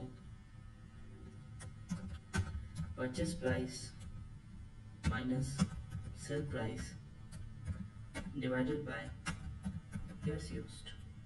This is it, very simple. Okay, so I'm going to apply here depreciation function. Now purchase price I have given, let's say 12,000, sell price I have given 8,500, and years used, let's say I have given 4, and I'm getting the depreciation value as 875. So this is how you can create function. This is it for this particular video. Thank you for watching. Have a nice day. Welcome back students, and in this video we are going to understand another important aspect while creating a function, that is an optional parameter. In a real world scenario, when you are applying a function, any well-known function, if I will talk about, let's say VLOOKUP, HLOOKUP, SUMIF or if function, you may see there are parameters in square bracket, and those are actually optional parameter. So here also you can apply this particular aspect, that is to give an optional parameter. So here in the previous video we have done depreciation function, and in this depreciation function the years used, which is the last parameter, I want to convert this into optional parameter. And how I want this thing to work, that if the user has not given years used, by default I'm considering that as a 1 year or less than 1 year. So in order to convert this into optional parameter, the only thing that needs to be done here is to write optional in front of it, and this is it. Another important aspect need to be in mind, that you can convert any parameter into optional parameter only if it is the in the last parameter, means the optional parameter need to be given after all the compulsory parameters. Once I've converted this into optional parameter, now the way I'm going to write this function will be different. So previously the function was something like that. So I'm going to keep this, and I'm going to write if years used equal to 0, then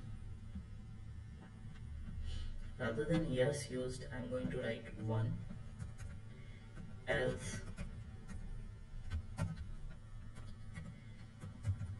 Now there are few important notes, and that important aspect of the note is if you are using years used and if the user has not given years used, and if it's not optional parameter it will generate error, but if it's optional parameter it's not going to generate error. But if years used equal to 0 I have written, if user has not given any value to years used, by default it's going to be 0. So 0 is going to be there in the data types which are value based, like byte, integer, long, long, and double. In case if it is boolean category, then you can type nothing or null. If it's a string, then you can type blank and nothing as well. So these are few important aspects that need to be remembered. Okay, however I have written this particular formula and I'm going to try this over here. So depreciation, purchase price I have given 10,000, and sell price I have given, let's say, 8,000.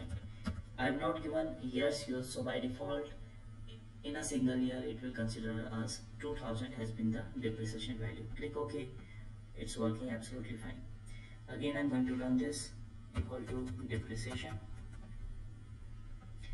Here purchase price I have given 10,000, selling price I have given, let's say, 6,000, years used I have given 3. So in that case also it's working absolutely fine. So this is how you can make use of the optional parameter as well while applying a function. So this is it. Thank you for watching. Have a nice day. Welcome back, students. In this video we are going to learn or understand that how we can take care of Microsoft Outlook and can send mail with the help of Excel VBA coding. So let's begin. First of all, Outlook is a different application and there is a library. In the library there is a whole set of methods and functions which can be used in Excel VBA.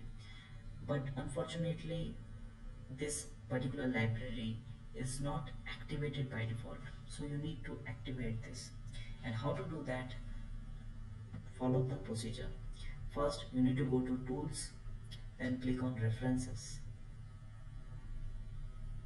So once you have clicked on references, then you need to go downwards. It's alphabetically. So Microsoft Outlook 14.0 object library, that is what we are looking for. So here it is, Microsoft Outlook 14.0 object library. This is a 2010 version, so it's going to be 14.0. If it's 2013, then 15.0. 2016, it's I believe 16.0. I'm not sure. So but Microsoft Outlook, whatever the version number and then the object library is gonna be there. So click on OK. That's it. That particular library has been activated. Now I need to create a sub instance.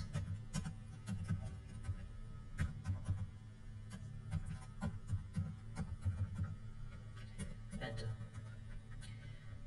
Okay. The first thing that I need to recall the Outlook application with the help of variable. So I'm going to type dim my Outlook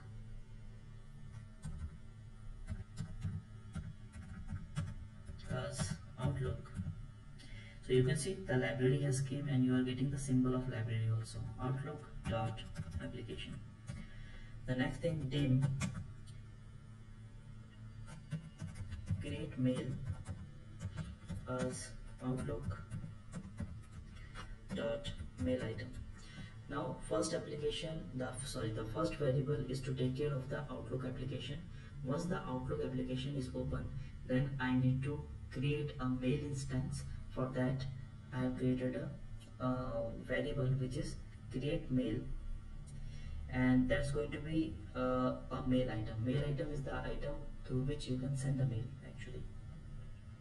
Okay, so next thing is going to uh, declare those variables. So these are object, of course, to set my outlook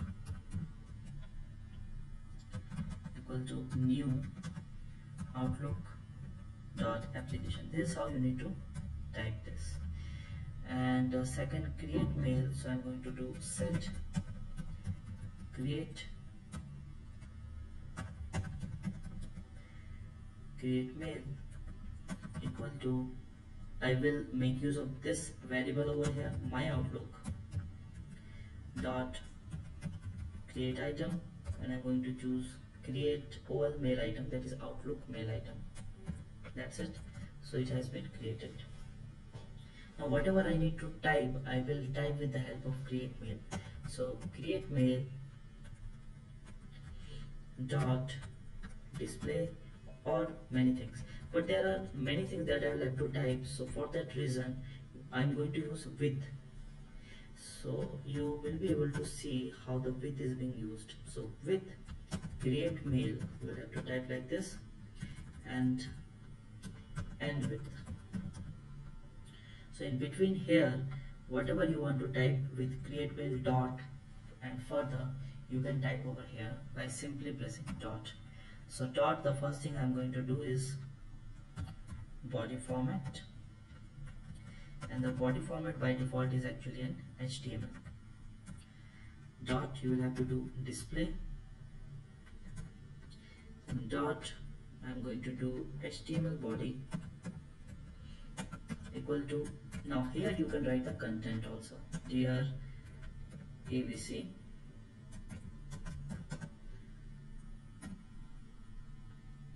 dot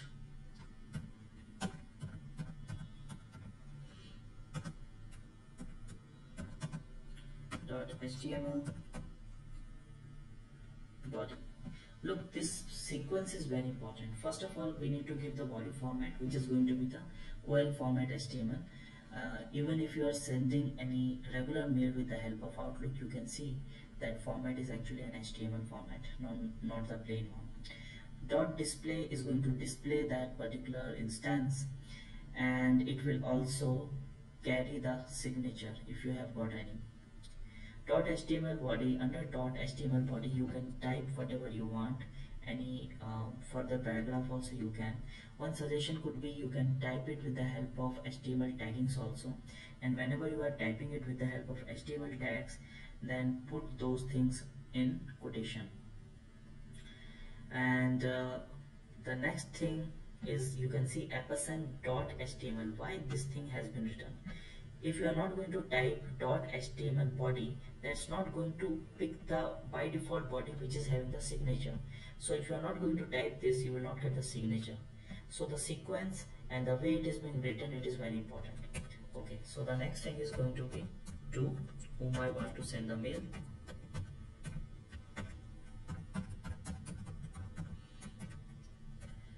And the next thing is going to be dot subject.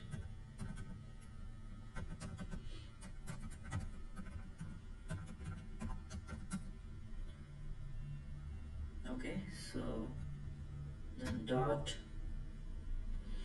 attachment dot add. As a source, you will have to give the attachment source. So here I'm going to item content, and let's say I am taking care of Excel shortcut. Click in the URL backslash, and the format is .pdf. Write the complete format. Copy this and I'm going to give it as an attachment. Then dot send, so the mail will be sent. Right now I'm converting this into comment. So this is it, and I'm going to run this.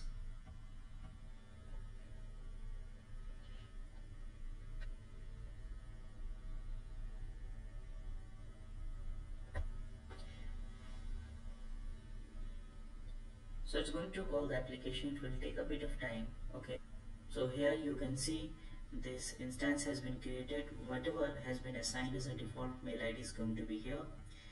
To which I have given, subject also I have given, the attachment is going to be attached, the content that I have written, and it's scanning the signature as well, and it will be sent also. If I have not converted that sent command into comment actually. Okay, so I'm going to close this. So this is how you need to write a command, or basically a program through which you can control the Microsoft Outlook.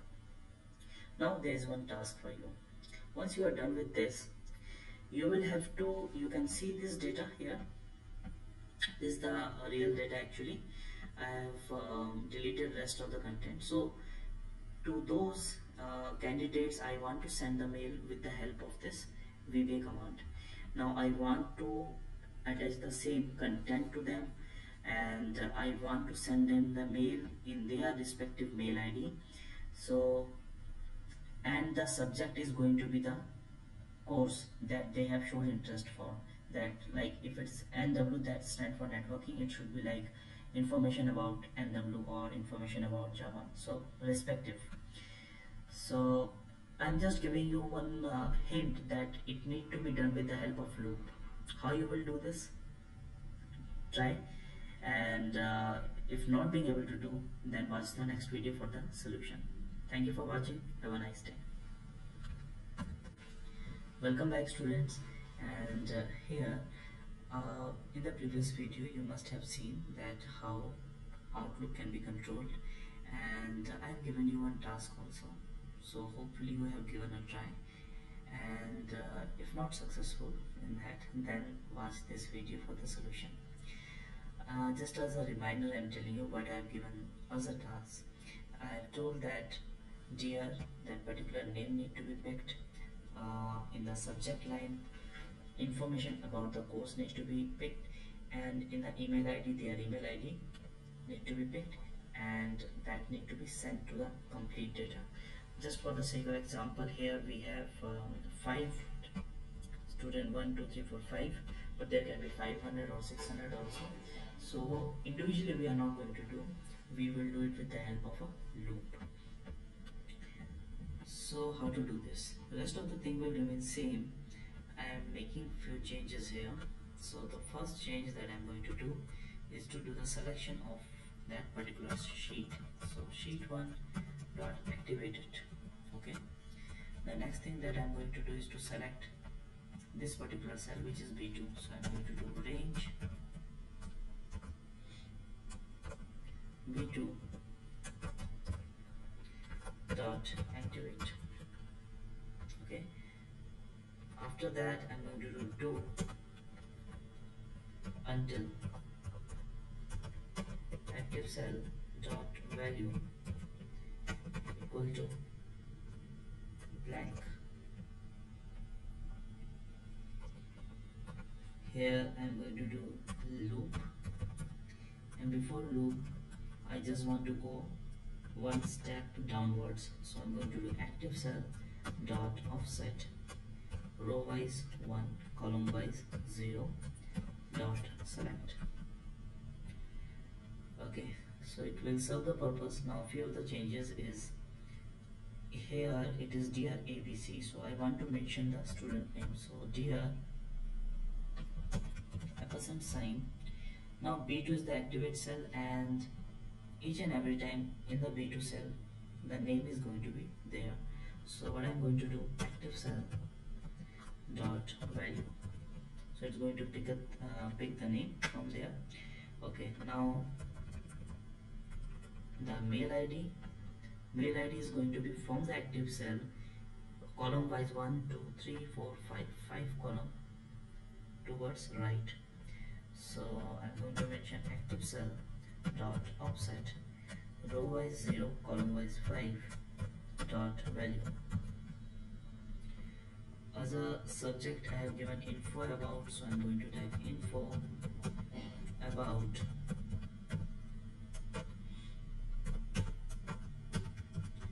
and then the course is going to be 1 2 3 in the third part.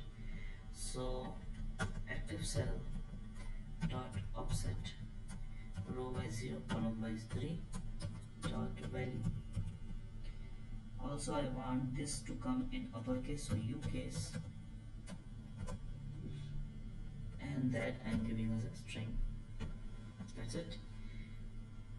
So if I'm going to run this step by step, you can watch how this is working. So let's see how this is working. So I'm pressing F8, sheet 1 is activated, B2 cell has been activated. It's checking it whether it's blank. No, so it's going to run this and it's going to set display, is going to display this. You can see that, right? And step by step, if I am moving, that's going to pick dear the name, then the mail ID, then info about NW, that is networking course, and the attachment. That's it. So if I'm going to run this, you can see all the instances has been created, and all those mail would have been sent also if here the send option if not converted into comment, but I don't want to send it right now. So this is how you can take care of the complete, if you have got plenty of data. So this is how you can manage it. So this is it. Thank you for watching. Have a nice day. Welcome back students, and in this video we are going to take care of very important aspect, and that is how to create a user form. So needless to say, why I have created those fields: serial number, name, age, qualification, scholarship, and I have made one entry also. You know it very well. Why is it being so? If you have gone through the previous videos, it's going to make things very easy if I have made one entry into this. If not, then with the help of if also we can take care of it, but our focus is right now on user form and its functionality. So let's begin. Go into developer and then we'll click on Visual Basic. Okay, then right click and go to insert and click on user form. The moment you will click on this, you will get to see the user form. Here we are, and I'm going to increase the size of user form. This is the toolbox, which is very important to have. For some reason, if you are not having this, then go to view and click on toolbox. You will be able to see this. Another important aspect is having the properties window. So click on view and then go to properties window. You will get to see the properties window as well, which is important here. Okay, so from the toolbox I'm going to use the label first. So I'm clicking on label and I'm going to draw the label. Okay, so here you can see the back color. I can give the back color. There is another option of different colors, so I'm going to give this particular color. Then there is a font option. Here you can see, so I'm clicking on this, and whatever font style you want to give, you can. Let's say I'm giving 12 and I'm going to keep it regular rather than bold, and click on OK. Go to the caption option and give the name, whatever is the field name. So this field name is name actually, so I'm going to give name. That's fine, and I'm going to give the text alignment also. Right now it is left, so I'm going to give it center. Fine. So I have done all the formatting in the particular label, and then I'm going to do the copy paste, so that I will not have to format all the individual labels one by one, but I have done it in a single label, and then I'm going to do the copy paste, so the formatting is going to be the same. So copy and then paste, paste, paste. Okay, so I'm going to set this over here. Okay, so the first one was name, then age, qualification and scholarship. So next one is age. So here I'm going to give age, then qualification. I'm going to do the selection and qualification, and then this is scholarship. Okay, do the selection. In case if it is not in a proper aligned manner, then go to format, align and go for left align. Okay, that's done. Then again format, vertical spacing, I'm going for make equal. So it's looking pretty good. If I'm going to run this from here, it will look like this. Okay, few more things that I need to do. In front of name I'm going to apply or give text box. So I'm selecting this text box and I'm going to draw this over here. In place of age also, in front of age also, I'm going to give text box. So copy and paste. But I'm going to assign an spin button also with this text box. So this is the spin button, you can see. Select this one and just with adjacent to this. Okay, it has been assigned also. For the qualification, I want to provide the list, and list can be provided with the help of combo box or list box. So I'm taking combo box over here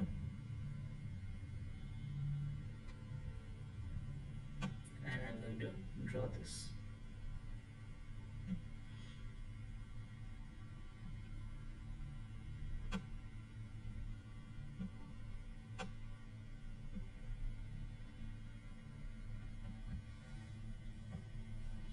Okay, so this is the list box which has been created, sorry, combo box.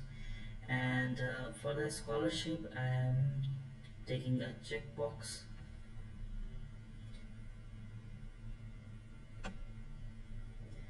So I'm taking checkbox, spin button, radio button will also function in the same manner. And here I need to give the caption also. So I'm giving the caption that is status.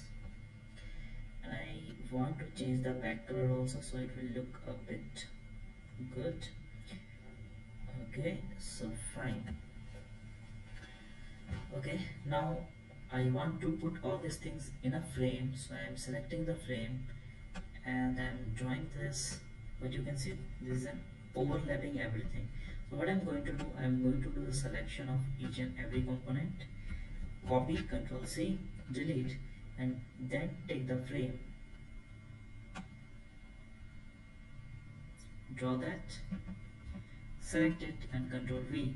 Okay, so under the frame this has came, we can give the background to the frame as well. However, I'm not going for this. In the frame you can also give the caption, so I'm going to give the caption that is fill the form, and in the user form also I'm going to give the caption which is, let's say, student info. Okay, so next I will be requiring a command button also, so I'm going for command button. Here you can see, select it and draw it.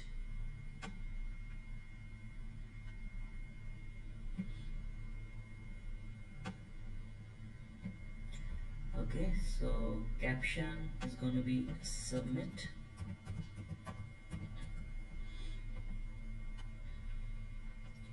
and then the font style I want to change here, so I'm going to give it bold, then that's fine.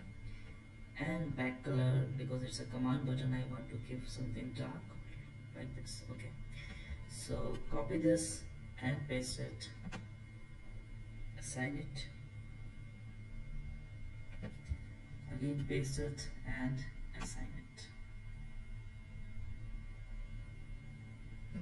Okay, so here I am changing the caption.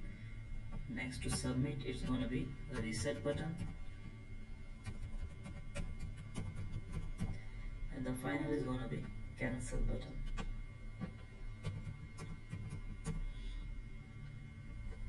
Okay, I'm going to run this. So it's looking good, fine, but there are a few things. In the name, the user is going to type the name in a text and it will work absolutely fine.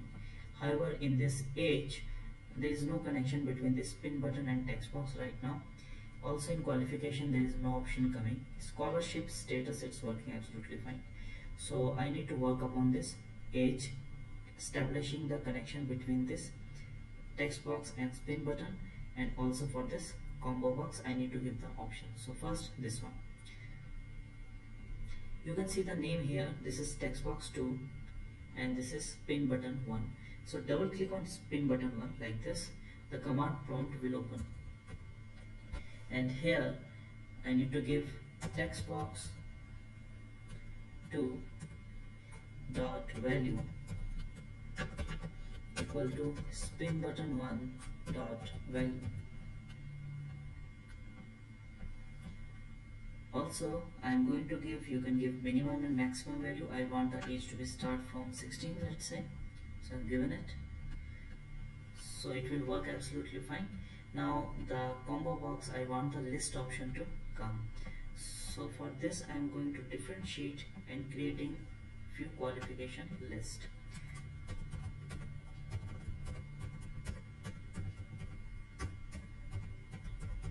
Okay, that much is sufficient.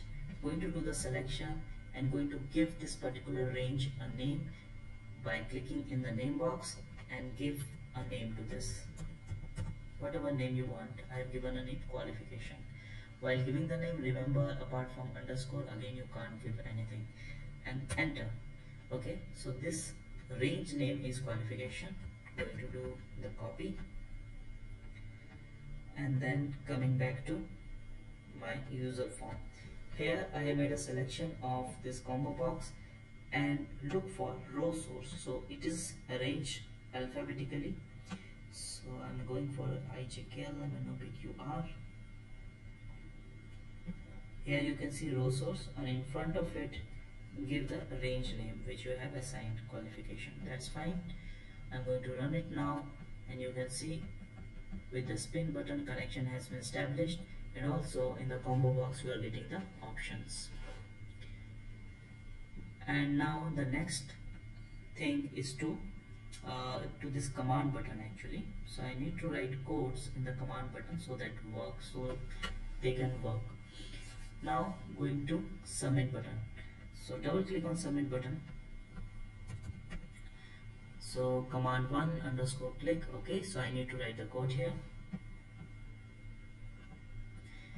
So the code is gonna be sheet 1 dot activate, and we have done it previously also, so I don't think you will face much problem here. So it's gonna be range a1 dot end Excel down, going downwards, and dot offset row wise 1 column wise 0 dot value, and this value is going to be equal to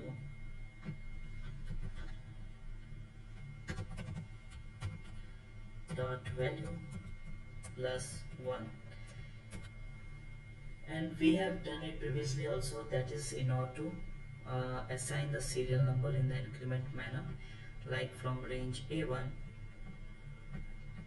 Here I'm going downwards, then end Excel down, then row offset is 1, column offset 0, means this particular cell value is going to assign the value which is going to be range a1 and Excel down value, which is 1 plus 1 2. So here 2 will come automatically. Similar tactics is going to be applied in each and every column. So let's proceed. So I'm doing the copy, paste it,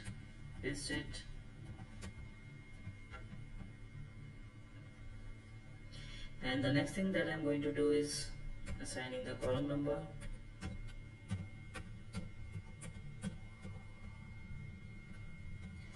Okay, Now you need to remember that what is the name which has been there in the user form. So this is the text box 1, this is text box 2, this is combo box 1, and this is checkbox 1. Okay, so here is going to be text box 1 dot value, here is going to be text box 2 dot value, next here is going to be combo box 1 dot value, and E1 was scholarship. So directly I can't give it because we have given a checkbox. In the checkbox, if it is ticked, then means it is checked, then this considered as a true, and if it's not checked, it will be considered as a false. So what I'm going to do, I'm going to write a code that is if checkbox 1 dot value equal to true, then range E1 dot value is going to be yes.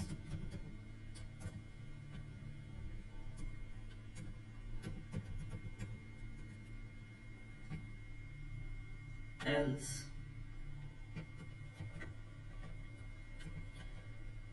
is going to be no.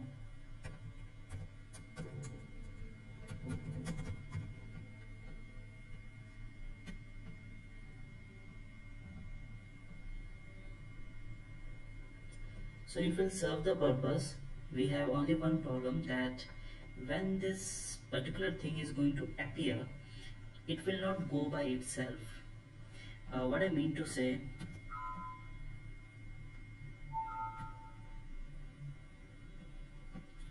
that let me run this so that you can have a better understanding.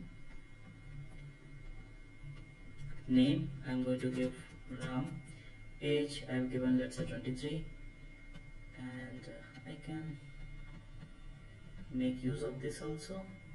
Status I've given yes, and submit. So you can see that it's working, but it has not gone from the window actually. So that's a problem. So for this you need to add one single line, and that is unload me.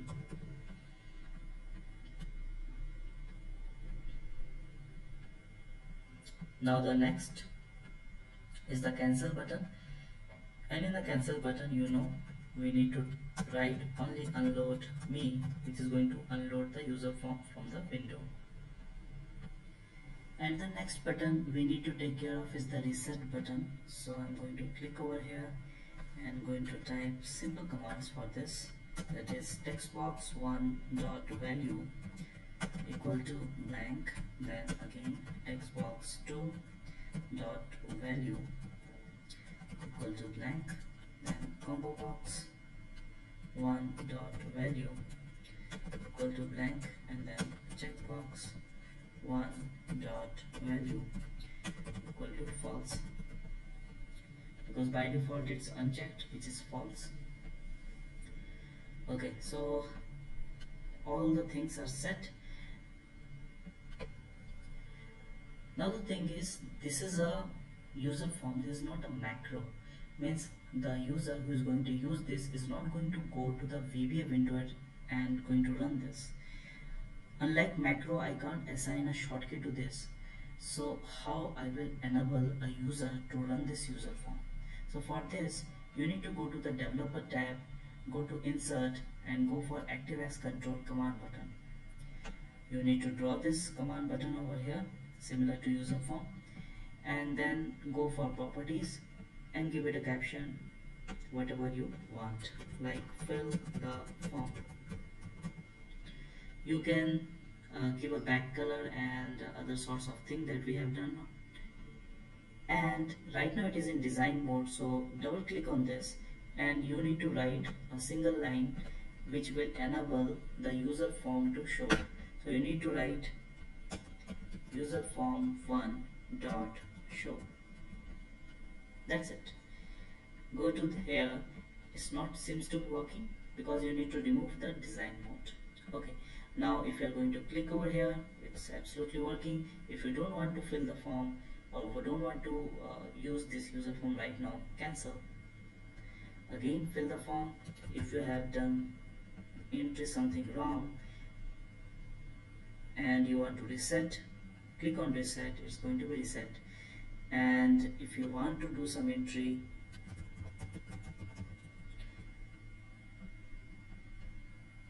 qualification, BTech, status I have given, let's say this, submit, and it's going to work absolutely fine. So this is very important. This is how user form need to be created. Practice it, and practice it with other options as well. Thank you for watching. Have a nice day. Welcome back, students. And in this video we are going to learn that how we can create a pivot table with the help of the programming, which is Excel VBA or macro. So in order to have a good understanding of this, let's see it doing it happening. So what I want that if I'm giving any shortcut key to the user or any button, that it generates report, and if he has made a simple click, then the report should be made with the help of pivot table based on this data. So we can automate this thing, and how to do that, let's see. So I'm going to developer, Visual Basic. Okay, the sub instance has been created already, so I'm going to start programming. So the first thing I'm going to do is to name my pivot as pivot table. Second variable I'm going to use is dim my cache as pivot cache. Now pivot cache, what is this two variable is? The first variable is going to, that is my pivot, is going to store pivot table in itself. The second variable is going to store the data or the database through which this pivot table will be made. So I need to go back to my sheet, and you can see in sheet 1 I have got the data. So first I will have to store that data into my cache variable. So for this I'm going to activate the sheet,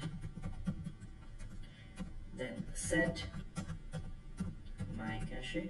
Okay, then I'm going to use active workbook dot pivot cache. This is the way you need to write, dot create, and the first thing that you will have to give is the table source, what kind of table sources it is. So I'm going to use Excel database because it's an Excel database.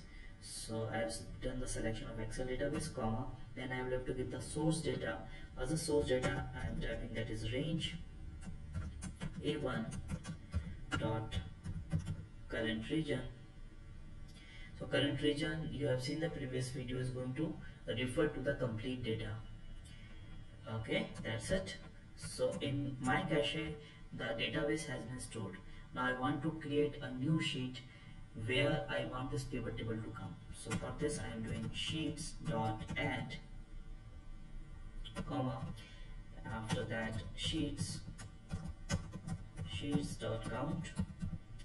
So it's going to create a new sheet, and that's going to be the last sheet. Now in order to create a pivot table I will have to type set my pivot equal to active sheet. Here you will have to use active sheet dot pivot tables. One important aspect that you are not going to see any telesense or suggestion into this, so we'll have to type pivot table dot add.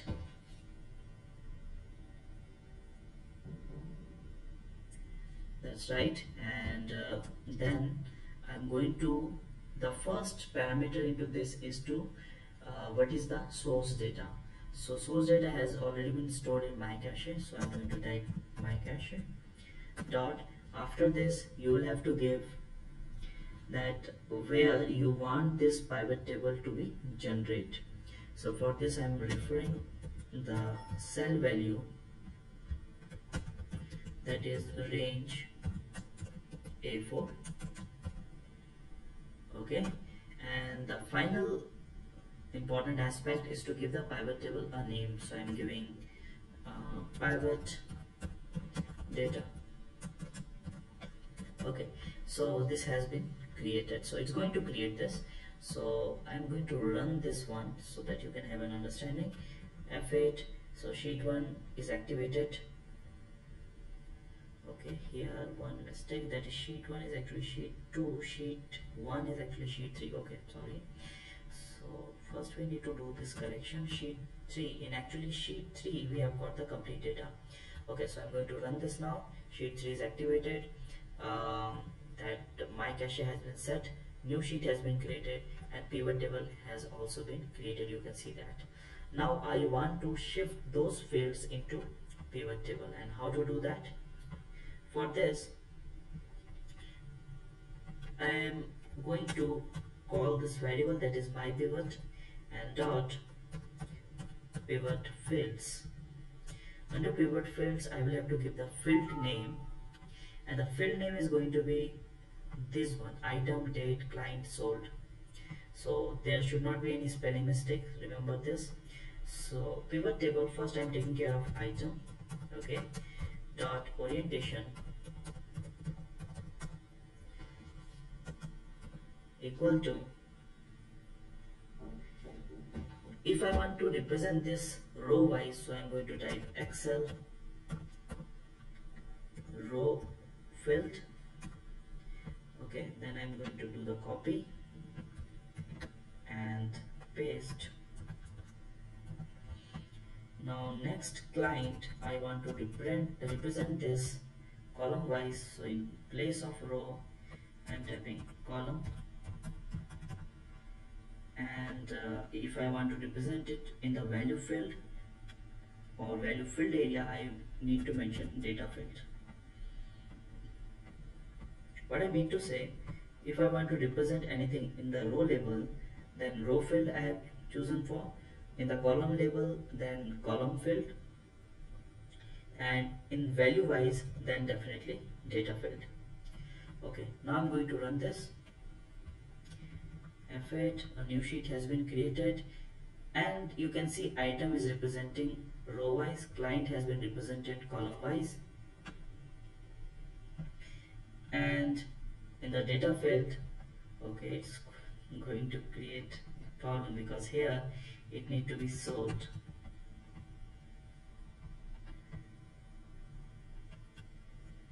And this has been represented data wise, means value wise. However, if I'm going to run this in a single go, you can see a new sheet has been created and pivot table data has been represented. Also, if you don't want the client field to be represented column wise, you want this to be represented row wise as well with this. So I'm mentioning row field and I'm going to run this. So you can see the data has been represented in the manner. So for this particular macro, I'm going to create a shortcut for the end user with the help of a shape. So this is the data, and front of this data I'm going to go to insert, then I'm going to take a shape. Okay, let's do the formatting and type whatever you want. I'm typing generate a report. You need to type something appropriate, and then bold and few more formatting. That's it. And if I'm going to run here, okay, I need to assign a macro. So right click, assign macro, and I'm going to assign this particular macro to this. Okay, and when I'm going to run this, you can see a new pivot table in a new sheet has been created. So this is how you can generate a pivot report with the help of a macro. Thank you for watching. Have a nice day. Welcome back students, and in this video we are going to take care of very important aspect which is known as file system object. and with the very name you can make it out it is being used in order to take care of the file and folders in your system. And so how to go about this? First of all, you will have to activate a library. So for that, go to tools, click on references, and go for Microsoft scripting runtime. So it is alphabetically represented, as you know. So I'm going Microsoft scripting runtime. So here it is, Microsoft scripting runtime. Click on OK. And first step we have done. The next thing is to declare a variable with the name of FSO, under which we can through which we can control the folders and the files in our system. So for this I'm going to type dim FSO as scripting dot file system object. That's it. And now I need to set this, so I'm going to do set FSO equal to new scripting dot file system object. That's it. Now with the help of FSO you may see there are many methods and functions which I can use. So the first thing that I'm going to explain to you that how you can use it in order to create a new folder. So in order to do that, first of all you need to type FSO and then create folder. In the create folder option, you will get to see that there is only one parameter, which is path a string. So let's say I'm considering this particular folder, which is item content latest. Copy this and paste it over here, one backslash, and then once again you will have to give the folder name which you want to create. So I'm creating, let's say, him or him FSO. That's it. And I'm going to run this. You can see that in this particular folder, him FSO, one new folder has been created. Now if I'm going to run this once again, it will generate an error because it will say that file already exists, which is true also. Unfortunately, in this particular method there is no option through which you can overwrite this. So I will have to take care of this with the help of FSO only. So I'm going to type if FSO dot folder exist, and I'm going to give this one, and the folder here I'm going to say is him FSO1. Then here I will have to make if not and then end if. So if not this folder exists already, then create this folder, else ignore this. By default it is going to consider this. So I'm going to run this. You can see that with the help of FSO1, him FSO1, one new folder has been created. However, if I'm going to run this once again, it's not going to at least generate any error. Okay, so the second important aspect is you can copy your folders and file into this, and in order to do this I'm considering a folder which is, let's say, Excel exercise solved, and I'm going to copy the folder URL, and I'm going to type FSO dot copy folder. You can see copy file option is also there, and the procedure would be same, so you can give a try. First of all, we are looking into this. So source, so I'm giving this as a source, comma, and then destination, I want to give as a destination this particular folder only, comma, I am giving this one, backslash, and give the file name as well. So I'm going to copy this file from here over here, and you can see here there is another parameter which is overwrite as boolean true. This is an optional parameter which is being indicated by square bracket, and by default the value has been set as true. This means if this particular folder is already there, then it's going to overwrite that. However, if you don't want that, then make a choose of false, else remove it. No need to give anything. And I'm going to run this, and you can see here this particular folder Excel exercise solved and its file has been copied here. Similar procedure can be done for the file as well. So give a try. While copying the file source, just remember you need to give the extension also. In the next video, we are going to understand more about FSO. Thank you for watching. Have a nice day. Welcome back, students. In this video we are going to continue with FSO, and here in particular we are going to understand how a system file can be taken care of, and we are going to do this with the help of FSO once again, and how we can read all the properties related to file, and further how we can make use of it. That's we are going to understand. So for that purpose I am going to define another variable which is dim my file as scripting dot file. The next thing that I'm going to do is to set my file. So set my file equal to fso dot get file, and here I need to give the file destination. So in order to do that, I'm going to this folder of mine, and okay, I'm going to this particular folder. Let's say here I'm considering this particular file, so copy this file, follow the procedure the way I'm doing, take care of the URL, give paste the file name, give the extension also, which is very important, and copy the source of this file. That's it. Then you need to go to VBA window, and within the quotation give the file path like this, close the quotation, close the bracket, and then enter. So in this my file variable, Excel test, this particular file has been stored, and with the help of my file I can explore its properties in VBA. So in order to do this, I am going to view and immediate window. With the help of immediate window you can see the result of debug.print. So here I'm going to type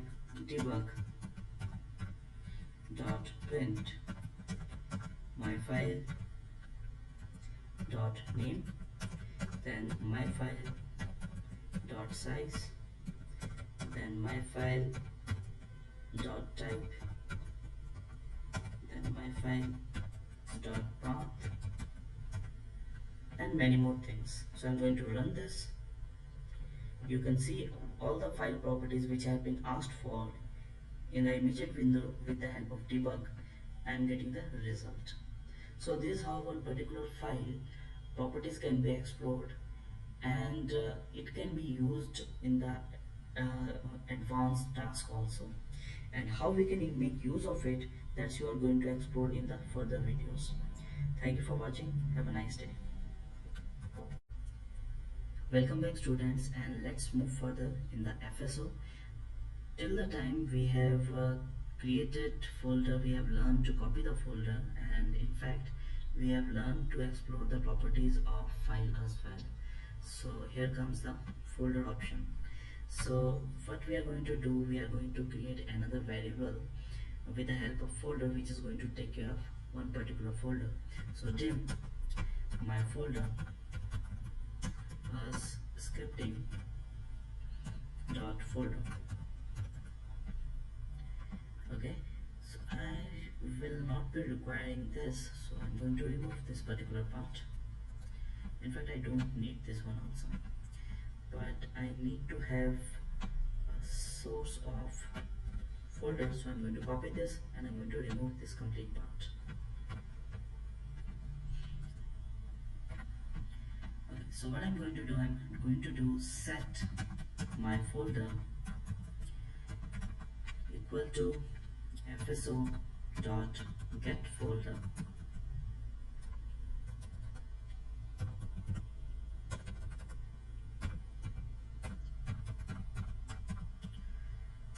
then I need to give the path, the folder path, and which I've done the copy already. Okay, so this particular folder, which is item content latest, has been stored. This one. Now the next thing that I need to do is to get all the files in this folder. What I want to know all the files in this folder, and I'm going to do this with the help of debug.net once again. But in order to explore each and every file in that particular folder, I will have to make use of a loop, which is a for each loop. So how to write this? I'm going to write for each my file variable has been set already in my folder dot files, and then I'm going to do next my file. So how it's going to work, my folder contains all the files which is there. So in my folder variable we have got the source of all the files. So with the help of my folder dot files, I'm going to refer to each one of those files, and each one of those files is going to be referred in particular with the help of my file variable. So whatever I need to write with the help of my file. I want to get the name of all the files, so I'm going to simply type debug dot print my file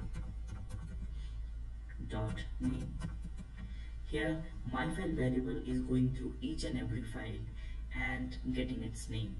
So again I'm going for view and immediate window, and I'm going to run this. You can see all the file name has came here. So now I want to do something more practical. I've got the file names, but it has not done anything fruitful. So in order to do that, let's say what I want now, that I want to copy all the files from this particular folder to, let's say, this particular folder. So I've done the copy of the source of this folder, and then how I'm going to use this, let me consider this as a comment, and then I'm going to type my file dot copy. Simply you can do this, and my file is in itself a source file, and I need to give the destination only. So as a destination I have given this one. Now the problem is, while giving the destination, you have observed that the file name also need to be given. However, I'm giving the backslash and then one ampersand sign, and then I'm going to type my file. I'm sorry, there's one mistake, that is here I need to give the quotation, and then I need to type my file dot name. So it's going to pick the name of that file also. That's it, and I'm going to run this. It will take a bit of time, okay? And if I'm going to this folder, him folder, you can see all the file has been copied.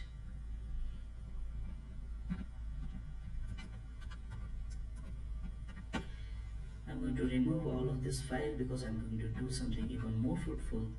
Now what I'm going to do, I don't want to copy all the files, I want to copy only PDF file. So you can do the copy, or you can create folder based on some particular criteria. So in order to do that, I'm going to type if fso dot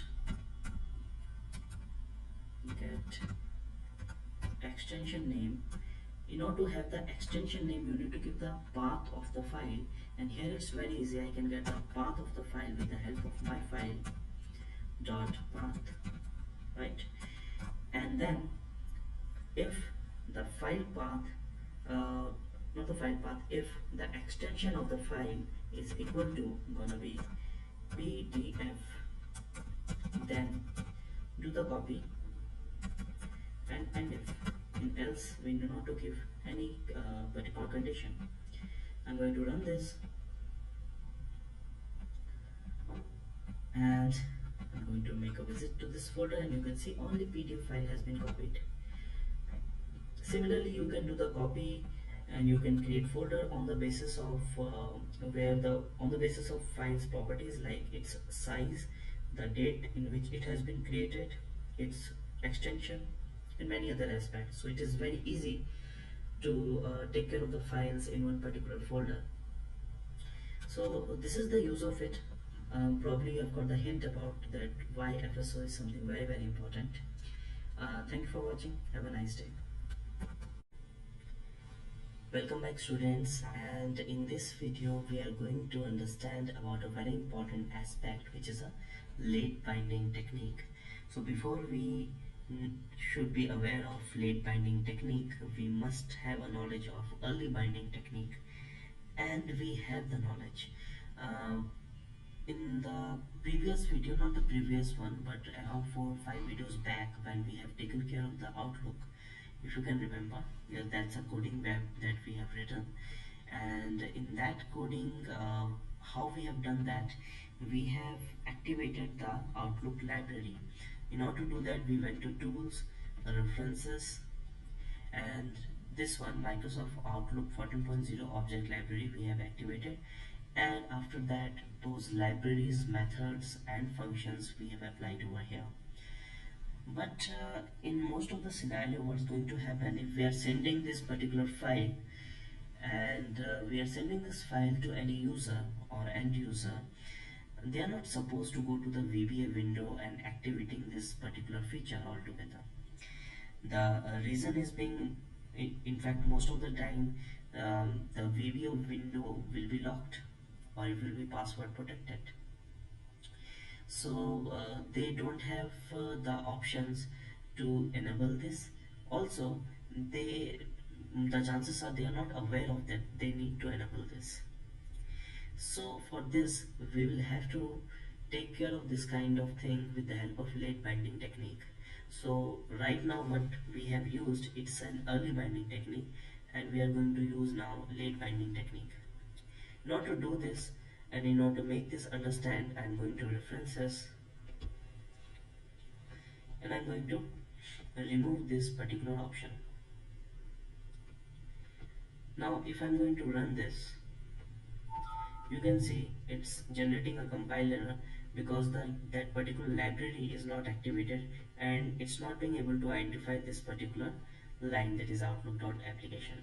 So how you need to write this then? You need to write any kind of object which you are, in order to take care of, like file system object or anything, you will have to define it as an object.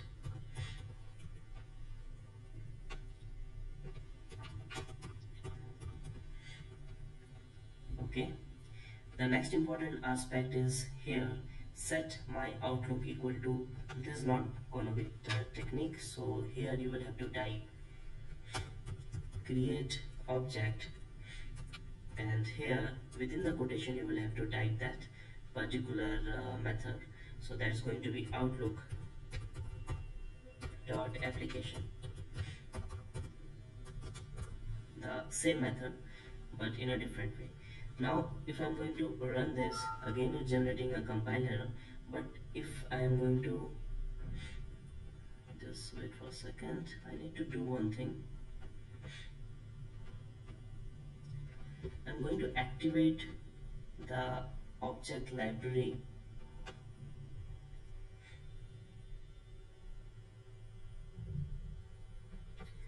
this one, for the time being, because I need to know few of the things.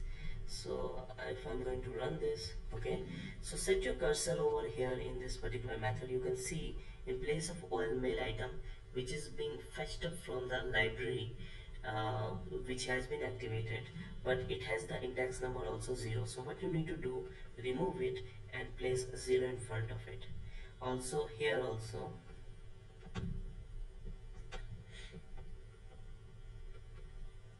if I am setting my cursor over, okay, that's fine.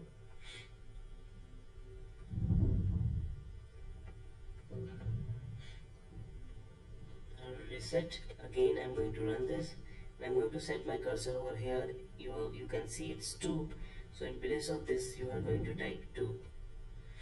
The rest of the thing is fine. Okay, then go to tools, reference, and remove this option.